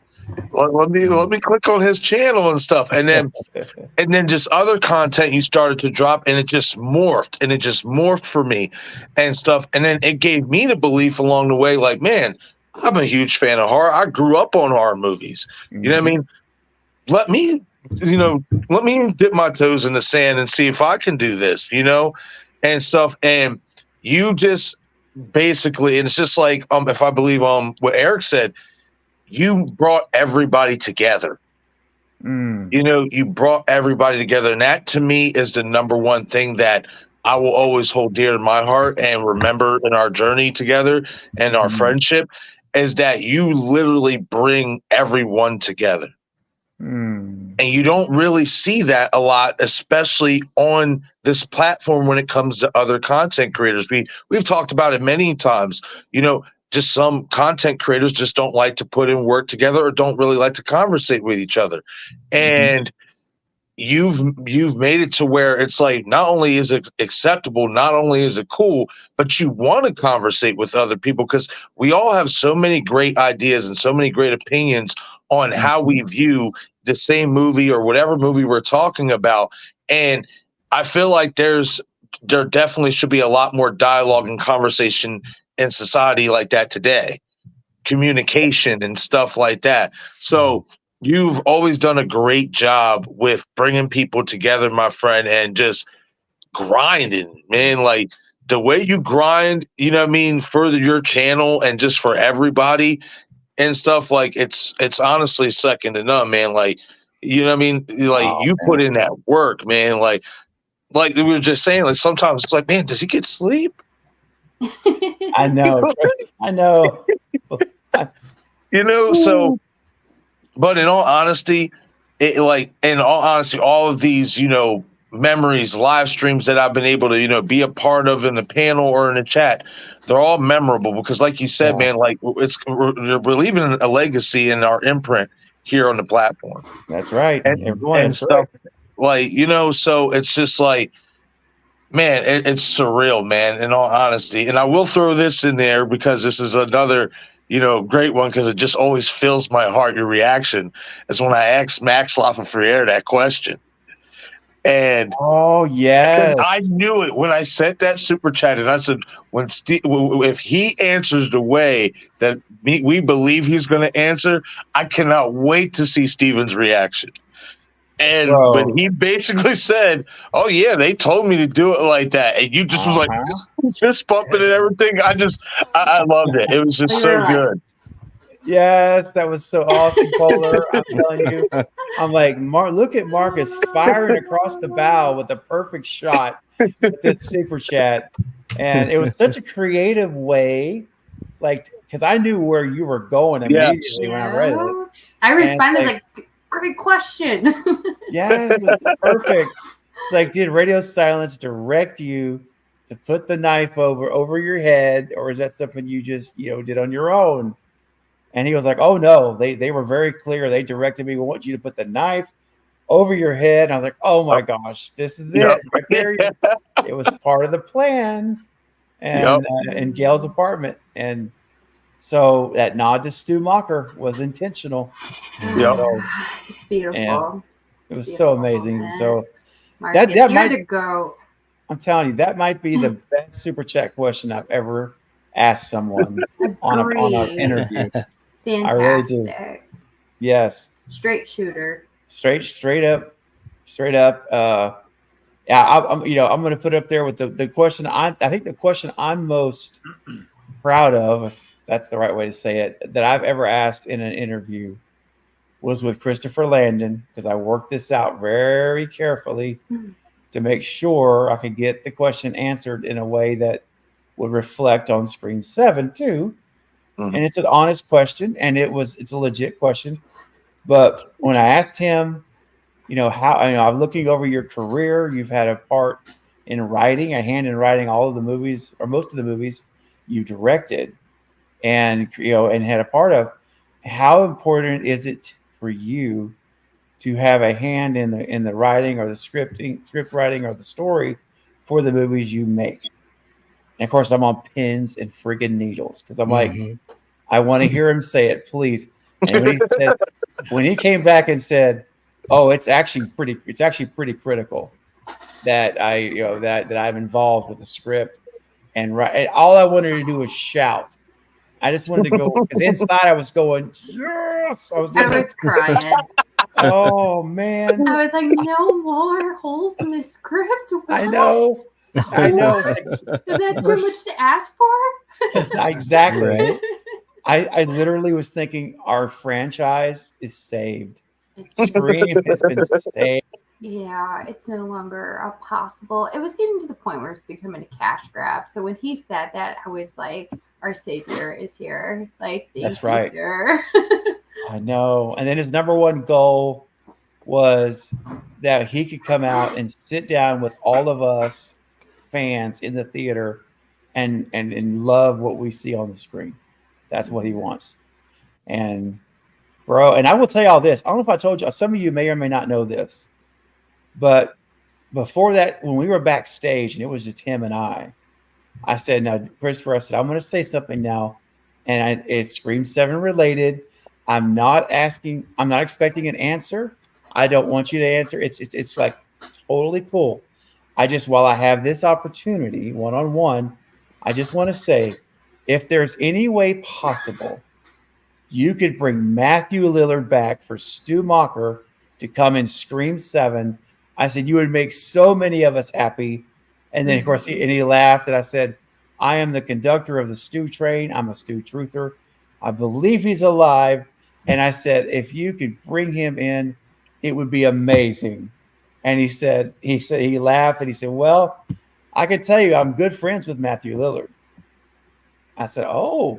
And he said, yeah, we just did a charity event the month prior where they did a thing where for charity, Christopher wrote a script for a play in 24 hours and Matthew Lillard had to act it out. So they worked together in this charity event. So they're good friends. Oh, and I'm like, you know what? Look, it's not a guarantee of anything, but the fact that they have a relationship, that does not hurt at all. Right. At all. Right. Oh. So Also, throw in the fact, and hey, it may not lead to anything, but I think it leads to something. The moment he signed on as director for Scream 7, he followed Matthew Lillard on Twitter. That's correct. He started following Matthew Lillard the minute he was signed on. And dude, I listen. I mean, we'll see. If this doesn't happen, I know. If this doesn't happen, it just would really shock me. Right. Because I know a lot of people Twitter follows don't mean will say, "Oh, well, that don't mean nothing. Doesn't mean he's going to be in a movie," and you might be right. Right. But then I just feel like you should ask yourself the question: why follow him? Right. Yeah, out of the blue. Like out of the clear blue sky. You know, so let's go. Get it up. You know what? Hey, Steven. Marcus, we're doing it right now, buddy. Okay, Marcus, get your shoulders ready. Yeah, I can't even move my arms in this jacket. I know, bless your heart. Just move one arm, Polar. Move your right arm. There you go. Gotta loosen up. Let's do it, guys. All right, everybody, it's time to get it up. Let's go. Yeah, I'm ready, baby. Get up. Get up. Get up. Get up. Yeah, buddy. It was fun. Thanks, guys, can you just imagine Scream 7? When I'm watching it, like the first showing, I'm messaging you after. Like I'm messaging Eric to you afterwards, and we're the Carpenters in it. I'm sorry. Oh my gosh, it's going to be the hardest thing to do because I'll probably go see the matinee on that Friday morning. So I don't usually go to the premieres. You're I go the next day. Oh yeah. I will be unplugged from everything. Yeah, man, you can't even be anywhere near the internet, bro. No. Nope, nothing. You can't. And Seriously. the only reason I do not like going to movies like opening night because I'm old. But if Matthew comes back, like I do not want even like the early showings and stuff. I'm nervous about those people leaking it out, but I don't want the possibility of it being like that Matthew's coming back.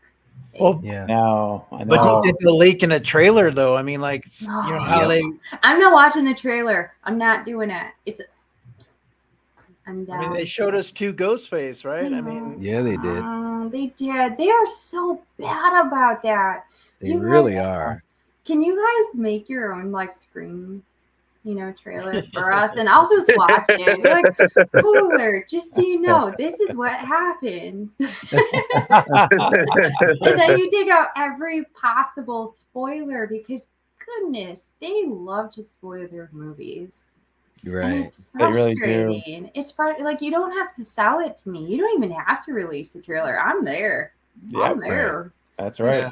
I mean, you could do a teaser trailer and leave it and just be like, okay, like, that's right. Yep. And just think of like all the movies out there where they did a trailer like, come on, Halloween Kills. Why did they put the firefighter scene in it? Right. Can you that's my favorite scene. So like I showed that. My brother hasn't seen Kills, so I showed him the trailer the other day, and I was like, "Actually, you don't need to watch the movie. You got everything."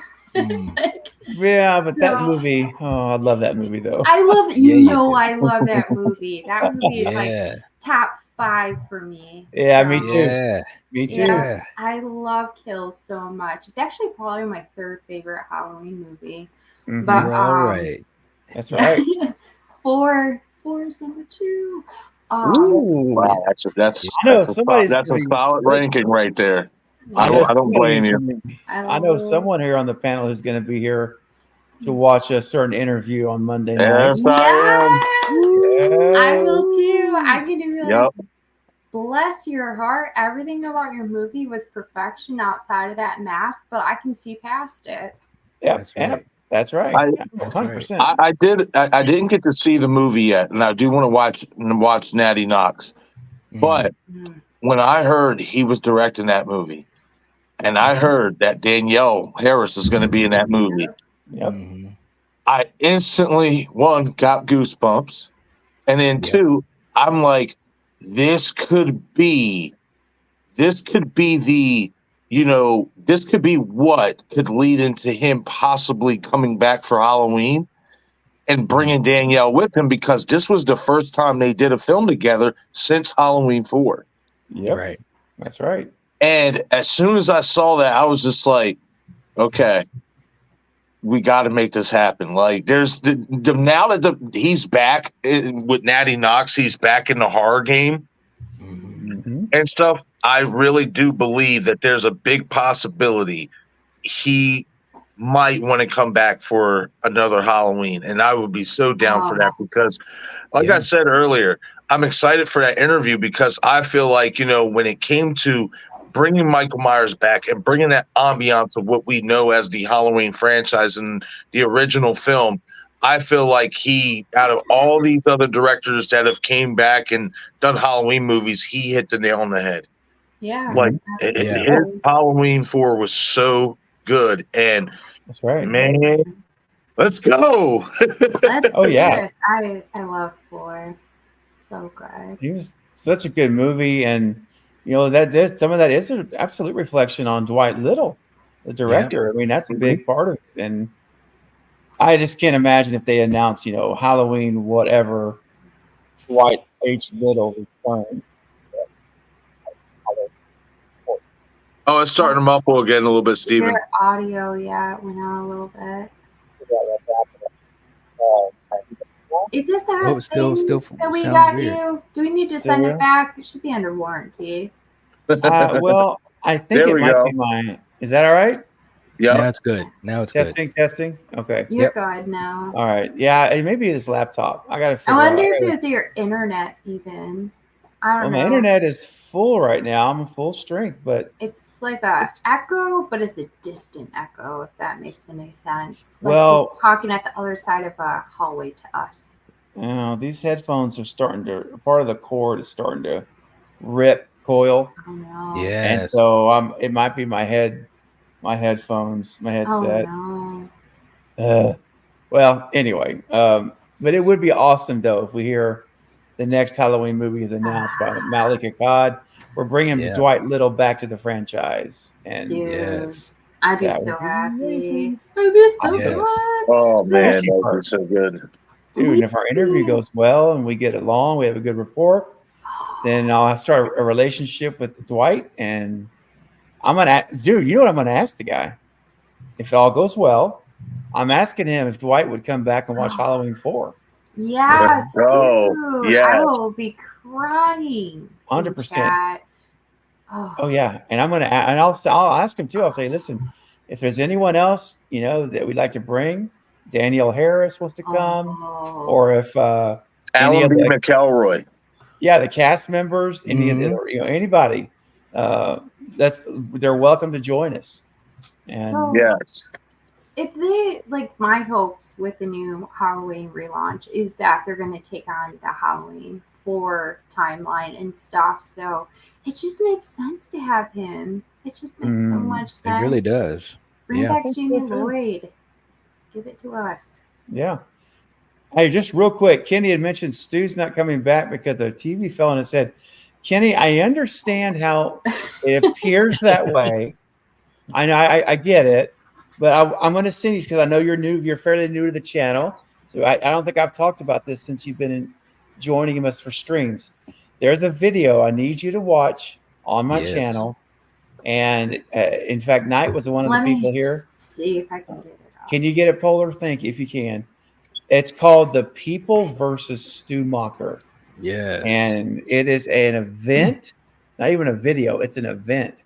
And we tackle 15 of the top objections to Stu Macher returning. And the first ones we tackle are not subjective because we want him back. Right. They're objective based on real life cases and statistics. So Kenny, I think you'll dig it. So don't yeah. Okay, good. That's all I ask is to watch it and then just see what you think. I've had, the purpose of the video we did was to state why we believe he's alive. My goodness, So- I didn't realize it was 6 hours. That's 6 hours long, but I was there too. I think the last 3 hours is after party. I'm gonna Yeah. just say, my friends have said a few times that I spend more time with you guys than I do with them, and I understand now. And we appreciate that decision. We Paul. do. That's a good I decision. mean, come on, they don't like Yeah. horror movies. You guys do. Like, Hey. you guys, if you guys were in the same city as me or even state, I would drive to see you. Oh heck yeah! Heck They yeah. probably would be my best friends. Just saying. I don't mean Mhm. that in a shitty way, but No. I love Man. that you guys like horror movies. Dude, listen, if you guys were all in the area where I'm at, all of you on the panel, I'd be like, let's go. We're gonna come on over. Let's watch this movie together in person. That's We're right. gonna watch it in person, Yeah. and So much. that's the way we do it, man. That's the way we do it. It kind of Um, goes back to what Marcus was saying earlier, just about like meeting you and stuff. Like I've been, I goshed Cody Leach. I've been following Cody Leach before I found Sure. you guys, Mhm. And if I ran into Cody Leach on the streets, I wouldn't know how to communicate with him because I'm a viewer. I don't feel like we have that relationship. But I Right. feel like if I ran into any of you guys in the streets, it would be a big hug. How are you? How are the kids? So It would, yeah, it would be. Oh, I was telling Craven about this the other night, but I went to Scarefest and I saw Jake walk by. I was like, Jake! And I like hit him in the chest like we were bros. And I was just like, what's up? And then I was like, oh, I'm so sorry. Like, I know you. You don't know me. Like, I follow you. And I was like, it's Polar. And then when I was like, it's Polar, he's like, oh, Polar, hey, how are you? But like, it was so embarrassing. I was so humiliated. That's too cute. Oh my goodness. What was his reaction though when you hit him? Was he shocked or did he like Probably he's like security. Oh no. But it was just so funny because he was the first person I saw. Like there's a line of hundreds of people and it's Jake. So I was like, it was so funny. But yeah, I totally assaulted him. I felt so bad. I apologized to him later, but that's the thing. It's like when you watch people's videos, I know you guys, but you guys don't know me, you know? But like if I ran into you in the streets and I hit you, you would probably like no need to hit, but hugs are appreciated. So but that's what I love about this community is just that I feel like honestly we are a family. Like I'm not just a viewer to you, we're friends. No, that's And right. I absolutely love it. And I'm not saying that about Jake. It's just I've never been like on Jake's channel and stuff. Like I come on here on regular, but it was so funny. It was like that moment where I was embarrassed. I'm still embarrassed, honestly. But Jake's a sweetheart. He is. Yeah, he is. He really is. I said if I saw any of my fellow YouTubers, Cody included, I'd reenact the scene from Body Snatchers. That's funny. That's great. Oh, Dice. So Polar, I'll ask you real quick here. We'll start to wrap up. Did you was there a special moment over the last whatever gosh it's been year and a half or so that you recall that? No, so I just remember the first time when I found you on YouTube. It was like, oh, fresh of breath air because I just saw the movie. Like I said, it's Scream 5. That's how long back it goes. And yeah, I've been an actual channel member for a year and a half, but I've been following you probably almost 2 years. I don't know the math. I'm not tech savvy, so I couldn't figure out how to become a channel member. Until someone explained it to me. I'm pretty sure it was Val. But yeah, I remember I just felt really dissatisfied with seeing Scream 5. I didn't have any friends to talk to about it. And then also, I felt like a lot of people on Facebook YouTube weren't doing deep dives on it. And then I found your channel and you did some deep dives. You were doing live streams, like very long, like 2-hour videos and stuff. And I was like, thank you. Someone who's actually like taking the time to like show appreciation to this franchise, but also kind of talk about some of the things that didn't hit because I'm not sure. I always have that suspicion, like, are people on here fanboys in a sense or promoting something that they don't actually stand behind? And with you, I was like, thank you. Like someone who's giving an honest review, talking about, because so many people were raving about it. And I was like, why am I being so negative here? I found your channel. And I'm not saying you were being extremely negative, but you were being honest about it. You were talking about the flaws on top of the positives. And I appreciated that mixture. And yeah, it was so beautiful. It was such a moment for me. Like, that's so nice. I was so grateful. And then after I started following you, then I found the Lethal Collective, then I found Knight, then I found Jake, and just the full families, and then Fate, of course, also.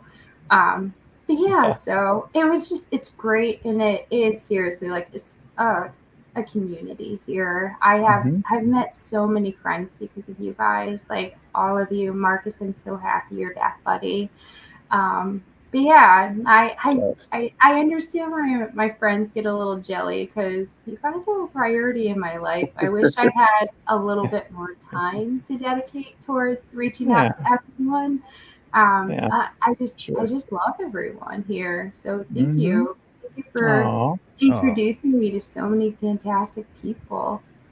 Oh, it's my pleasure. And thank you for being so faithful, Polar, and always so enthusiastic in the community and with my content as well, and always supporting it. Just, you're a real special person, and I am so glad to be friends with you. It's a real treat. So Dude, thank don't you. make me cry tonight because I have so much eyeliner on. It will be like a I will look like a hot mess. But another thing, I didn't even know about the stew theories until I found your channel. So you've given me like a new obsession. Like, I have Yes. ADHD. I hyperfixate. So you gave me something to hyperfixate. I love it. Yeah, so I didn't know about the stew theories until I found you. Now I'm all in. I will march in the army with you. Stu is coming back. Heck yeah, he is. I mean, the quicker folks get on the train, the better, because the train's coming, and it is on its way, folks. Just we are restocked, and we've got fresh bread. We've got plenty of drinks. Yes. Appetizers. Right. We got the whole buffet. We do. We really do. We do, man. We've got VIP sections. We've got first class. We got general boarding. But here's the thing: there's not a bad seat on the train. Nope. Not a bad seat anywhere. And so, you know what? This is the time. And to respond to Kenny from earlier saying Stu ain't coming back. Yeah, you're right. He's never coming back because he ain't never went nowhere. He never left. Never left. He ain't never left. That's great. Oh, and hey, Bobby's breakdowns. Bobby coming in with a $20 super chat. Oh, Bobby, that's so nice, man.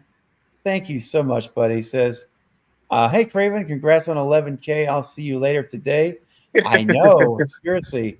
Bring the coffee or energy drinks, and I shot him 6 times. Well, you don't answer DMs anymore? You forget us small people? Oh, God. No, buddy, I had to take a little hiatus for some personal reasons, but I'm back. So I will definitely get a hold of you soon, Bobby. Absolutely.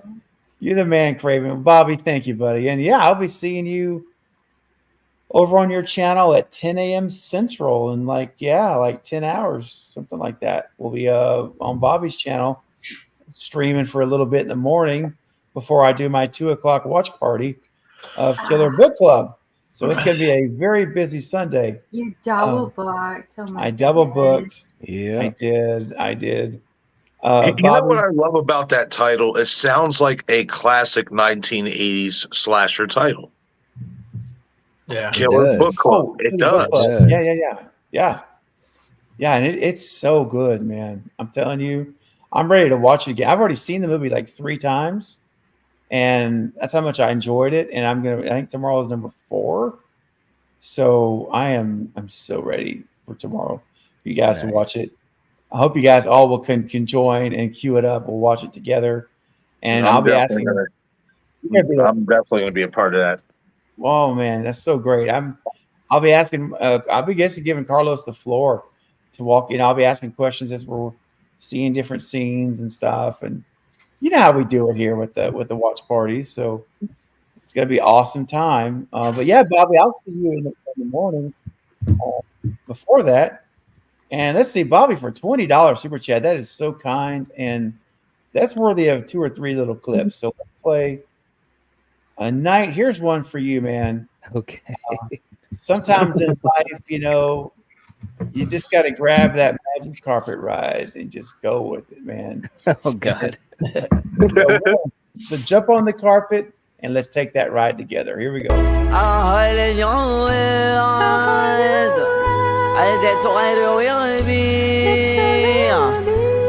freuling Jess طالعوا عني.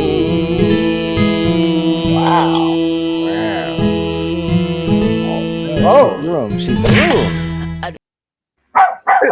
Oh, she threw him. That's too bad. That's Sorry. way too bad. No, listen, I don't. That even woke the dog up. That's how bad. That's how rough that was. Oh my goodness. I ran to the potty really fast when I went off camera and my dog started barking at me. He thought I was an intruder. Wow. Oh no. He's like, who's this blonde lady in my house? I bet. Because they don't, yeah, man, they get used to seeing you a certain way. Yeah. Right. All right, here we go. Let's play a couple more fun clips here, guys. Let's do. Anyone have a request on the panel? Knight, do you have a request? Gosh, man, there's so many. Well, let's do some Taste the Biscuit. We haven't done that in a long time. Let's do it. Toaster and Moose. Here we go. Sing it out, Polar. Here we go. Taste the biscuit. Taste the goodness of the biscuit. Yes, indeed. Taste the honey sauce. Taste the goodness of the biscuit with the honey sauce. That's right. I just love her energy. It's like, Yeah, man. She's just having fun with it. She's having fun. Yes. I love it. Yeah. That dice copyright is peeking around the corner going, I don't know what that is. Right? Yeah, that That's guy, hilarious. he was way out of his depth. Oh, he was. He was. On It a lot started of levels. as soon as he started, you knew it. Oh, yeah. This guy's got no chance. This is going to be worse than society for him. Yes, I was just thinking that too. Fear the Phantom says, how about some work safety? The double whammy. Ooh. Yeah. All right. Let's see. Let's take a look here. We got so many to choose from. Any requests for work safety? Eric, how about you, man? Do you have a work safety clip in mind, or you just want me to pick one and surprise you? Oh, I like the one where the guy's on the scaffold, like he's up top. On the roof. Yeah, on the roof. Okay. Is that This the is a double classic. whammy? Yes, so, this yeah. is the double whammy. Yes, It it is is. so good. Oh gosh. All right, Bobby. Here's another clip for your generous super chat, buddy. Here we go. I'm working overtime because I want to take my family on a nice vacation. Soon they get a call telling them I was killed in an accident.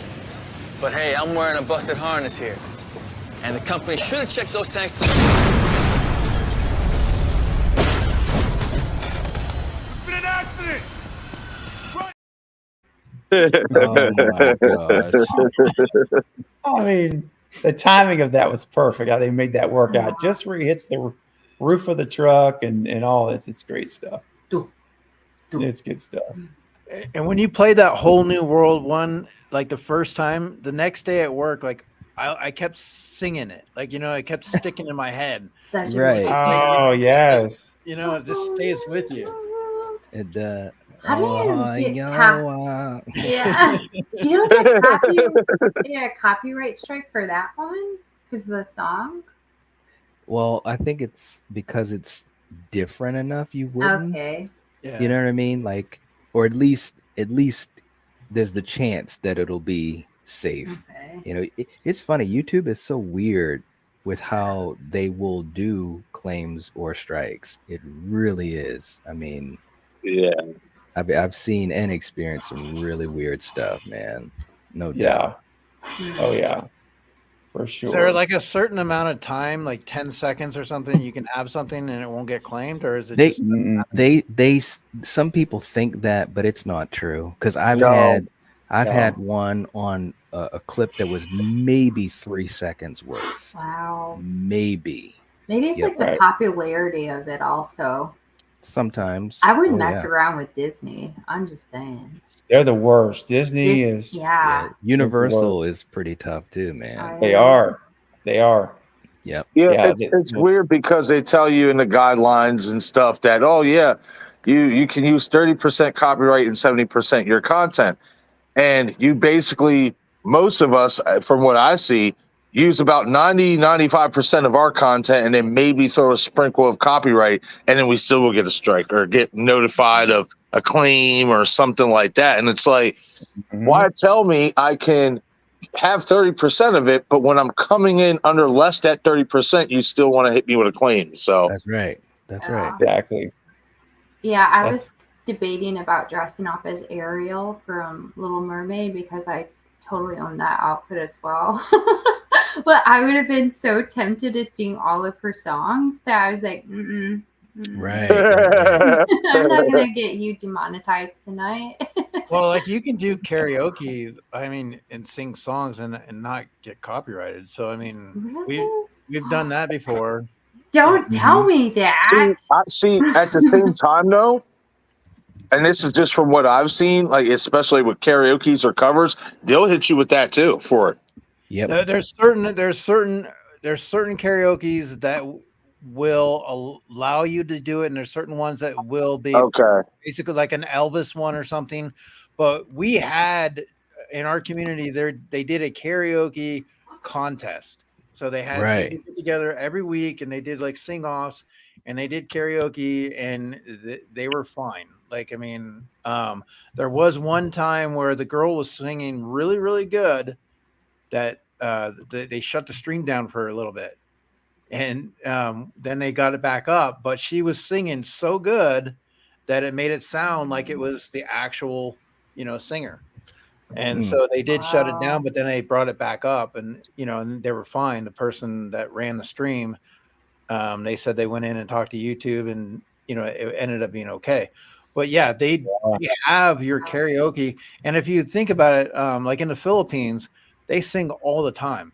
Like they love to sing in the Philippines, like on their channels and stuff like that. So they do that a lot. So, it's a interesting perspective with YouTube, like what you can do, what you can't do. Like even watching a movie, like what's free range, like you have stuff that you can watch a movie, if it's in public domain, there's free stuff in the library. But that is true. Yeah. Wow. That's a good point. You guys wouldn't get a copyright strike because I'm not a good singer. So. You just gotta do your research. You do your research. There are, because obviously if you think about it, I mean, there's people that put stuff on YouTube all the time. I mean, you're watching it on YouTube, right? I mean, I can watch a video of Rocky Balboa in the ring, right? Somebody posted on their YouTube. So I mean, it's on, but I mean, it's just what you want to do. You know, so that's the way I look at it. Because I mean, I know like on Monday, I do my Monday reviews of movies, and for me, I don't care. Like, I mean, if they say you can use the video, but this part of the trailer or whatever is copyrighted, I'm fine with that. Like, it's fine, like whatever. If I need to go in and remove it, I'll end up doing it. But like, and you just pick and choose, I guess, But there are some things that, like I said, I wouldn't go up against Disney. Right. No. But yeah, you gotta. I mean, because like I mean, I've seen it happen to my. I'm not gonna go into a lot of details because I know he shared it earlier. Was it yesterday on the Friday nights on the Friday nights watch party? But my buddy Carbonite, man, he got a copyright strike. He's gotten 2 strikes, not a claim. Strikes. Like I said, bro, if you get one more, your channel's gone. It's over. And and it's crazy because the last one he got was totally ridiculous. He took what was it? It was a Star Wars clip of like it was an interview. It was an interview clip. It wasn't even like from the movie of what's her name, Princess Leia. Carrie Fisher. Yeah. It was a clip of her, but he took the music out and he put some other narration over it. without any of the original audio. So there was no original audio. And they hit him with a strike. Struck him. Wow. And Star Wars is part of Disney too. That's part of Disney. That's Yeah. right. That's right. So yeah, man. So if you think about my buddy Carbonite, if you're following him on Instagram and send him a message, encourage him. It's a bummer when that happens. So is there any way you can go in there, remove it's gone. Well, YouTube took it down. YouTube actually removed it themselves. Yeah, it's already deleted by them, and so it's just like it's over now. But I mean, and he's being like now he's almost he's getting super paranoid about what he posts, and I understand. But I'm just saying if you guys think about it or you want to send them a note just to help, maybe you just encourage them to keep going. Don't give up. Absolutely. I think that would go a long way in showing our community spirit together. Yeah, sure, absolutely. I mean, yeah, you're gonna run into some hiccups with YouTube and stuff like that, but you just got to be willing to stick it out, And so that's just all it is. You just got to stick it out and just get on a level playing field with them. And once it's that, it's really not that bad. Yeah. Yeah. That's right. Yeah. And Disney, like I said, Disney's a tough cookie to, go against. So. Yeah, they are. I've heard a lot of people talk about Disney and the issues they've had, with them with stuff. And even some folks here in the chat, I'm just looking at, Danny's talking about it, how strict they are, and Wayne, what's up, Wayne? Good to see you here, man, from Australia. Wayne, what's up, buddy? Yep. Yeah, I would not want to. I love Michael so much, but yeah, I would be afraid to be a YouTube channel dedicated to something owned by Disney. Yep. And we'll keep to our scream over here. We stay in our lane, man. Yeah. We know what's up. Talking about some of the moments earlier, some folks have weighed in. Wayne Turner weighed in on favorite moments. The live watch party of Tusk. Oh my God. That was goodness. That was a fun one. Or the time when what were you guys watching? And was it Hikeaway? What was it? Where you were gagging? Oh gosh. Sleepaway Camp too. Sleepaway Camp. Oh, porta john scene. Yes, that porta potty scene. Oh, yes. Goodness. And just so everybody knows, yes, this is a community where we just try to get along. Everybody has their thoughts. I see in the chat, there's, a few things, but just, like I said, everybody's entitled to their opinions, but we get along. That's right. Agree to disagree in a respectful way. Yeah, exactly. I mean, everyone here, these are all opinions and perspectives, and no one's forcing anyone to do anything. We're here to talk about them, and look, sometimes we're gonna have different views, but that's the whole kind of the fun of it too. I mean, we should. Me and Eric going back and forth there. We weren't agreeing. Oh yeah.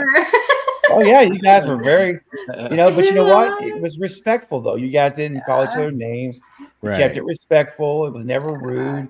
And I think the other thing, too to say too is that there are a lot of folks here that have sense of humor, and we all use it to poke fun at each other too, and saying certain things and so forth. And there's nothing that I've seen, at least since I've been on the panel, that was said, as far as to be malicious. Everything was said in humor and so forth. So let's just remember that. That's right. Yeah. Yep. And everyone has different personalities. You got to get to know people a little bit. That's right. You got to get to know some people a little bit. And, and once you start to learn people's personalities in general, you understand how to read them. Then when you see a comment, good point, or, here or there from a certain person, whoever it may be, you're like, oh, that's how that's them. That's just them being them. But you got to get to know folks sometimes a little bit. It's And all right. it's all right.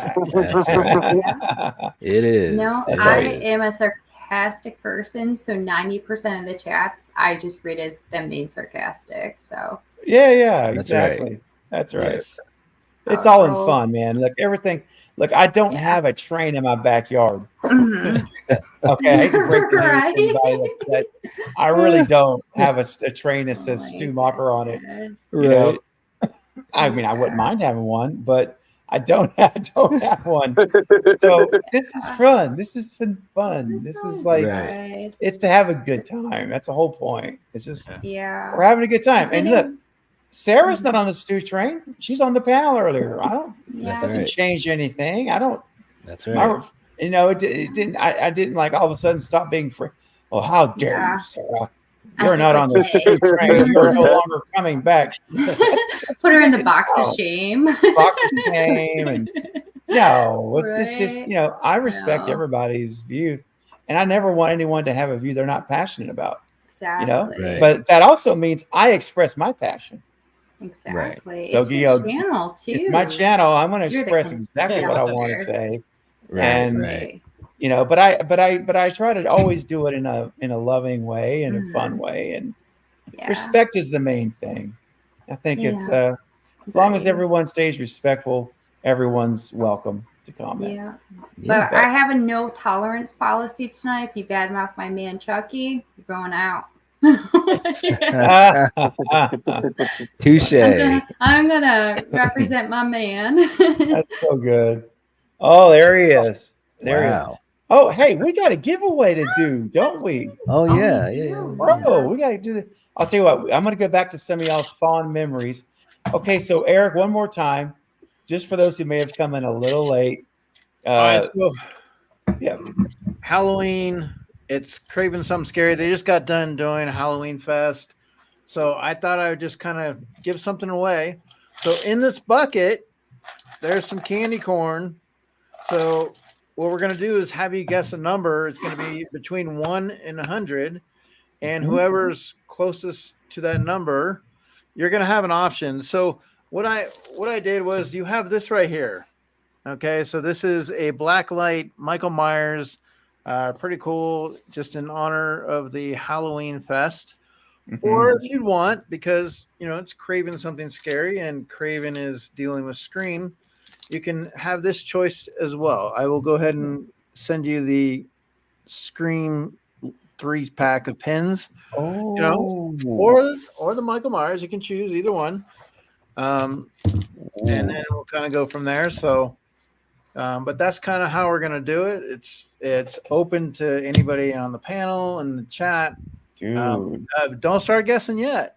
Yep. We haven't said go. We got to put a starting line in there. That's right. So nobody guess anymore. We're gonna start fresh. So we'll give the chat a minute to clear out. So Eric, here's my question: if someone chooses the Michael Myers, do I get the 3-pack of the ghost? I'm just saying those are friggin' awesome. Those are so cool. Where'd you get those? Like Hot Topic or something? I've seen so much Scream at Hot Topic. I actually found these at Hot Topic. You're correct. Oh wow, you guessed it right. Look at you. Yeah. I couldn't remember if it was Hot Topic or Spirit, but it was Hot Topic.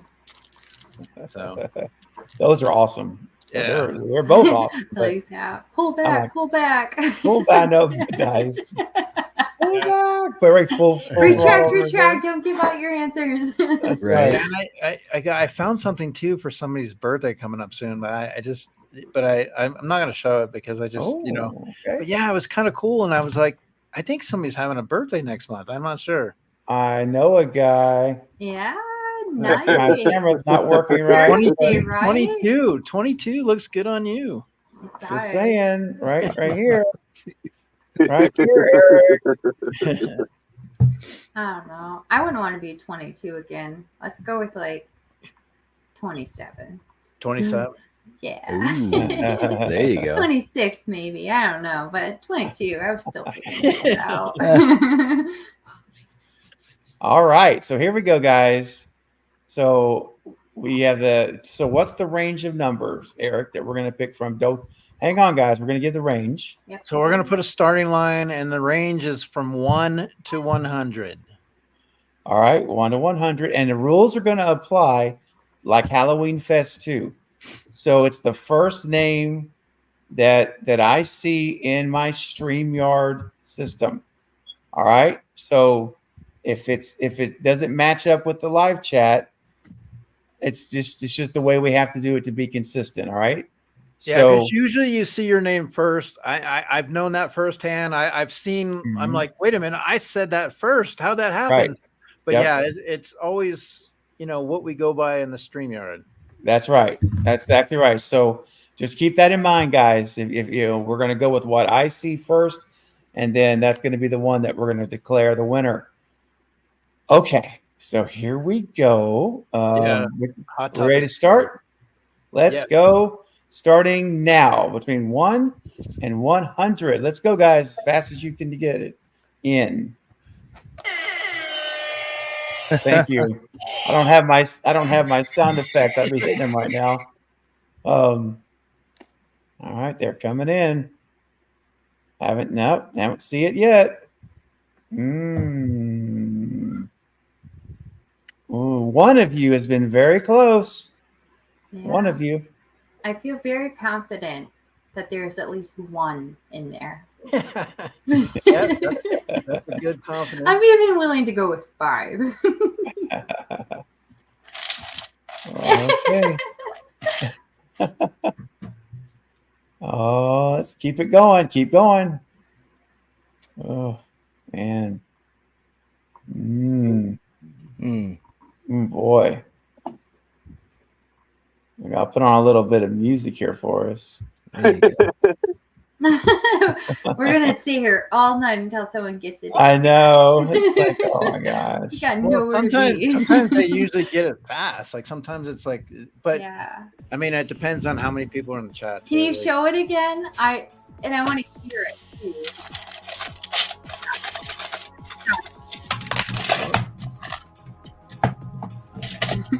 Oh, yep. Man, there's one person in particular that's really gotten close twice now. Oh, okay. So I'm gonna go down. I'm gonna say 76. Yeah. So we'll make it easier. So it's from 50 to 100, guys. From Yeah, I 50 to think 100, right. 62. Polar. 63. 64. Oh no, you're one of them type. I know. It's like, that's so funny. Oh, stop. I don't blame you though. Oh, Marcus. All right. 67. Between 50 and 100. 89. No. Okay. Yeah. 91. No. 82. Are you typing in the chat, Polar? Oh, I'm just screaming out numbers. It's easier. My Type fingers, it in, girl. Type, go. My fingers are so lazy. Oh, so close. Somebody just so close.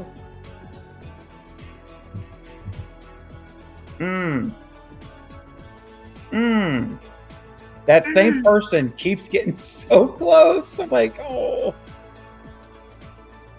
man. Oh my gosh, this is intense. This is so intense. 11,000 subs. There you go. I want to see you count them all out too. Oh God! I did at one point. Oh, another one got really close. Oh my gosh. All right. I think we need to narrow it more, Eric. All right, we're between 80 and 100. Ooh, wow. It's going to go fast. Between 80 and 100. Oh, they're so close.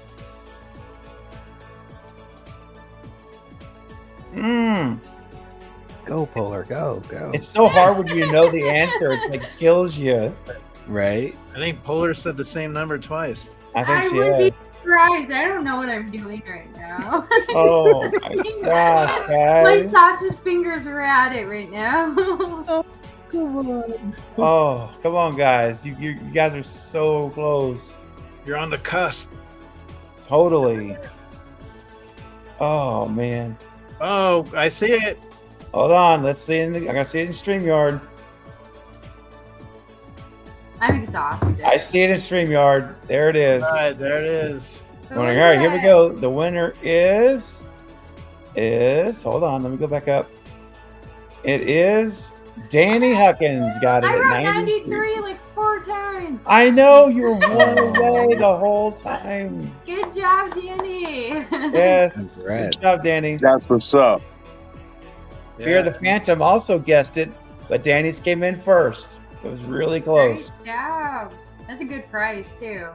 Can we, real quick? I don't want to throw a disclaimer, but can you check a little bit higher? Because I want to make sure it was. Because I see. Okay, let me look. I see May Ann. Oh, my bad. My bad. I thought you were gonna say. Thank you, Eric. It's Mayan. Sorry about that, Danny. I just want to make sure how it came in on your end. So No, I see it. Man, Yep. I see it. Well, because they all hit in the same minute. Yeah. But the order is May Ann. May Ann is first. Yes. Yeah, Polar kept hitting 93, 93, 93. I did. I don't know why. I was just seriously like sausage finger, like 90, 90, 90. I thought she was going to do the 92 on the next round, but she didn't. But May Ann. Yeah, I held back. So. Mayanne got it. And Mayanne Good job, says Mayanne. that's her birth year. Well, look at there. How about that? There That's you even more go. special. That's it. So your choice, man. So your choice, and you can reach out to me on Instagram, and I'm Two Boys and Their Pops, and you can give me your address, and I'll even send you one of my stickers. But totally up to you. The whole Chucky collection. Oh my goodness. Steve Hardy would like a word. Let's see what man you want the Chucky backpack, right? That's awesome. Well, Or Eric, thank you for offering those prizes, man. Yeah, that is very, very cool. That's cool. how about Mayanne? Let's see. Let me turn. Let me see. I have this man. So it's a Chucky. Oh, Chucky nice. blanks. Oh, wow. Oh, wow. That's all intense. Wow. That is a wow. Wow. So Mayanne says, I need that Funko. All right, Mayanne. There you go. But yeah, just you can reach on Two Boys and Their Pops on Instagram, and then just let me know your address, and I'll get that out to you, my dear. Nice. That's going to be cool. Enjoy that Funko Pop. That's awesome. Yeah. Oh, my gosh. Oh, yeah. Isn't that cool? Have you seen that night? Isn't that cool? It does look really cool. Very, very cool. Yeah. Black. It's black light. It glows. That's so cool. Love it. Sweet. You guys are so generous, man, to man. offer to do something like that. And it's really nice. And I'll tell you what. I'll give you an opportunity, man, because you mentioned Chucky. So because I have two of these, so I'm giving you a choice. But I mean, originally it was going to be the Halloween. It's totally up to you. But if you would prefer Chucky, I know if you're a big Chucky fan too. So wow. So you let me know. You message me. You let me know. All right, man. That's awesome. Man, you got some decisions to make. Yeah. Yep, that's right. That's awesome. So cool. Okay. She's made her mind up. Oh yeah, she wants Chucky. Yep. Yeah. Okay. There it is. All right. Oh my gosh. All right, guys. So I thought about maybe if you guys are still okay to stay for a little bit longer, I'm not gonna go much longer. Maybe like 15 more minutes. If you guys have it in you, you let me know. Yeah. Okay. I think we're all good for a little bit. Okay. So just wanted to ask, like, because I did this video with Nerdbox, which I don't know if you guys haven't seen me get the phone call from Ghostface. You guys should check it out. It was a lot of fun. It was a real fun video. But one of the things we did, and I'm going to be doing a video of the same thing on my channel, but I'm going to give time for it to be over there, and air for a little few days. But then I'm going to also do with a video on my top 5 things I want to see in Scream 7. So I'll be doing a video on my channel next week where I do that. But with that in mind, we don't have to do your top 5 things. I know that would take a while. But how about this? What would you say for each of you guys to think about this? Your top 2. Again, that doesn't mean it's all. There's going to be 3, there'll be 4, 5. But if you had to say your top 2 things that you want to personally see in 7, that you hope you see Landon and them right, let me know what those are. And Polar, I'm going to start with you, and we'll come all the way back around to the top. Top 2. Oh, geez. I just threw my list away, too. Oh, no. I was cleaning out my office. I always have my list. That's right.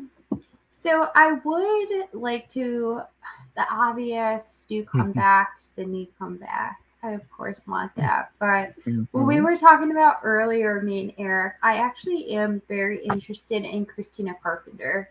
Okay. I personally am. And I also want to see more development I want Kirby to be fleshed out a little bit better. I want to see Kirby and Gale fleshed out a little bit better because I felt like the last writers didn't know how to write Kirby or Gale. So I would like just better writing for their characters in general. Oh, I think we lost Marcus. We lost Marcus. Okay, I'll probably call back. Mm-hmm. Come on back, Marcus, if you're able to. All right, great, Polar. Sorry. No, so those are the biggest things. I think there is a story with Christina Carpenter, and I would love to hear it. I think she had some kind of involvement in the OG. I think she did. She might not have held a knife, but I think she was present for maybe some of the planning that occurred. She knew something. I think she did. And Billy is so good at manipulating.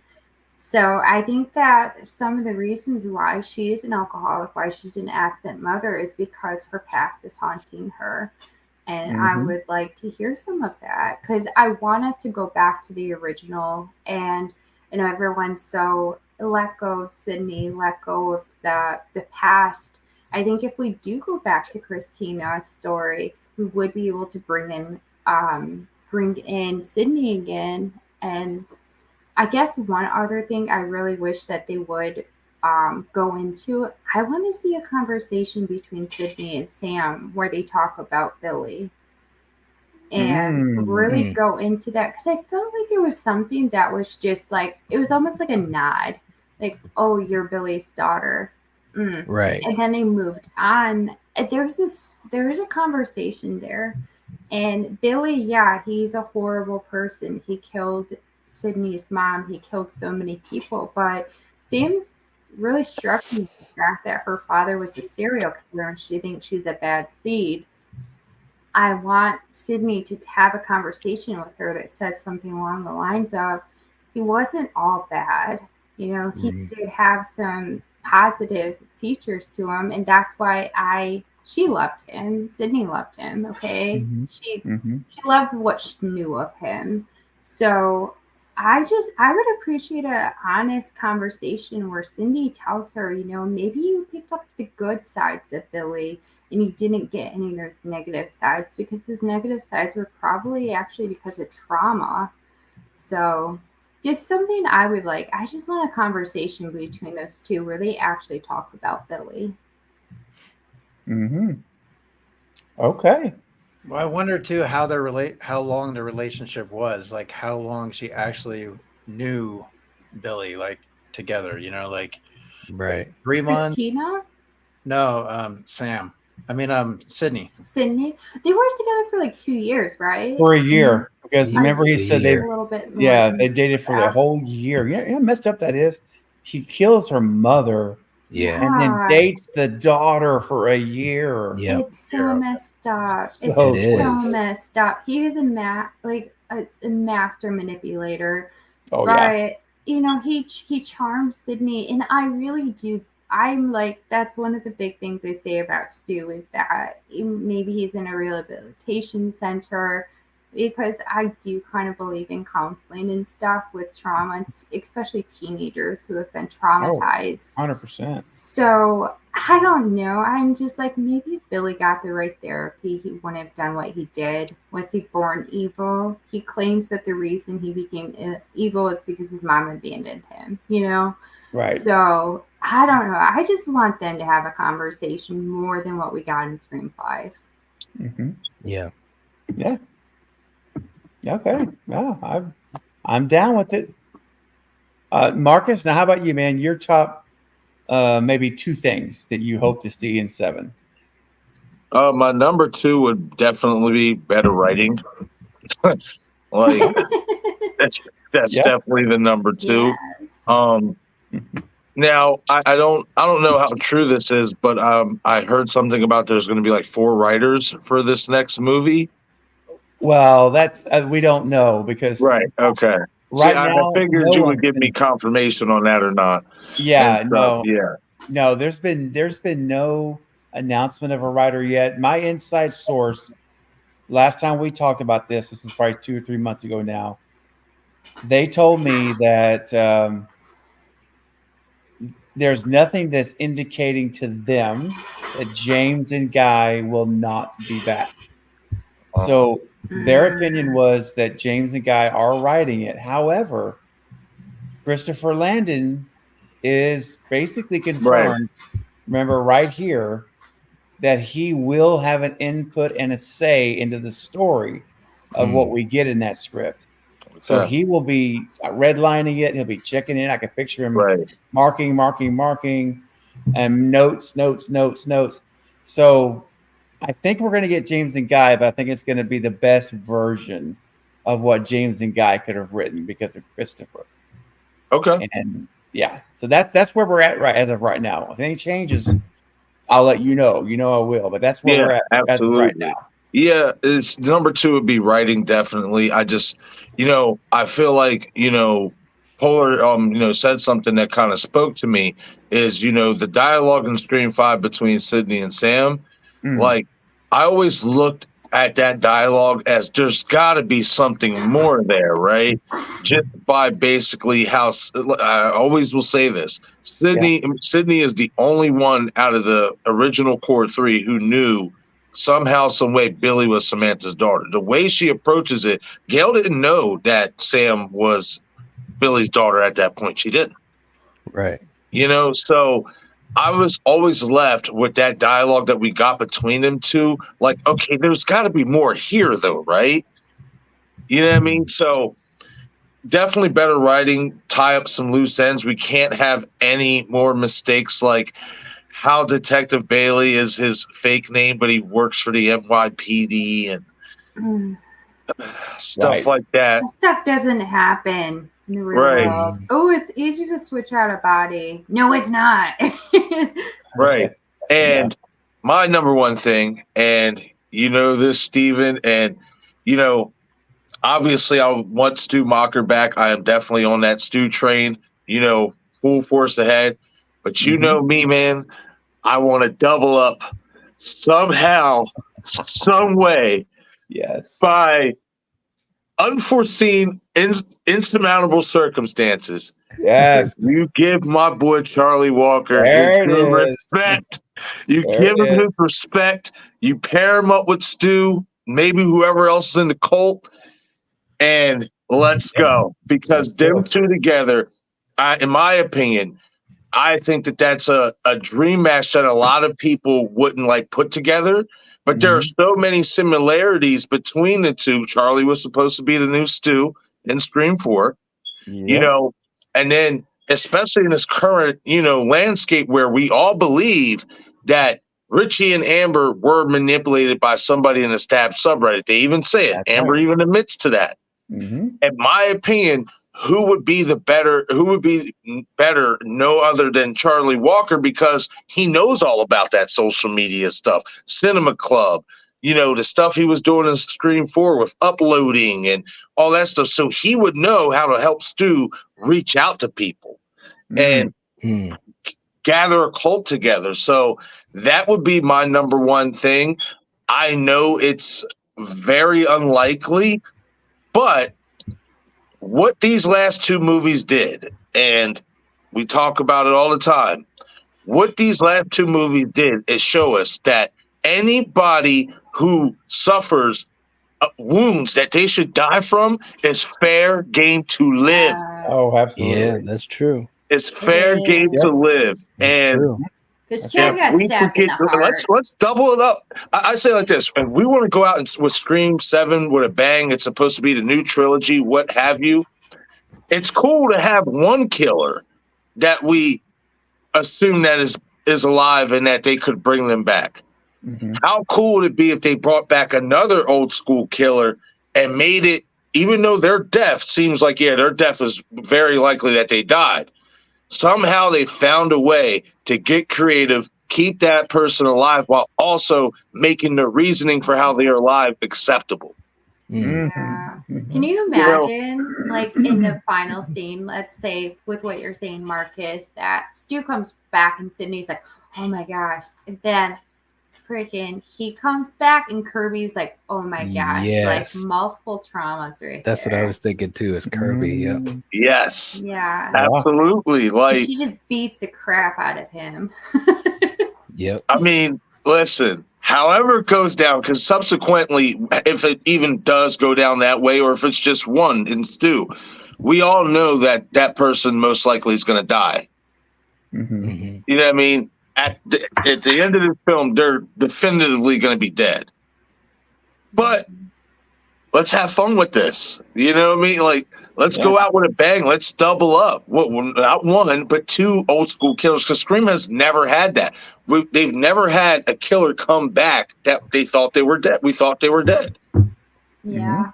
It would be something nice. It would be refreshing, in my opinion. It would be a nice attempt by the franchise. Some would say, oh, well, then you're getting like all the other franchise.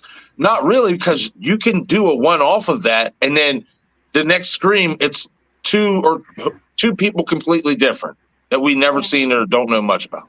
Marcus, I'll give you a little bit more fuel for your fire. She stabbed him, and he was like, oh, the heart. Dude, he's not a doctor. Like, right. What if it wasn't the heart? Like, he assumed it was the heart. It was a lung. Hey, I'm just saying. Hey. In the moment, if someone stabbed you, like, if they stabbed you in the arm, you're like, oh, my arm. Like, yeah, we all know what your arm looks like, but do you know what your heart looks like? Like, maybe you have a general idea, but could have missed the heart. Now, Marcus, would you recast Charlie Walker? Because the actor himself has said that he's not interested in recurring Charlie. Get one of his brothers. They all look the same. Listen, I'm a firm believer.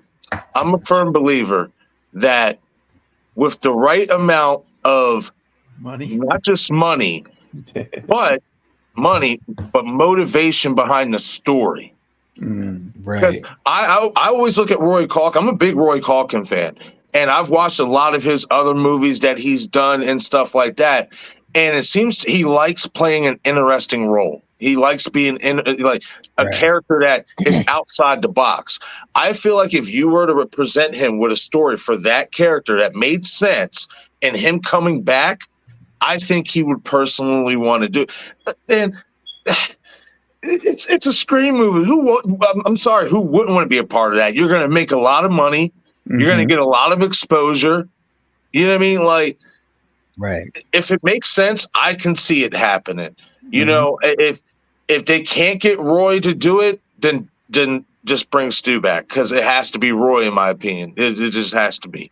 I will not accept a new person playing Charlie Walker. I won't do it. I will not do it. No, you're not going to do me like that.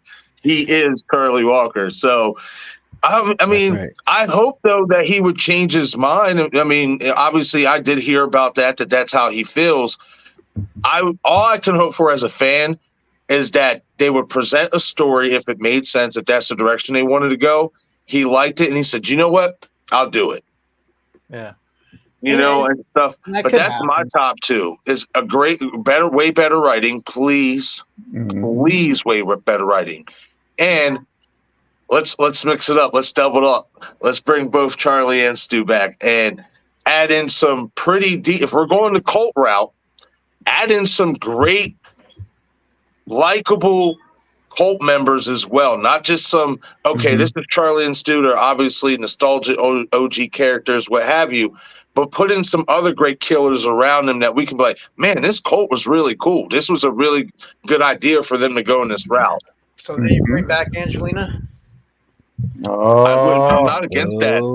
I'm not against that at all. I feel with Angelina, though, not enough people in the newer, because Scream 3, as much as we love it, it's not a praised movie.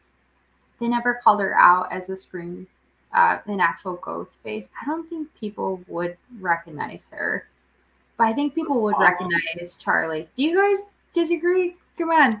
Maybe, yeah. Whatever. It's just I disagree. I disagree only for the sole fact is that she was slated to be the new Sidney Prescott in Stab 3, and that gained a lot of exposure. So, in that, I'm saying, like, if you're talking about like the diehard Scream fans, I believe they would know who she is because, yes, you know what I mean. So, I personally think that would be enough for anyone who hasn't seen Scream 3 or maybe watched it but just kind of turned a blind eye to certain things. I think that bringing her back would help them go back and watch Scream 3 and then be like, you know what? I see why they did this, because there's no way Roman did all this by himself. No. Right. And, while she wasn't revealed, West had to take the reveal of her. Yes. Originally, he was going to reveal her, but he didn't do that. But he made her death so unusual, where it's this one weak little stab. She falls down and then is dragged away, which no one else has ever dragged away from their spot. Makes us wonder what's going on here. That's different. Also, she was very eager. If you go and watch her running around the house with the people she had with her, I can't remember who it was Tyson. right now. Yeah. She's running up and down these secret hallways and staircases. Yes. She seemed real comfortable in that mansion, like she'd been there before and going through all that. And then finally, I'll say this. We have a knock at the door. Joining us here in our last of our stream. But before I open the door, I know. I was like, what? Before I open the door, I will say this too. She also was not listed on the kill list. Yeah. She was not on the official kill list of 90 in the movie. So that, I'm telling you, there's enough curious things. And Wes did that on purpose. Wes did that on purpose. Come on, guys. This is what I'll even say this real quick. If I believe Charlie Walker could be alive from his apparent stab wound to the heart, I definitely can believe Angelina to be alive because that was a stab wound to the shoulder. I mean, anything can happen in life, but I'd never known really anybody to die from a shoulder wound. Like, you get stabbed 15, 16 times. Well, that's the thing. 17 times. I'll just say, Scream 4, though, you got stabbed once and you were. They pulled back a lot. Wait, She was in Scream 3, though, so it's a totally different ball game. Yeah. I wish there was more consistency throughout the franchise. Like, it comes down to the ratings and stuff, or like, I mean, if they write it, anybody can come back, and if it's done right, Yeah. Unless you were hit right here. Yeah, you know what I'm saying? That's the only way. That's the only way. Otherwise, it's a fair game. I just wish Kevin Williamson would just do it. No, I wish you would. Let's do it. Well, guys, real quick, let me get our guest in here, and because I'm sure he's going to want to chime in on our Scream Talk. Guys, please welcome here to help us close out our 11K stream tonight. Our good friend over at Sinister Artworks. You know him as JT. What is up, dude? JT, what's What's up, JT? You're alive, bro. You made it. I fell asleep. We did trick or treats and all that. Trunk or treats. I woke up. I was like, "What time is it?" Cell phone's dead. And I was Oh like, no! Computer, and you're still off. I'm like, okay, I at least got to jump on and say congratulations. Like, okay, hi everybody. Sorry to sleep. I'm going after a guy who's late. That's my Halloween. It's all right, man. I figured something like that happened. It's okay. We're actually talking about our top 2 things we want to see in Scream 7, and Marcus was sharing his thoughts on Charlie coming back, and then we kind of potentially and then morph that into Angelina as possibly coming back. And so anything else you want to add to that, Marcus? Because this is good conversation, man. You're getting our brains going. I mean, if I had to do an honorable mention, I agree with Polar, and this lines up with what I'm saying about better writing. You got to bring Christina Carpenter in, and that's just my opinion. You just do. I just feel like through 2 films, we haven't seen this character, but there's so much mystery around this character that I just have to know, like, who she is, how much really was she involved with Billy? Because we all assume that they were dating or whatever, but it could have just been a fling. We don't know. I mean, but this character, there's just this mystery surrounding her, and I want to know more about this mystery. And I'll leave it at that on my end. Yes. Yeah, definitely. I'm with you there. I wouldn't mind it either. I'm kind of like in the middle. I would not mind it. Dino, what's up, man? So I just got to work. Glad you're still streaming. Yeah, man. I planned on stopping about an hour and 15 minutes ago, but my panel's still hanging in there. They're hanging with me, and I'm like, well, I'm not going to go. If everyone still wants to stay, we're going to stay. We got 30 people in the live chat still. So, we're going long. We're going extra long. So glad you can make it. All right. And by the way, real quick, from on my end, what it's showing anyway, I might be a little behind on my phone. I'm not sure. But it's saying we're at 82 likes. So only 18 away from the 100th goal. Ooh, that is right. I see 82 as well. Fantastic. Guys. Come on. We can do it. Come on. Don't make me post it in the chat. Just do it. We at least got to hit 100. Come on, Mod Duty. Hey, just give me the like. That's a good thing about wireless. I can go anywhere. I can go over here. Talk and go right here. I was looking for my mask. Oh. I don't know if you can hear us, but I love your Freddy hat. Yeah, I can hear you. I got my earbuds on. I love my Freddy stuff. Can we get I know we're so I can't believe that we're going to get another Halloween movie, TV show, whatever, before we get a new Freddy. Come on, give me some Freddy. Look, it's looking like that. Yeah. Right. I know. Agreed. I know. Hey, real quick though, guys, before we keep going around, Knight, I know you got to get rolling. Do you want to share your 2 real quick before you go, or if you have the time? Yeah. I might. What was I gonna say? Well, top 2 Scream 7. Yeah. My big thing is just having Sydney back and making the story Sydney centric. Which I think I don't know, man. I guess maybe I'm like 50-50 now on whether that would happen or not. I just don't know because we have these other returning characters, but I truly think, and I don't know if Marcus said it earlier or Eric or someone else, but these characters can, like Sam and Tara, they can be around for a while. You know what I mean? They can. Like we can take this movie, give Sydney a really good story, which we haven't had in a while, and then send her off, the right way, That's right. And I would love to see that. And I don't know what the percentage chance for that to happen is, but I would love to see that more than anything. Secondly, I think it would be cool if we do have this cult, this Ghostface cult idea going on, and if Stu's involved, and that's great. But I think what would be cool is if we have 2 sets of killers. Okay. That aren't necessarily working together. They might have separate agendas. Now, that might make it too complex, but I think that would be so cool because we've never had that. We've had 1, we've had 2, in 6 we had 1,000, and we still had a bunch of survivors. But I think it'd be cool to have like 2 sets, man.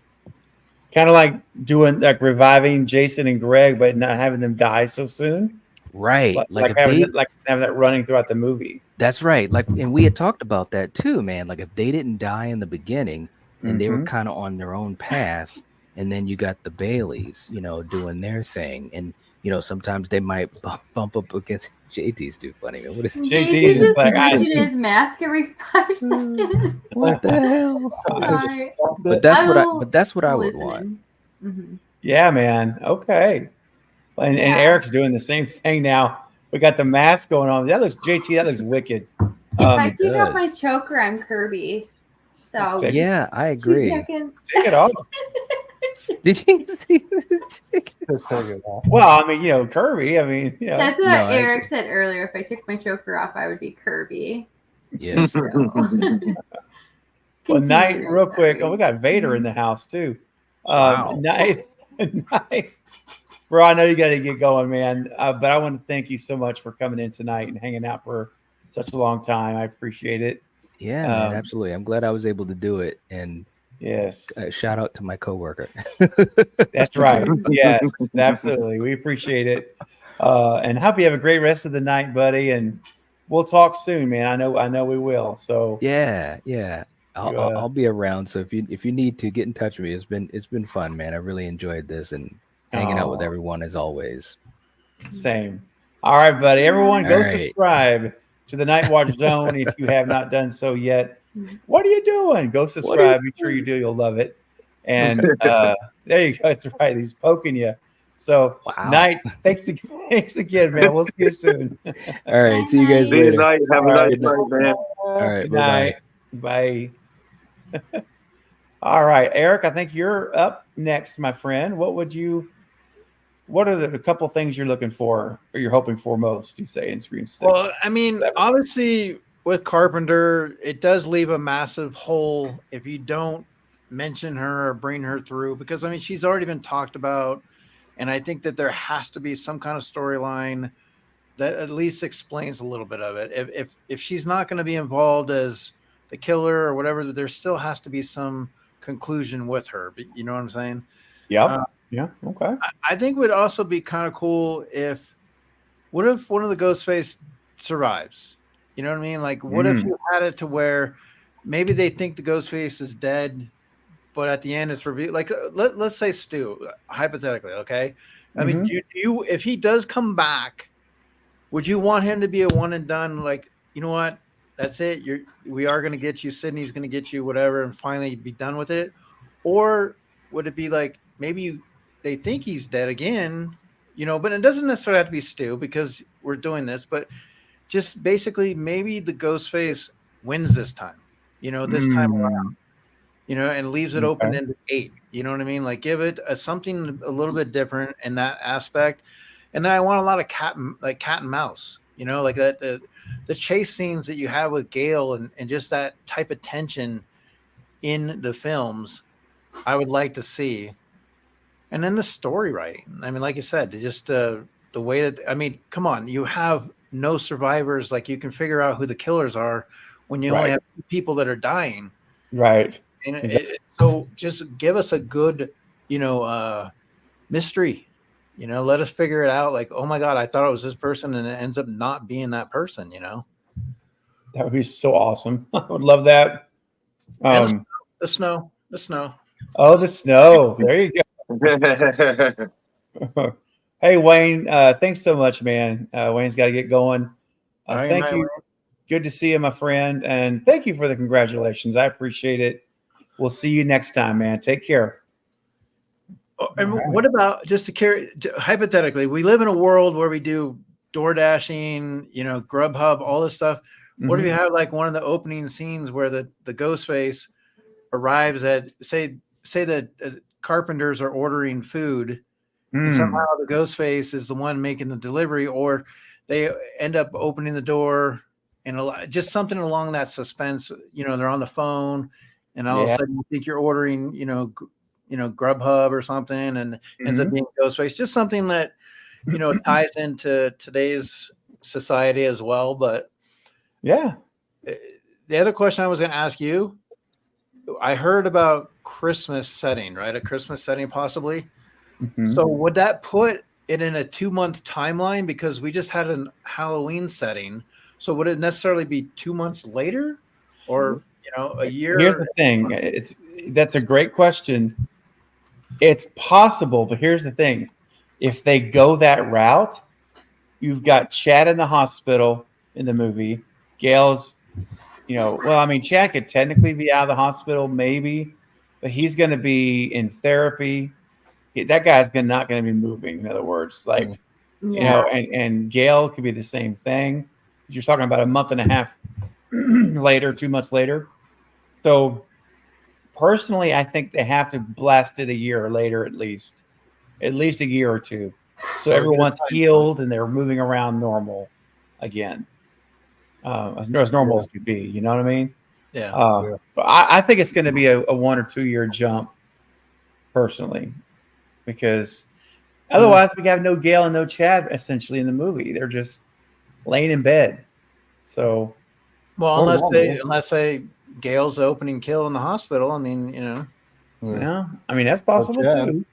Or Chad. She could have still a little bit of fight left in her, and Chad. They could say, okay, well, so many people. Yeah, it's going to be like Halloween 2, where it's just like, oh, we're going to watch you slowly recover. If Chad is up and walking the next movie, I'm done. Yeah. Oh, gosh. Maybe that's the backlash for 17 stabs. Maybe they have him as the opening kill in the hospital or something. Or, I was just thinking, what if, this is a big what if. It most likely is going to happen. But what if they did basically set this up like a couple months later or whatever, and directly after the opening scene, the aftermath from, what happened in Scream 6, Chad and Gail are obviously both in the hospital, and they both get killed in the opening scene. One Ghostface kills one Ghostface takes out the other. And dressed up like a doctor. Mindy and Tara should also be in the hospital because they had some serious injuries that were not acknowledged. But I agree with you, Marcus. Like, it would be crazy if they were attacked in the hospital. Like, they're sitting ducks. Mm-hmm. Does Sydney come out for Gail's funeral? I don't know, man. I don't think so. This is where it would feel if they were just to do that, like just to bring Sydney back because Gail died or whatever. My issue with that would be is that, okay, I'm not saying Sydney at this point in time has beef with Gail, but shouldn't she have some type of animosity, being that Gail did another book after she said she wouldn't do it? Yeah, that's true. I just feel like if you bring Sydney back, and obviously I'm hoping for that too, obviously, and stuff. If you do bring her back, I want to see a little bit of that old school dissension between her and Gail. A good slap in the face. You know what I mean? We did see Tara punch her in the face the last one, so I don't want to get repetitive with it, but maybe just in terms of dialogue, like Sydney's just like, look, Gail, like, you said you wasn't going to do that book, and you still did it. So like, I don't like wish no bad harm. I hope you can make it through again this time type deal. But she's kind of like steering clear of Gail. But shouldn't she know? But she knows Gail enough to where she knows that Gail probably would still make the book. Like, even if she didn't want her to, or said she wasn't going to. She could be like, yeah, I know Gail's going to do it anyways. You know what I mean? But, right. Yeah. But I just feel like if they do that, it's just, that's nothing interesting. That's just what we expect. I'm not sitting there saying they full on don't like each other. They're not friends or nothing, but I do want to see a little bit of that, look, you kind of messed up, and I'm mad at you for it, but we're going to still get through this together. Yeah. That's right. I agree, Marcus. Good night, Russell. Take care, my friend. Good night, Russell. Good night, Russ. Well, I think Christopher Landon's going to really make his stamp on it. Like I do too. Where I mean, we could be totally in a different direction, like how we're talking about it and thinking about it. He could just totally go in a like, you know what, like this, the board is clean. I'm going to write everything the way that I envision it now. I want to put my 3 movies into it. I mean, you know, you could see a lot of that, you know, from Christopher Landon, where, you know, it's like, I'm not going to tie in the past projects. I kind of still want to put my stamp on it, you know? Right. Because otherwise he's recycling, you know, 5 and 6. I don't think he's the director to do that. You know, yeah, he's going to want to put his own. And he even said he wants to embrace all the filmmakers from the past, and like in a hug. He wants to embrace all of them for their amazing work, and then put his own spin on things. That's what he said in the interview. So was you able to ask him which one, like which Scream movie was his favorite? No, that we couldn't. That was off limits because he said we can't even I can't even talk about my opinions of the previous film. See, that's smart on his end, because if he would have responded to that question, then I would say the one he said that he went with, maybe that's where we should have a good idea of what we are going to see in Scream 7 based on that. You know what I mean? I would say the first one. So he's already starting off on a good note with me because he's keeping me in suspense. Yeah. Oh yeah. So I like that. You know what I mean? That's good. That's a good thing. Listen, I've said it before. One of my favorite PG-13 thrillers is Disturbia. Oh, it's so good. And when I heard he signed on to this, I'm like, the suspense that he could build with a Scream movie, if he can do that with Disturbia, right? He's a guy who can probably definitely restore some of that old suspense that we had in the first Scream movie and the second Scream movie and stuff like that. So I'm definitely confident in that, in his ability to build suspense for sure. I think that he's going to do a great job with that. I think the key is, and I see a lot of people, you know, when they announced he was doing it, oh man, now, you know, we hope we don't. A lot of people are like, we think he's going to make it goofy because he does a lot of horror comedy and stuff like that. And I didn't do a video about it yet. Maybe somewhere down the line I will. But I'll just say this. When you really go back and watch Scream 5 and Scream 6, especially in terms of keeping these characters alive when they should be dead, and also stuff like the Bailey situation, it kind of has already gotten goofy. Yeah. You know, a little bit and stuff. Like there still has its dark moments, but it's not consistent, you know, and stuff enough. Sometimes they have these moments where they get really silly. So, and in my opinion, you know what I mean, from what I've seen out of Radio Silence in terms of building suspense and being consistent with it, and what I've seen out of Christopher Landon, I personally think Christopher Landon does a better job. So I'm hoping that translates to Scream.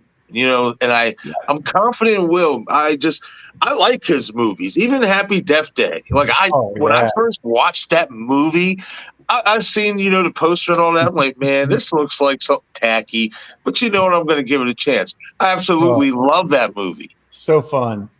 Yes. Like, and that's the number one thing for me, why I am very optimistic and confident Christopher Landon's going to do good with Scream, is because he knows how to have fun with his movies. Yeah. That's one of my biggest things about the original Scream is how much fun it was. Yeah. Oh yeah. Big time. You know, so all right. I'm optimistic. I can't wait for it. I can't wait till we start getting some more news. Oh gosh, man, when that strike ends, it's gonna be like the Hoover Dam just burst open. And it's going to be information pouring out so fast. I'm going to be like, oh my gosh, I'll be in the middle of making a video and another headline's going to go bump. I'm be like, oh my gosh, are you serious? It's going to be it's what's going to be like. It's going to be great. Yeah. JT, let's hear from you, man. What are your top two things that Everybody you like can hear to me, see? right? Say again? Can everybody hear me? Yeah. Yep. Okay. So the computer stuff's being weird. How many people said writing? I mean, I think we all Everybody? agree that writing needs to That's my first improve. one. Yeah. So that one, I kind of got like 3. Sydney come back, right? Okay. Mm-hmm. And of course Stu come back. If not, I don't know what else, because you've got Five Nights at Freddy's, and even though it's that movie, Matthew Lillard always says, I always come back. Yeah, he does. And the whole clean the house, it's like that, and it's like, and Abby said, "I'll be right back." I mean, come on. So could there be hints there? There should be. He looked good in that. He's old enough, but so the Carpenter sisters. I always stated before, I am done with that story. But if they can write something that's believable, I'm fine with it. As if it meshes. But I want Sydney to have more screen time than the Carpenter sisters. I really think that's the biggest. Now, the snow, I like to, but if they do the snow, then we're dipping in that It's a Wonderful Knife. Because if you saw that trailer, similar to Scream, and I don't want that to happen. But if it is, I can't. But if they do a Christmas setting, there's a good chance you will get the snow, though. Especially if they're still in New York. True. And so they have to do, I would say, time jump. I mean, you're going to make it 2 months. They can come down and shoot it here in Pennsylvania. We don't get snow anymore. So, I mean, you really don't? Seriously? Are you joking? No, not really. We hardly get snow. I'm being dead serious. It snowed maybe like 2 decent times last year, and that wasn't even like 5 inches. The last time I recall us getting a really bad snowstorm was back in 2016, because I worked at a hotel and I had to stay there for the weekend because we had guests to attend to. And we got 30 inches of snow. Dang. Ever since then, it is literally, we've been getting, I'll put it this way, we've gotten more 60, 70-degree days here in Pennsylvania than we've gotten snow. Oh, I'll In the switch winter. with you. In winter You time. wanna switch? Because I'm so sick of snow. I'm ready to move out of Michigan. So, I mean, I know people know the snow setting, and if they do it 2 months in after they got attacked, I think if Stu is in charge of the cult, I think he wouldn't rush it that fast.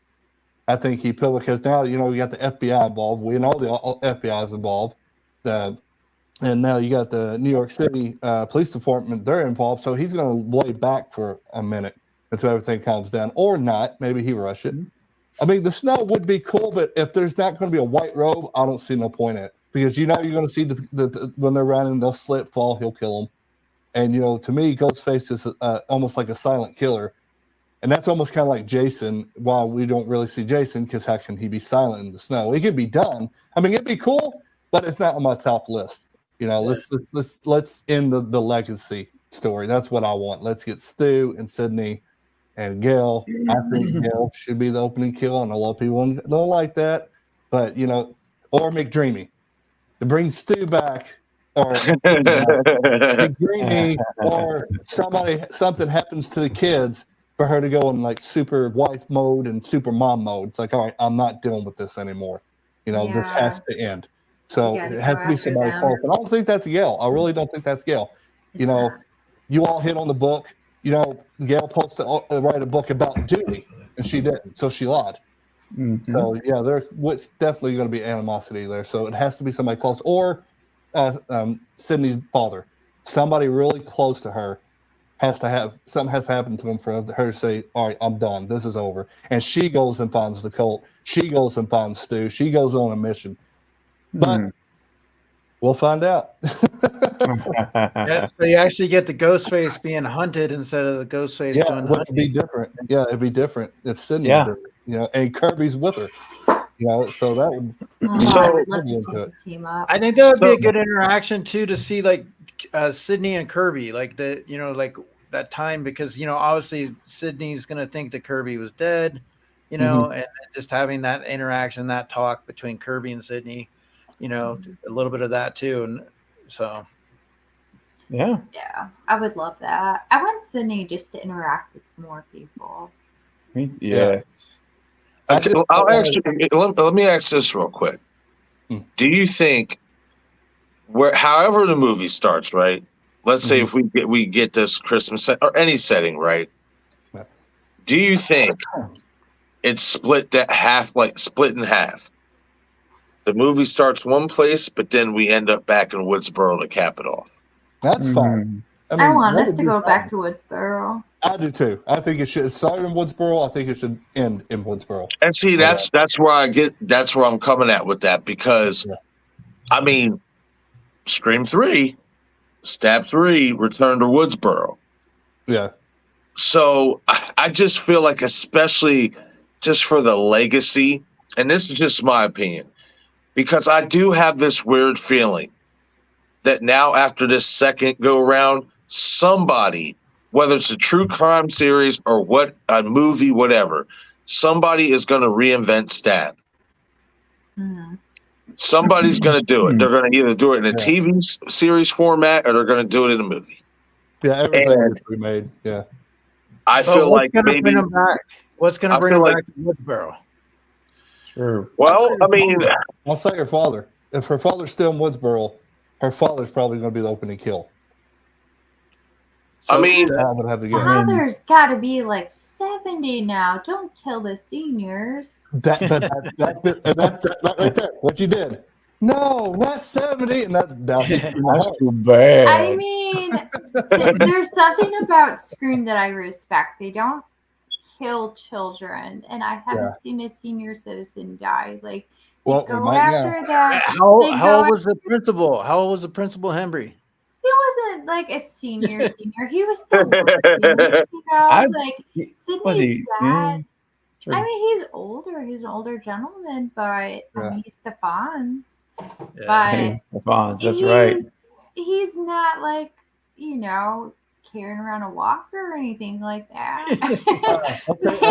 I guess if they're like he's warming up for a jog and then Ghostface attacks him, that's cool. But if he's in a bed, like I don't know, like that's bigger victims. So no bingo. No bingo. Brandy's sister, she'd be able to be killed, and Sydney go there for a funeral just to pay respects. I would see her do that because she was close to Randy and that, but I'm still leaning on the father. It's like, Mama, I think it's gonna be the husband. There's no that is the ultimate way. He works for the FBI now. He has files on freaking Stu Mocker. Come on, it's the easiest way to make it happen. I know. I know. And hasn't he been on board about returning too? Like, you know, Patrick Dempsey. I mean, hasn't he said? Yeah, they were going. They tried to get him back in. Was it 5? 5, right? 5, I believe. They were trying to get him back, and he wanted to come back, but he was scheduled. He was filming something else, and his schedule wouldn't line up. I haven't seen him in anything. Well, he's in Thanksgiving. Upcoming Thanksgiving. Yeah. Is he really? Oh. Yeah. Wow. He's a cop. I now remind my ticket. He's always he's gonna be Ronald and Can't Buy Me Love. Yeah. Hey, it's always gonna be Ronald. I love that movie. So good. So and here's the thing. This is what I don't want. I don't want it to be just a Mocker family, like the parents. Leslie, because let's say Stu did die. They all got the money. They funded everything because of what happened to Stu, because, you know, he was the firstborn. That's what I don't want it to be, the Mocker family, because I'm like, come on, dude. That's not what like the Baileys. If Leslie walks out and she's like, it was me all along, I'm done. I am done. There are like 2 things that are going to set me off where I'm writing this franchise off. It's if Leslie is going to pretend that she was Stu all along, if she was doing the killings, and if they kill Sydney, I'm done. Yeah, but I don't think Landon would. I don't think Landon would go in that direction. That's the thing. I don't either. God, I hope that he puts his foot down and he says no more. Mm-hmm. Yeah. Yep. Sorry, I'm passionate about the Leslie stuff. I love Well, it. I think he's going to get more involved in the writing. I mean, Exactly. I think that he's probably, as we're talking now, like, I mean, 2 or 3 scripts are being written, but I don't know. There's just so many things out there. It's like definitely, if you do bring back Stu, no Leslie, like, I mean, they've got to be able to have something new and fresh, something that's not going to be too predictable. Yeah. Where we're going to be like, oh, yeah. Family. I don't want the Freeman family to be part of it because of what happened to Amber. You know what I mean? And Leslie wouldn't make any sense. It's like she would come out and say, it was me all along. I'm the one who called, Roman. I'm the one, blah, blah, blah, blah, blah. So, yeah, I mean, yeah, it should be Stu, nobody else. And as a new killer at this point, who?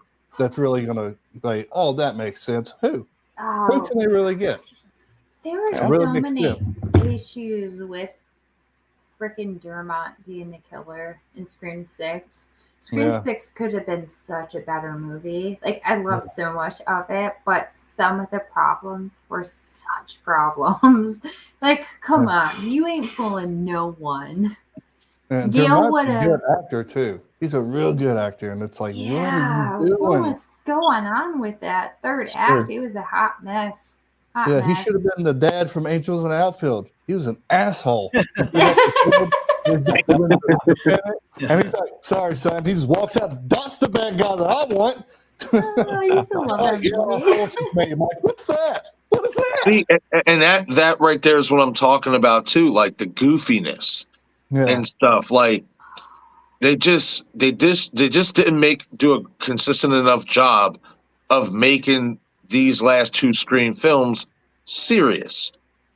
Yeah. Like they had serious moments, but then when you really start to break down and analyze both of them, it's like, man, there's some really silly stuff. Like, sorry, there's no way. I mean, there's no way, in my opinion, a man, unless he's Michael Myers, because it's just a whole nother conversation, should take 17 stab wounds. No. How many total now through 2 films? 24.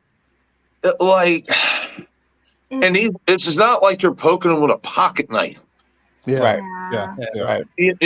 So it's like getting goofy. And then like and you pointed out, you and Eric have pointed out many times with Mindy, you get slashed on the shoulder and you're acting like you're dying. Yeah. Right. She's awful. Another thing. Oh, go ahead. Sorry. No, go ahead, Paul. Go ahead. No, I can't get enough of. Well, I mean, I can definitely get enough of it because I hate it. But when Sam and Dermot are staring, or Detective Bailey are staring at each other, and he's holding the gun out and charging her instead of just firing the damn gun.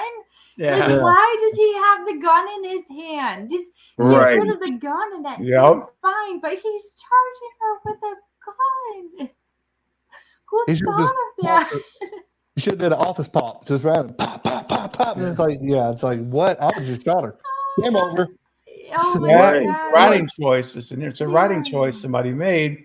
Oh my goodness. It's painful. Like, it just seems like people who are on set would have been like, oh, like, I'm sorry, we're not all brainiacs here. It's common sense. You got a gun in your hand. You're not going to just charge someone. Right. Yeah, point it. It's like, you know what? He puts it down and he throws it. Then he runs. Yeah, or she hits it out of his hand. He trips. I don't care. Just don't break the gun in. Just take the gun out. And which way did Quinn fall when she got shot? Did she go fall back? Because why did he trip over? That was a blooper right there. It's like, that's a good point. I never thought about that. There's so she much. fell backwards. She fell left. She didn't fall over the rail. So it's like, boom. So it's like that's why they need fans, folks, to read these scripts and like, oh, is that like, that's stupid. That doesn't even work. Go back to Halloween Ends. If a real fan read that script, they would have went, no, you can't do this. No, this is not going to work. Everybody's the original films that you had stakes. There was stuff at stakes, and they lacked in 5 and 6.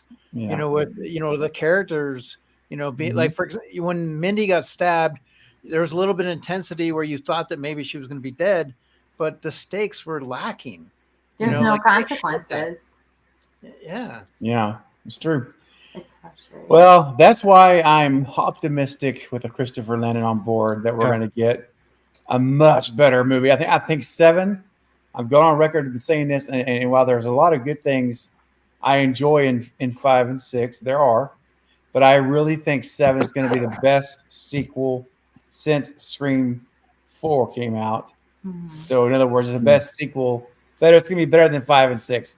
I think by a mile. I think we're going to look at 7 and be like, whoa, that was an upgrade. Someone upgraded their hard drive, and we'll see the difference. And hopefully we don't believe it. And hopefully we don't see all of the difference in the trailers. Right. Oh gosh, that's the other Guys, thing. The marketing I team, don't- please. I don't think I'm going to be able to watch the trailer this time. Oh, it's going to kill me. So I got to break. You know me. I got You to. have to, because you have a channel. I don't have a Yeah. channel, so you guys enjoy that. I'm going frame by frame. Oh, by frame. goodness. Everything's documented. The first trailer was okay, you know, but the first one was good. Yeah. Oh yeah. Yeah. So maybe that's just me. stop. Maybe we Instantly. just stop there. We just get one trailer where we're like, okay, we're not going to watch anymore. They just I know. can't, like, help themselves. Like, it's an addiction. They're like, we must feed the audience too much information. Well, I think it's more like we're in the marketing team, and if we don't generate hype, we're getting fired next week. Yeah. So we gotta, you know what I mean? Going to see the movie. They do not even need to advertise it. Just I stop. know. Yeah. Many versions of the movie. It's like a mini. Sometimes, you know, but Here's your trailer. Sid comes up, picks up a mask. She turns around, says Stu Mocker. Boom, done.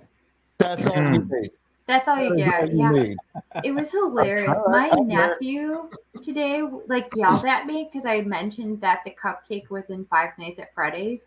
And he was like, spoiler. And he like came at me. I'm like, bro, I'm pretty sure that was in the trailer. Like, I laughed at him and I told him, I was like, do not watch a Scream trailer ever. Never. And that's where I feared the Phantom. In the interview, when I was interviewing Landon, he said, there will be blood. There will be blood. Oh yeah. Like, let's go. Hopefully I it's just Mindy's. watched Boy Scouts or the Scouts Guide to Zombie Apocalypse the other Oh day. yeah, he did that movie too. Yeah, it's like it's a great movie. It's a fun movie. So you know, if y'all haven't seen it, I highly recommend it. And no plaid shirts, please. We can figure that out. Yeah. I love it. Put it on Sydney just to throw everybody off. Like, wait a minute. Oh gosh. Yeah. And she does it like 90s, like ties around her waist. Yeah. So, here's the thing. I like to see the original Scream 3, when Stu's going after kids and, you know, the original script. If they're going to copy like 1, 2, and 3, do the original the original third film. I think that would be interesting. And you technically can do it now. Well, a few years past, so if that's the case, we are definitely going to be in Woodsboro. Yeah. That's true. Because the Woodsboro Cinema Club. Yeah. Charlie needs to come back. Wow, Charlie. Well, guys, listen. I'm going to call it a stream. We've gone 5 hours and 34, almost 35 minutes now. This has been an incredible night, and I want to thank all my guests, those who came earlier and had to leave, and then those that are still here, like Polar, who's been and Eric has been here for a very long time, and so is Marcus and JT. I've enjoyed our conversation with you, Kate. Thanks for stopping in, and it was great that you got to make it before we ended tonight, buddy. Yeah, it's like I said, I apologize. I woke up and went, oh, damn it. And I looked on the laptop. Oh, you're still streaming. I still have time. 15 minutes. At least got another 20. I know that. There you go. Oh, it's all right, man. So this has been, again, so much fun. I want to thank everyone in the live chat, all who gifted memberships tonight and did super chats. You really have helped me out a lot. Thank you for supporting the channel like that. And please subscribe to Two Boys and Their Scary Pops, to I Shot Him 6 Times, and to Sinister Artworks. over here with JT's channel. And follow Polar at bye-underscore-polar. Right? I think I got it. Yeah, Yeah, you got I it. got it. You got it Yeah. before I got it. Yeah. That's fantastic. And thank you, Polar, for saying that. Yes, the next milestone, guys, is 12,000 subscribers. We are less than 900 away. We're at 12. We're at 11,115 right now. So we are already started our march to 12. So let's keep it going, guys. And thank you, Polar, for saying that. Let's do it by Thanksgiving. We'll dress up as turkeys. Oh my gosh, wouldn't that be crazy? Go. I love it. Well, guys, you guys hang out backstage. I'll meet y'all in just a minute, so I don't have to go anywhere. But for all in the chat and all who are watching this in replay, thank you for doing so. This has been an amazing time, and I appreciate it. Thank you for 11,000 subscribers, guys.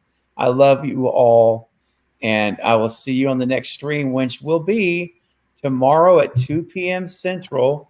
Remember, guys, we're watching Killer Book Club live with the director of the film, Carlos Alonso Olea. It's a Netflix original horror film.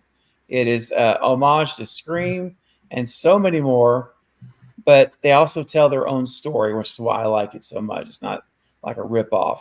It's really cool. So anyway, guys, if you haven't seen it, come watch it. If you have seen it, come watch it again, because Carlos will be giving insight throughout the entire movie, live commentary with the director. So can't beat that. So guys, I'll see you all there tomorrow, hopefully at 2 p.m. And until then, have a great night's sleep. I'll see you then, and God bless. Thank you for 11K, guys. You're amazing. I love y'all. Good night. Good night, everybody.